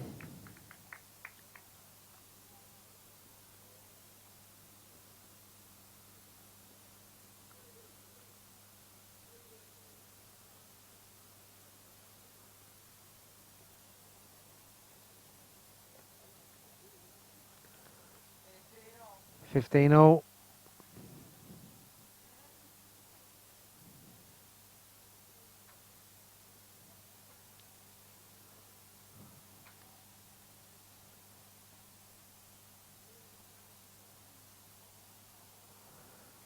(30-15).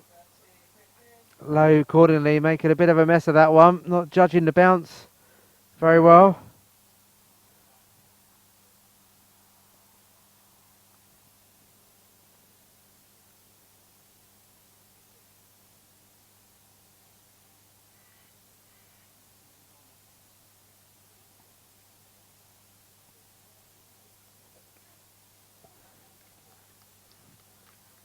(40-15).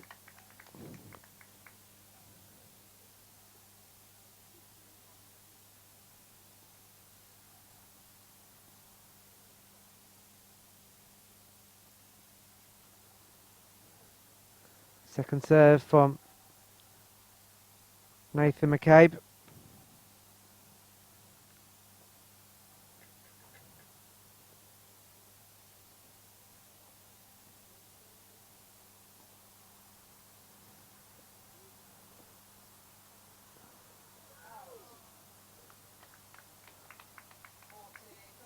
(40-30) now.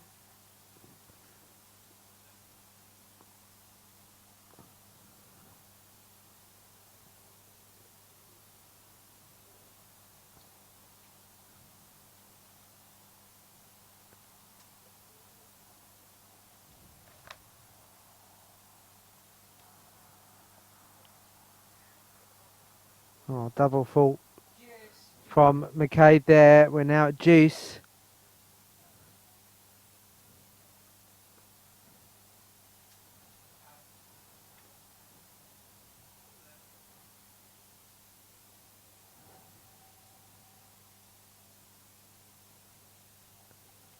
Better first serve from the Irishman.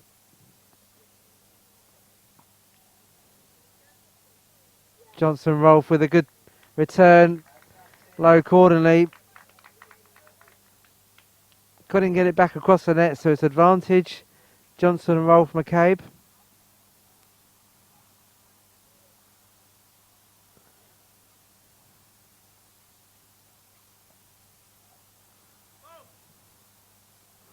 Ball called out by the line judge.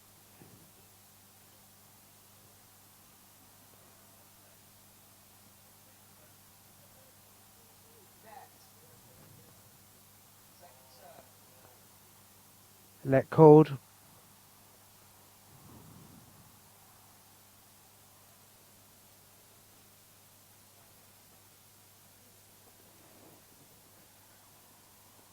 So second serve from Nathan McCabe.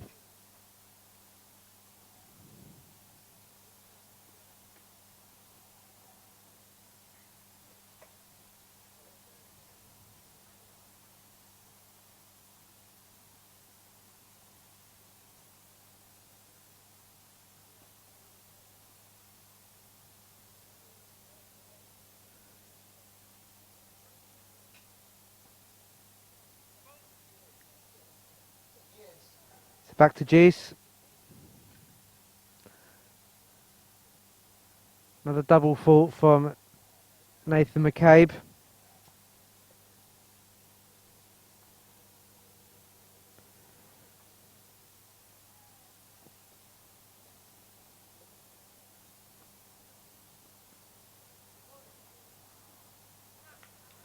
Lewis Evans missing his shot, so advantage. Johnson Rolfe McCabe again.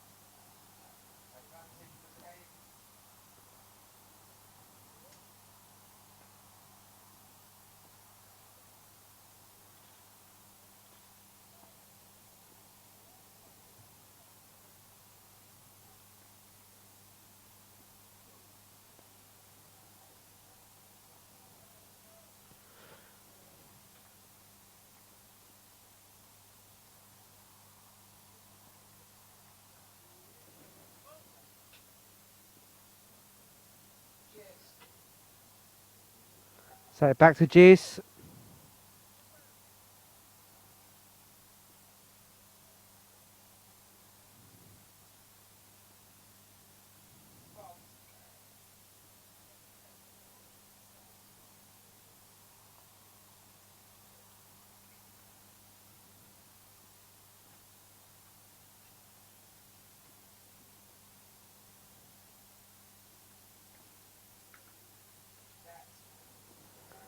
Let called. Ball hitting the net as it went across to the other side of the court. So another opportunity for Nathan McCabe.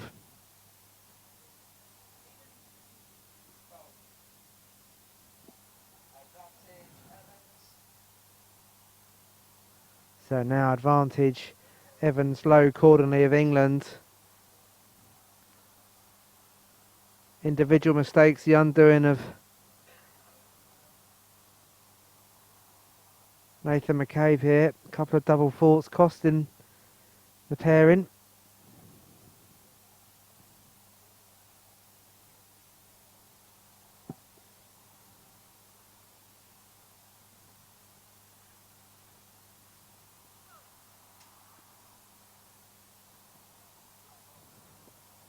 Good second serve. So back to Juice again. Lewis Evans not being able to get the ball returned.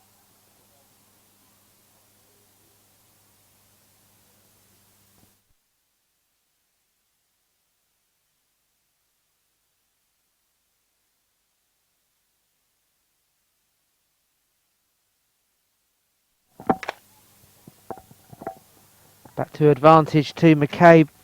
Johnson Rolfe.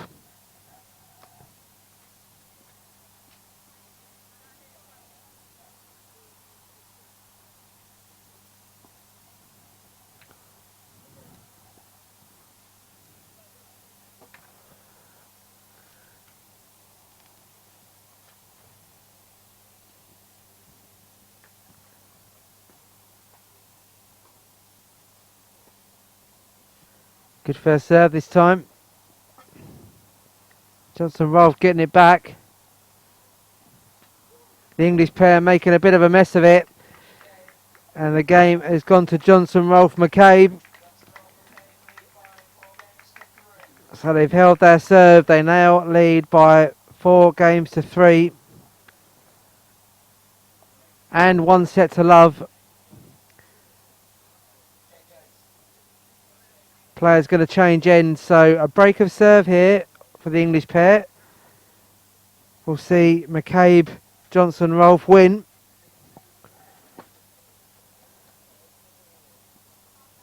If the English pairing can hold their serve, we will go to a third set, or sorry, a tie break for this set, at 4 games apiece.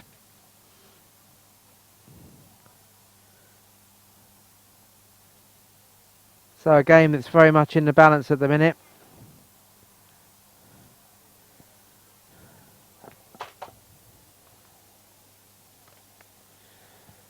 Lewis Evans from Taunton serving for England.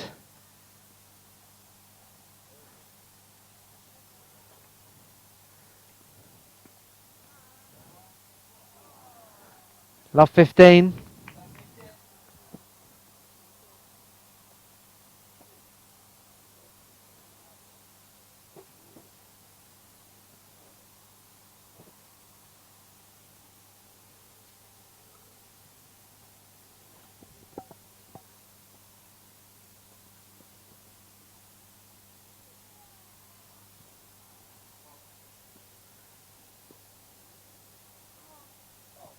Love 30. So the English pair in a bit of trouble now.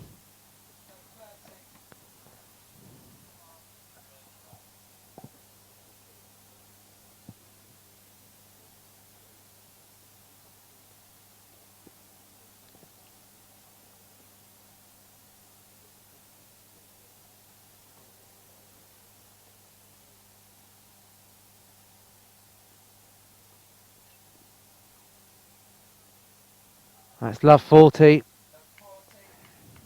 So 3 break points for Johnson Rolfe McCabe to wrap up this doubles match.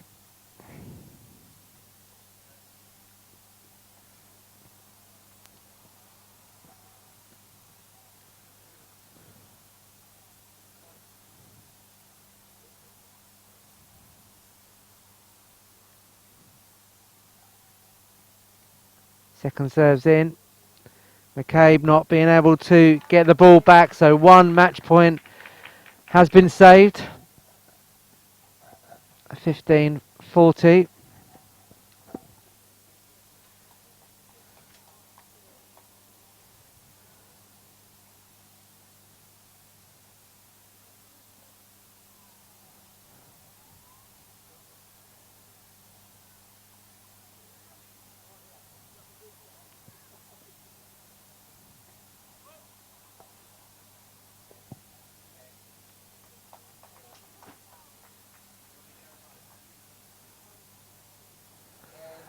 And that is game, set and match to Johnson Rolfe McCabe in 2 straight sets. An unfortunate way to finish the game with a double fault from Lewis Evans.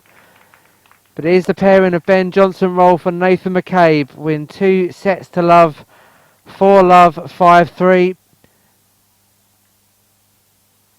And we will continue with another pairing doubles match shortly.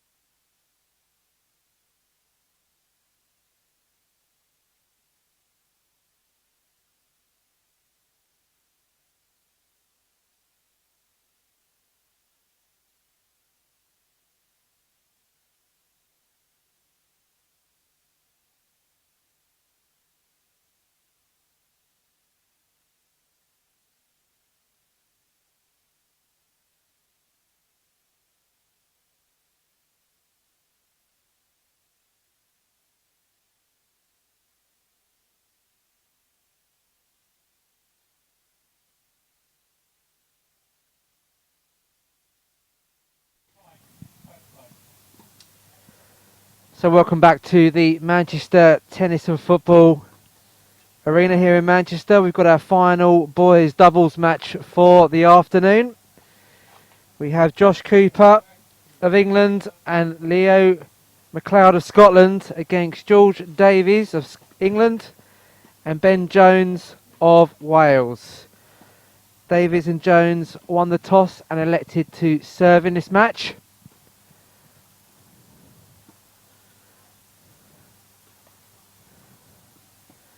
And it's George Davies kicking things off with us in this match.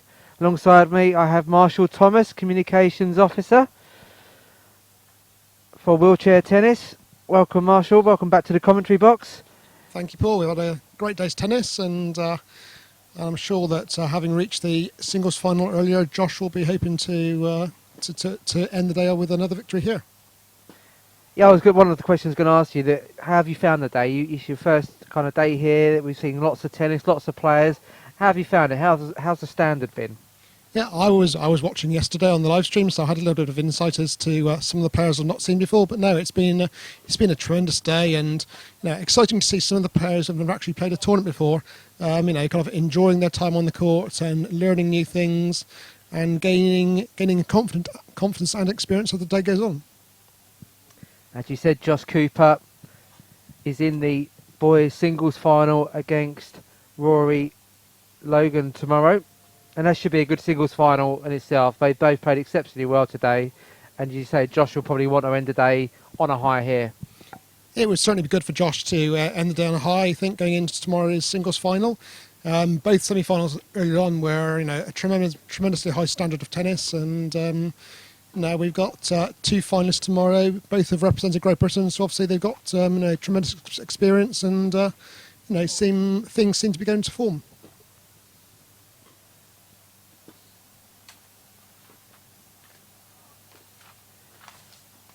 So George Davies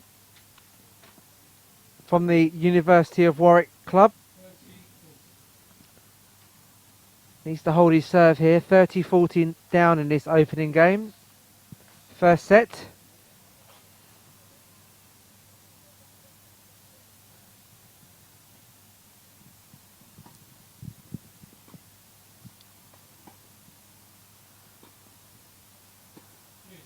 Now deuce.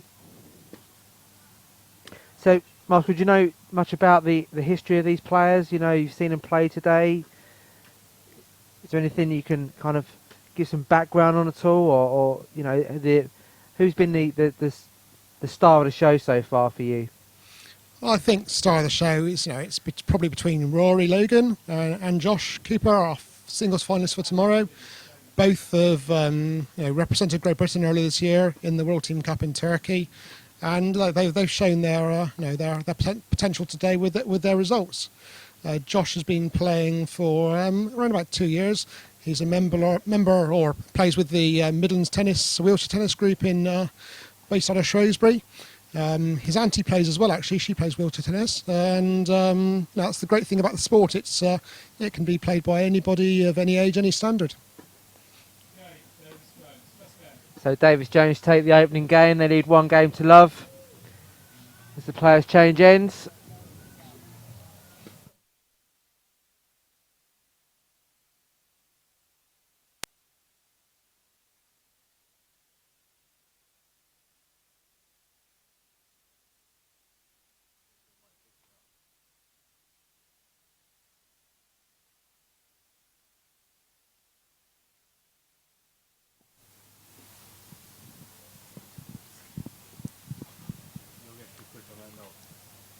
We've got 2 Georges here actually this weekend playing amongst the 13 players. We've got George Davis here on court now, and George Jeremiah.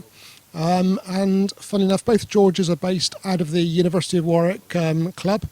They have a club there on the university campus, and both players train there.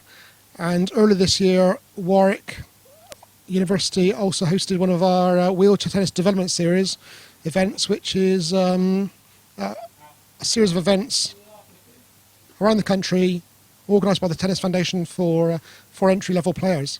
And George Davis and George Jeremiah both played there at Warwick earlier this year in that tournament. And two names to watch out for, I guess. Indeed, absolutely. They're both players who are gaining experience, and the good thing is they can go on from here and they can go back to the University of Warwick with their coach and say, right, well, this worked, that worked, and hopefully they've had a great time this week and these 3 days, and have lots to work on and lots to take away and improve on for future development series events or future international events if they play in one of the world ranking tournaments in this country as well. So serving at the minute, Leo McLeod from Scotland, only age of 12, and as we're saying, a range of players with different experiences, different levels of entry. This is his first kind of qualifying event, the Sainsbury's School Games for Scotland, so a real big learning curve for him. He's got his coach here, I think his mum and dad are here, he's got some really good support behind him, but he seems to have done really well this weekend. Yeah, indeed. I was talking to his dad actually earlier on, and he's had a great time today, and he's he's training up in Scotland very hard, and hopefully he'll be able to go back and kind of build on what he's learnt, and from the fabulous experience of being here on this stage. He's 15-40 down on his serve at the moment. It's a good first serve. Forcing Ben Jones wide.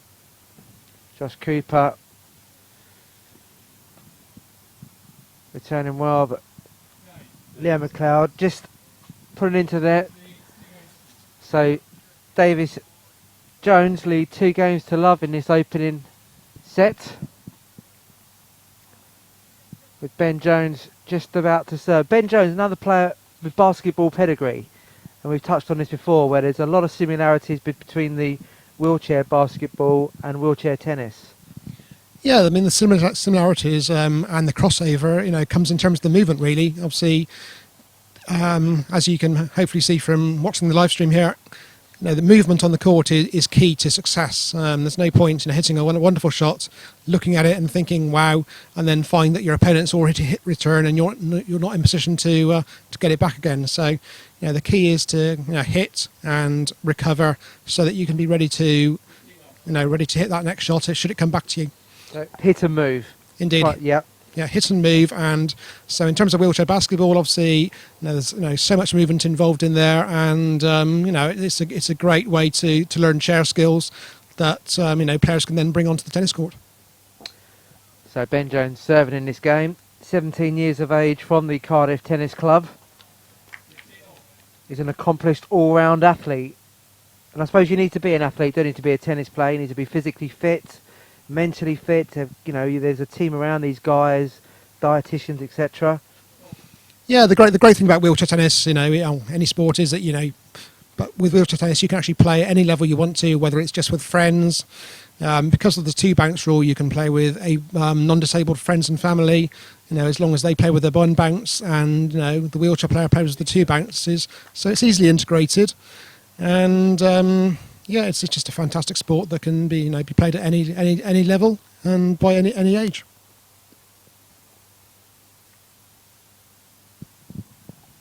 So Ben Jones serving, good first serve, forcing McLeod wide.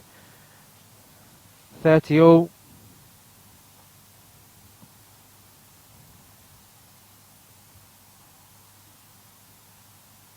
Davis Jones looking to wrap this first set up. Already 2 games to love up with this service game.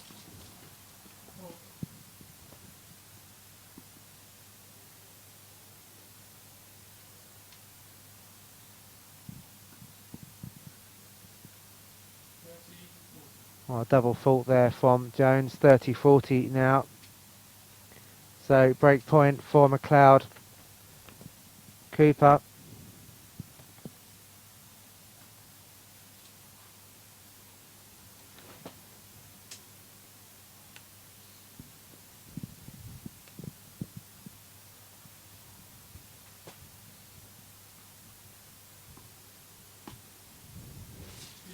Back to Juice.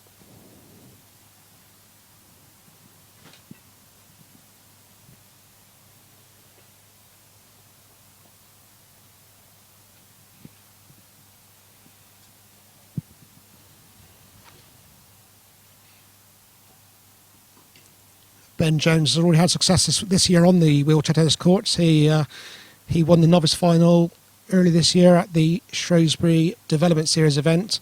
He trains in Shrewsbury and in Wales as well. And Shrewsbury Club hosted one of our Development Series tournaments. And so Ben won the novice final there.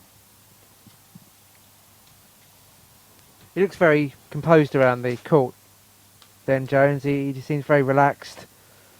Yeah, well, he's got he's got some great facilities to train at.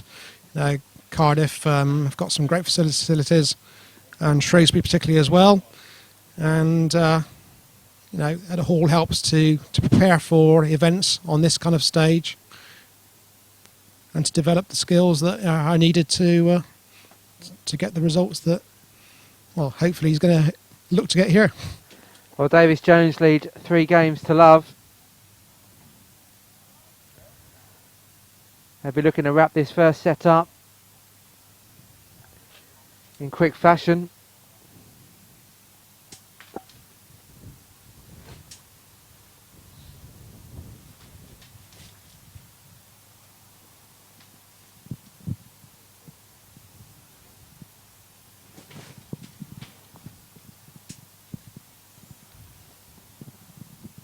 But it'll be Josh Cooper who will be serving, and he's serving technique. He's got quite a powerful serve. He said he's probably only been playing 2 years, but his technique for serving seems to be really quite special.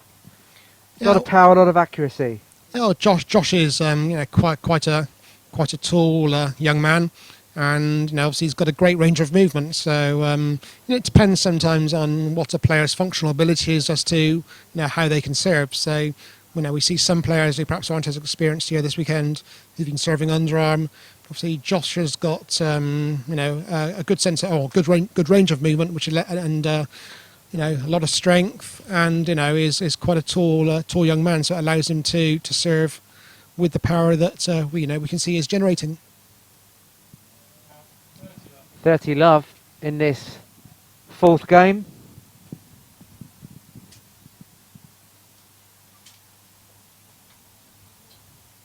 So Josh, obviously involved in the singles final tomorrow. With your knowledge of wheelchair tennis, who would you pick as the winner of the Sainsbury's School Games boys winner?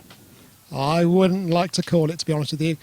Both Josh and Rory, they both played singles earlier this year in Turkey for Great Britain at the World Team Cup. They both played doubles together there as well, in the same doubles pairing. So, they're going to know, they're going to have seen each other play, both there and also here this weekend. They're going to know, a little bit about each other's strengths and weaknesses. So, they'll be, kind of trying to work out tonight with their team captains as to, what they can use tomorrow to try and help them to have that edge to win that title. 40-15. So Josh Cooper looking to hold his serve. Get a game on the board for the McLeod-Cooper pairing.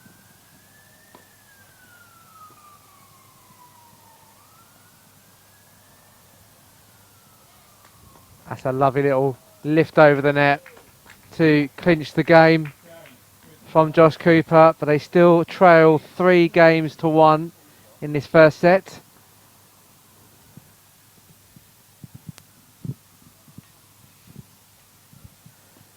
It'll be England against Scotland tomorrow.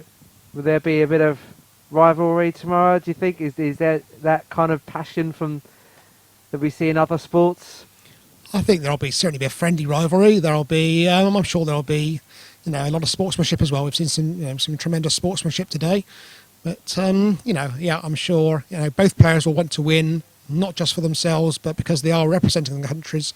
And when you are representing a country, it gives you an added impetus, added motivation, and it's a privilege as well to be selected. So, I think tomorrow we're in for quite a amazing final. So George Davies here serving for the first set. 3-1 up.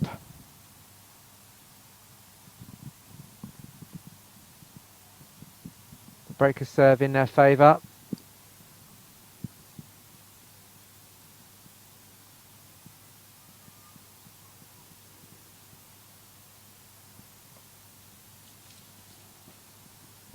Good second serve there from George Davies.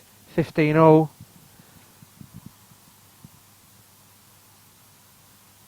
Leo McLeod, no chance of returning that one.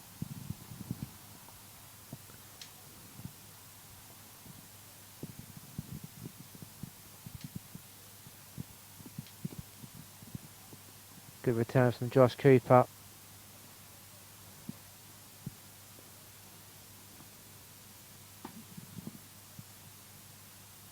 Ben Davis, forehand across court. Virtually out Leo McLeod, couldn't do too much about that one. So 30-15. No, it was a very powerful shot, and I say Leo tried to go out of the way, give himself room to play the shot, but it just wasn't happening for him.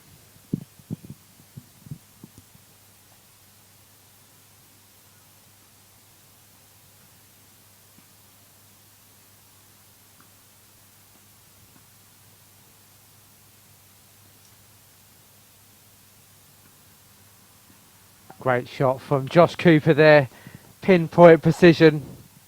Yeah, it was very cool.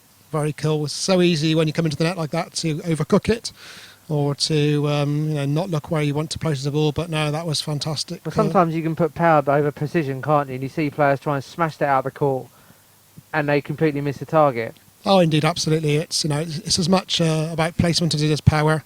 Because if it's not in the right place, and if you do happen to just miss the line by an inch, then and it's out, then that's the point gone. So 40-30. Set point for George Davis and Ben Jones, and there it is. There is the first set. They take it by 4-1. So the first set done in quick fashion, Marshall. Indeed, absolutely. You could see there again, what we were saying earlier on about movement. Leo was, he's doing his best to move out the way there. He's trying to give himself room, isn't he, to play the shot, but not quick enough. Yeah, because if you're trying to play a shot that's too close into your chair, then you're likely to perhaps hit the the frame on your chair or hit your wheels. So you need to go give yourself the right space between where the ball bounces and where it's going to arrive on your racket to be able to play the shot you want to play. And Leo just got caught up a little bit there, and a little bit tied up, but I'm sure he'll learn from that. We say he's only 12 years of age, so a lot more years and experience ahead of him.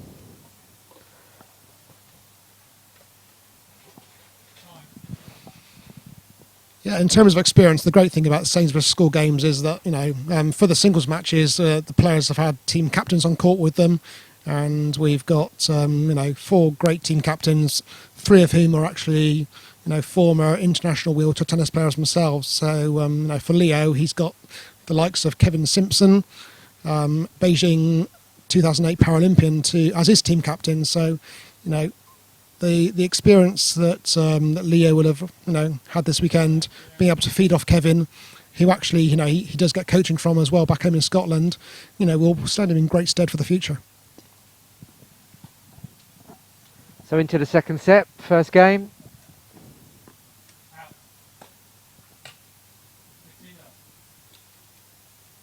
Love.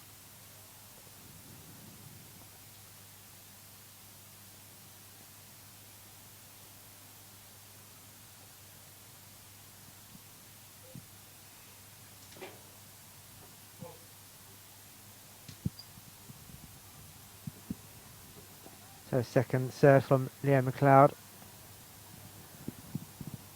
to George Davies.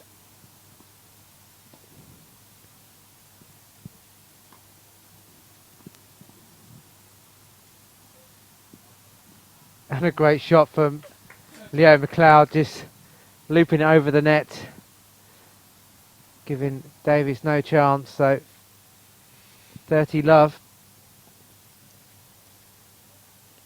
Yeah, one of the great things about, or one of the useful things for tennis is, to be able to anticipate and read the game. And Davis was just a little bit slow there, and spotting where that was going to land. And if he'd been able to just push a little bit quicker or a bit sooner, he might have actually got there in the end. But unfortunately not. Well, that was a cracking shot from Josh Cooper there, spotting the gap on the court between the two players.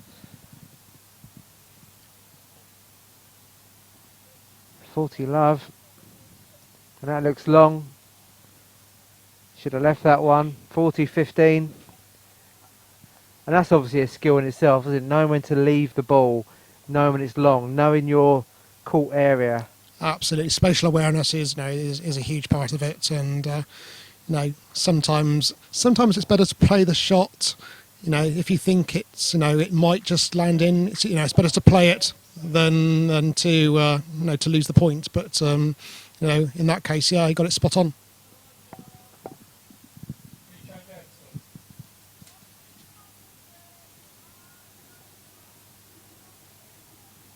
So the first game goes to McLeod Cooper as they swap ends. They still trail though by 1 set to love.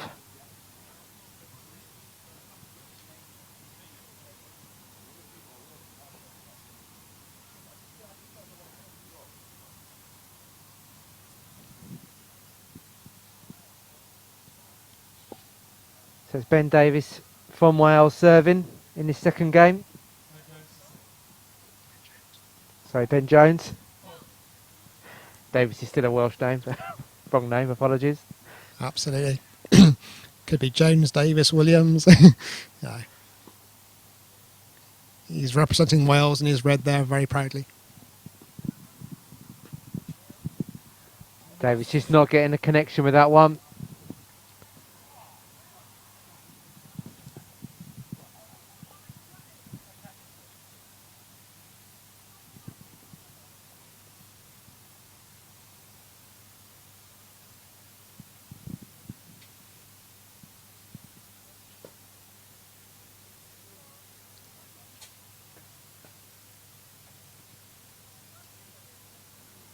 McLeod not able to get that. 15 all.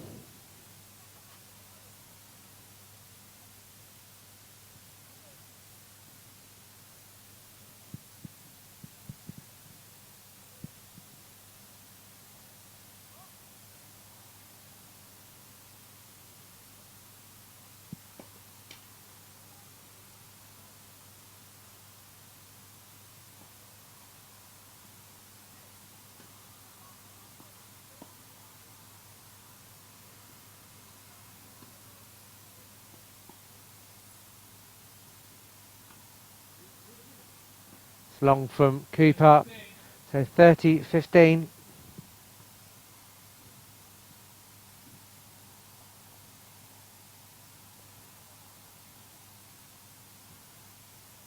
So some of these players, Marshall, they've played 2 or 3 games today, haven't they? It's going to obviously take its toll. Indeed, it's all great match experience. They're playing short sets, so hopefully perhaps won't take as much out of them as as may be. But when some of them aren't used to playing for such long periods of time, I'm sure they'll sleep well tonight. Certainly.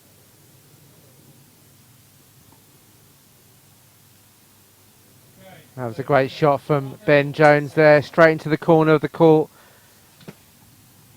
So 1 game apiece in this second set.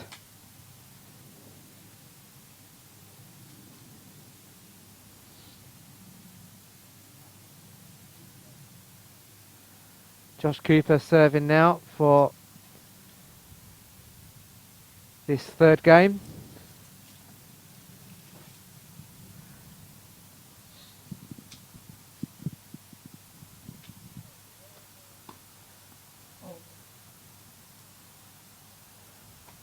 Rory Logan, he's sitting in the stand watching this game, so maybe taking a few notes.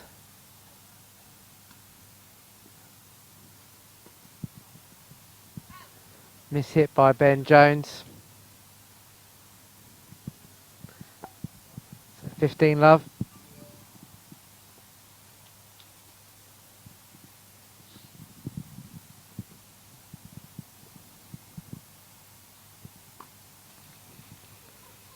Wonderful serve from Josh Cooper. No chance of getting to that one. 30 love.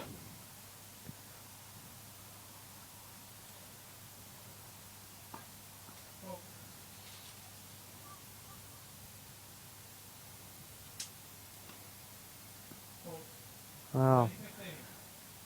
An ace followed by a double fault. 30-15 now.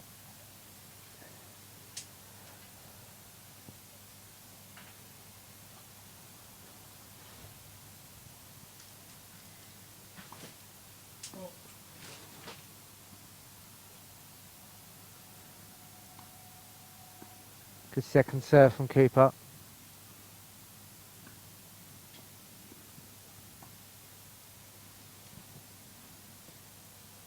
McLeod unable to return it. 30 all. Yeah, one of the hardest skills to master is actually the service. It's obviously in a wheelchair you're sat a lot lower than if you're playing stood up, and so it's a case of trying to judge the difference between the optimizing the crossover between power and placement basically. So sometimes it works, sometimes it doesn't.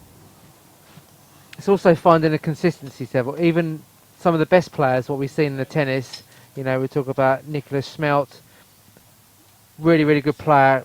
Few double faults though in his game, so it's just finding that level of consistency, isn't it, to eradicate those errors. Indeed, absolutely. Yeah, so Nick had a few problems with double faults. I was, I was watching myself on the live stream yesterday, and Rory was having a few problems with double faults yesterday too. So, that's something that that Rory will be hoping that he can learn from yesterday what worked, what didn't, and so he can iron it out ready for tomorrow's final. Is that something the coaches will work on with the players, just trying to improve their consistency, accuracy? I think that they'll be looking to pass on some tips to both of them, saying make sure you don't throw the ball, toss the ball behind you, because that's one of the common mistakes with the serve in wheelchair tennis is just tossing the ball ever so slightly backwards or to the right, to the left, where And it's been quite windy here as well. It's been quite gusty at times, yes. It can it can obviously affect the where the ball's placed and where you hit it from above you. So Cooper McLeod take a 2-1 lead in the second set. Players swapping ends. Going with serve at the minute. So George Davis to serve in this fourth game.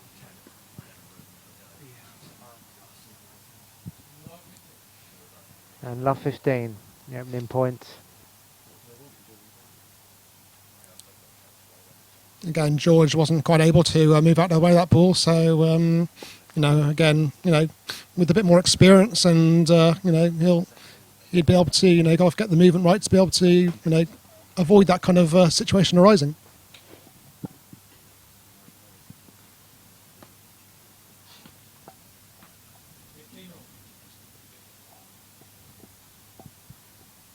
all. Yeah, McLeod unable to return that one.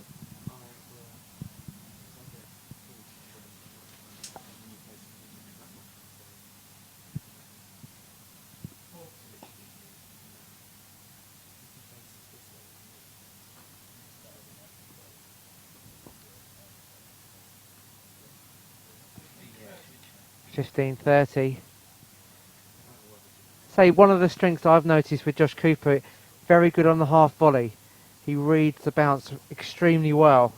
Indeed, that's it's all part of reading the game, and again, spatial awareness, I guess, and deciding whether to take the ball on the first bounce or whether you're just better off just waiting for it to come to you on the second bounce, because then that will affect your choice of shot. So 30 all. Sometimes better to wait for the second bounce and not be so rushed for your next shot, because you can get a firm backhand or forehand in. Well, break point here, 30-40 for Cooper McLeod on the Davis serve.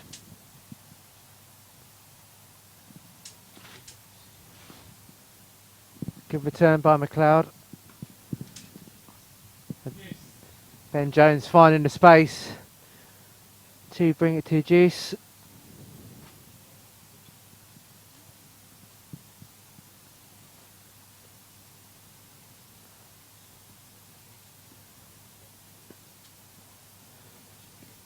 Again, lovely half volley from Josh Cooper. So advantage to Cooper McLeod. Break point again.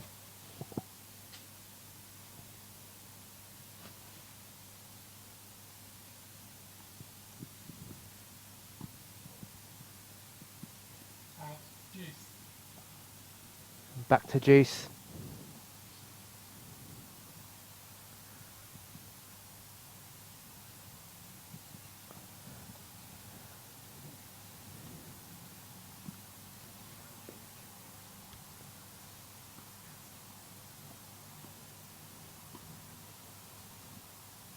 Straight between the two players from Cooper.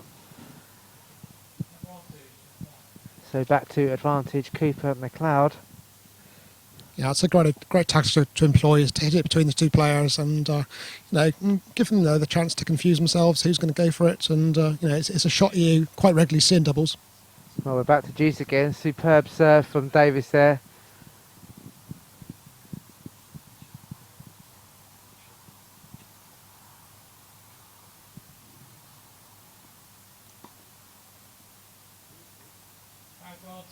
Again, Cooper hitting the ball so hard at George Davis, he couldn't get out of the way or manoeuvre himself to hit the ball back. Again, that's a great tactic. Hit the ball at the chair, give the player less time to work out what they want to do with it. And a double fault from Davis means Cooper McLeod pick up the game, and they now lead by 3-1 in this second set. And Leo McLeod will be serving for the second set to level this match up. Yeah, and if they can serve out this game, then we'll be into a 10-point championship deciding tiebreak.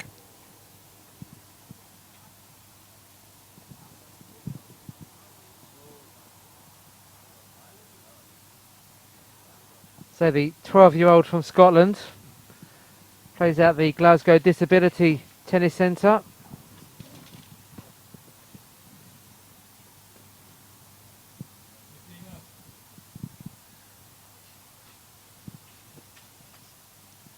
Taking an early lead, 15-love.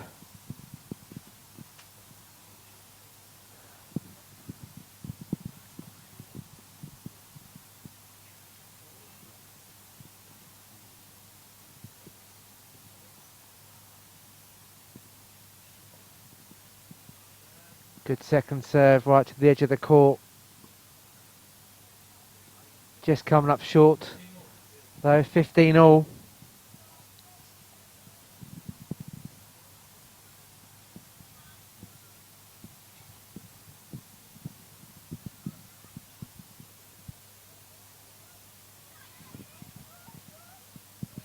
One thing we haven't talked about today is the chairs. Anybody watching will see that the wheels are cambered on the chairs, which means they're splaying outwards, which gives the players, first of all, more stability for playing their shots, and with the help of the the skateboard type wheels on the front and the back of the chairs, it helps them to turn quicker as well on more of a tighter turning circle.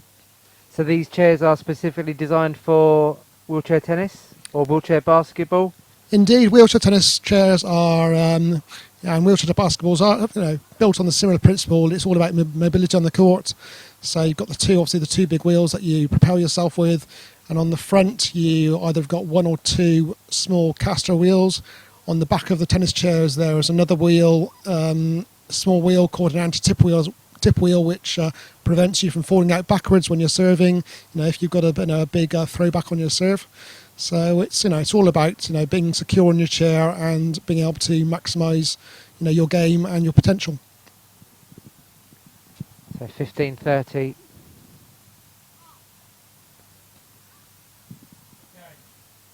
Oh, sorry, game to Davis Jones. So the break is immediately back now. So 3-2, Cooper McLeod lead. But it will be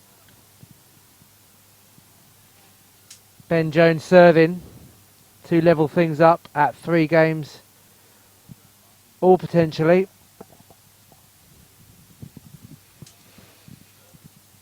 The great thing about Sainsbury school games now at the this end of the month is that over the next 2 weekends, some of the players here have got added opportunities to play. Next weekend, our 2 Northern Ireland players who are here will undoubtedly be in action at the Belfast Development Series event at Ormo Tennis Centre, and then the following weekend, or at the end of the month, 26th, 27th September, we've got another Development Series event back here at Manchester actually. So hopefully some of the players that are here at the school games will be back here in a couple of weeks for the next Tennis Foundation Development Series event.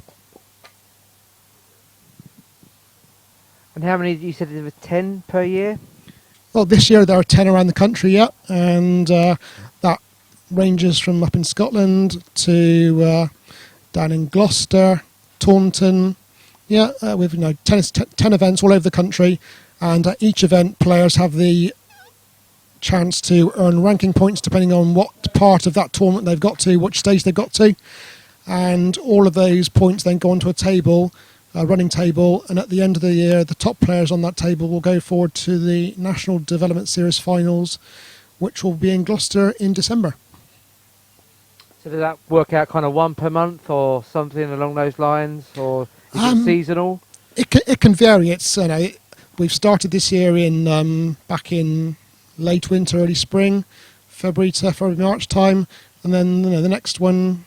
The next one is next weekend in Belfast, and then we've got one at the end of this month back here in Manchester, and then there's one in October in Edinburgh, which will be obviously a home tournament for our Scottish players. And you don't have to be a player from that country to play in those. You can play, any player can enter any of those 10 tournaments. Absolutely, yes. They're completely open, so an Ireland player can go and play at Scotland. Yeah, absolutely. They know that they're not. It's not. Doesn't depend, if you actually live in that country or not. So we can get players from here who live in maybe the Midlands going up to Scotland to play in Edinburgh. You can get players from going down to Plymouth at the end of this year as well for the Plymouth tournament, which is in November. Like I say, there's a chance for players to earn ranking points towards the development series. So Cooper MacLeod have just wrapped up the second set. It's now 1 set apiece. We're going into a third championship tie break. As Marshall said, 1st to 10 must win by 2 clear points. That's right. It's 2 clear points. If it's unless it gets to 8-all, or 9-all even. If it gets to 9-all, then it's obviously going to be 11-9 or 12-10 or whatever the next 2 clear games are.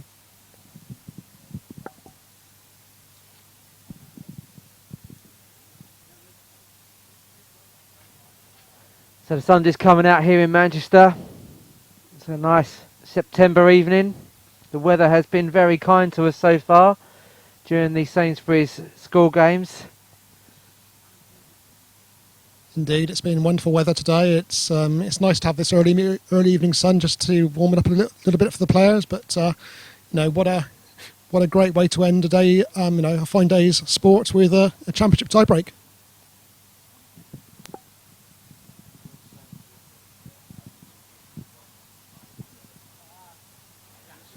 So the players just coming back on court for the tie-break.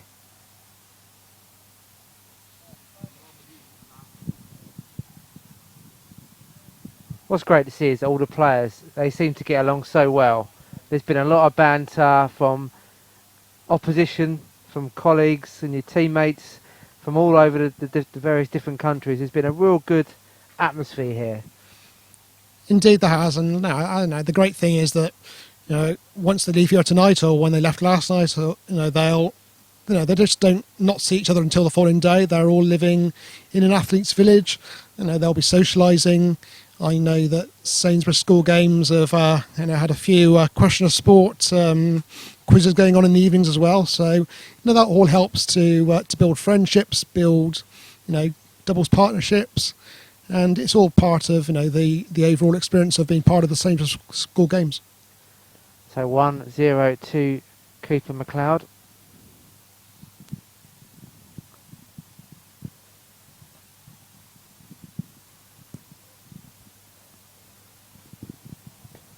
Davis not being able to get to that one. So 2-0 Cooper McLeod.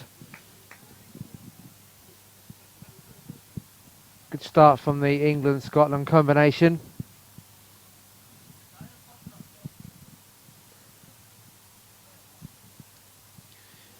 If you go to wheelchairtennis.org.uk, you'll see a link to all of the development series information for this year, and you'll see where the events have been, reports for the events that have already happened, and entry forms for those tournaments that are still to come as well. 2-1 Cooper McLeod.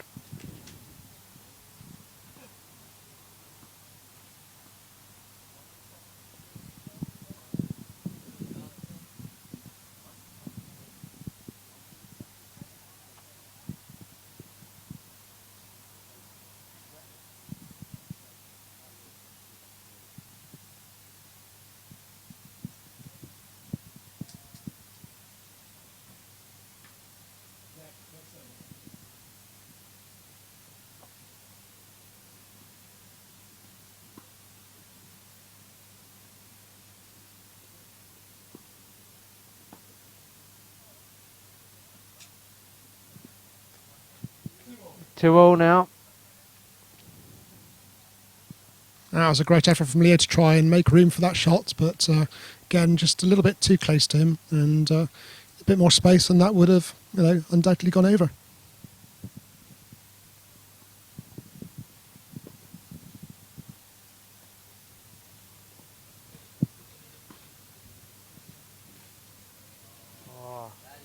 But that was left between the two players. So Davis Jones now lead 3-2. That's what you were saying about leaving a shot, wasn't it? They both left it thinking it was long. Absolutely, yeah. It was great tactics to hit it between the two players, and just kind of cause that little seed of doubt of who's going to hit it, and that split second of confusion can be the difference between winning or losing a point.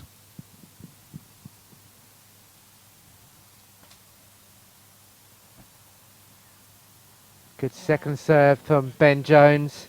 So now lead 4-2. They've won the last 4 points. Davis Jones.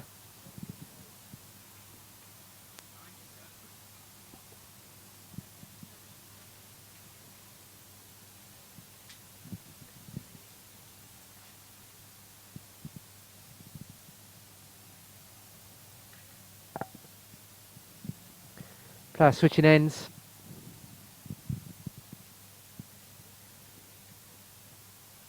(4-2) Davis Jones. Yeah, it doesn't matter whether it's a conventional tie break, first to 7, or a match tie break. It's you change ends after every 6 games.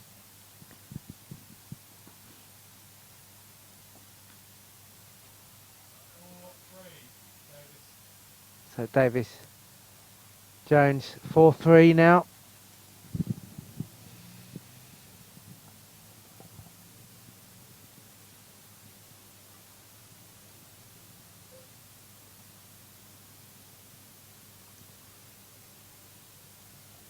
Josh Cooper serving now. 4-3. Davis Jones. And brings it back to 4-all. So level pegging in this tie break.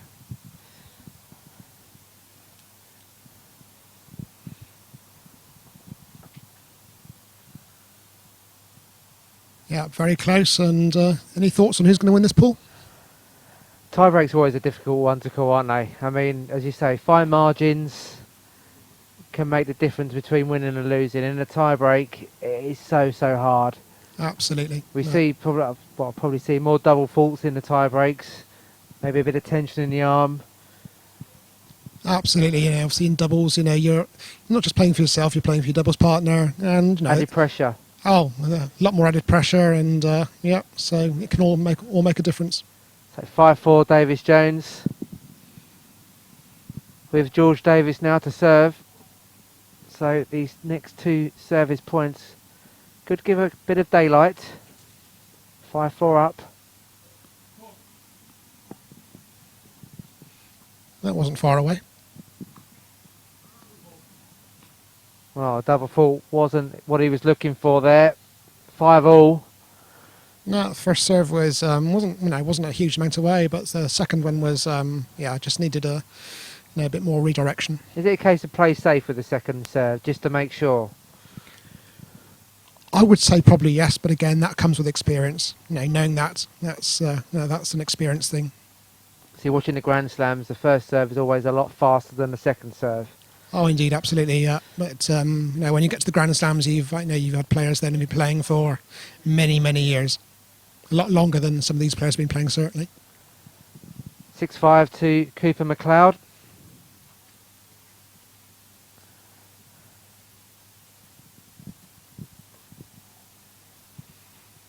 Good first service from McLeod.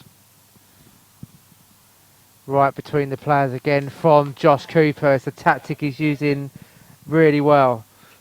He is. He's employing that one, down to a T, and you can see it's something that's going to work from him, and he's exploiting that.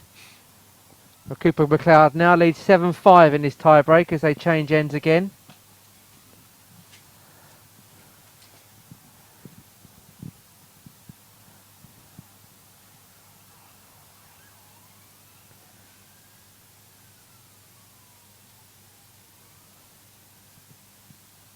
So Leo McLeod, the 12-year-old from Glasgow.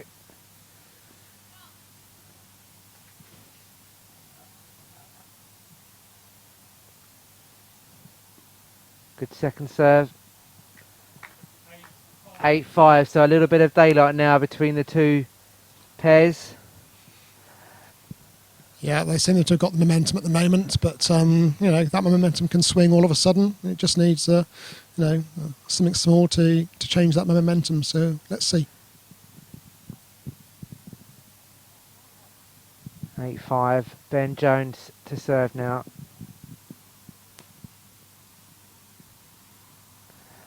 8-6. Superb serve from the 19-year-old from Cardiff.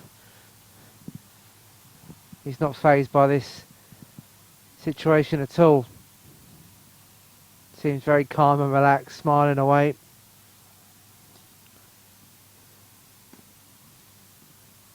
And again, Josh Cooper straight down the middle of the two players. 9-6 and match point. Indeed, Josh, he judged that just correct. He pushed into the court, gave himself enough room to ensure that he could hit a solid forehand. And it is Josh Cooper to serve. The Scottish crowd here giving him a bit of a G up. He's gone for it and he's played it. What a serve to finish the match. Game, set and match to Josh Cooper and Leo McLeod. They take the tie-break 10-6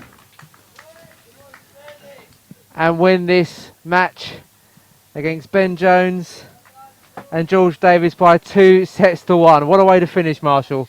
Indeed, if Josh needed any more confidence to go in tomorrow's singles final, then finishing with that ace is going to give it to him, certainly. That's a great way to finish. Well, that does conclude the end of our coverage here at the wheelchair tennis. It is Josh Cooper and Leo McLeod who take a 2-1 victory over George Davis and Ben Jones.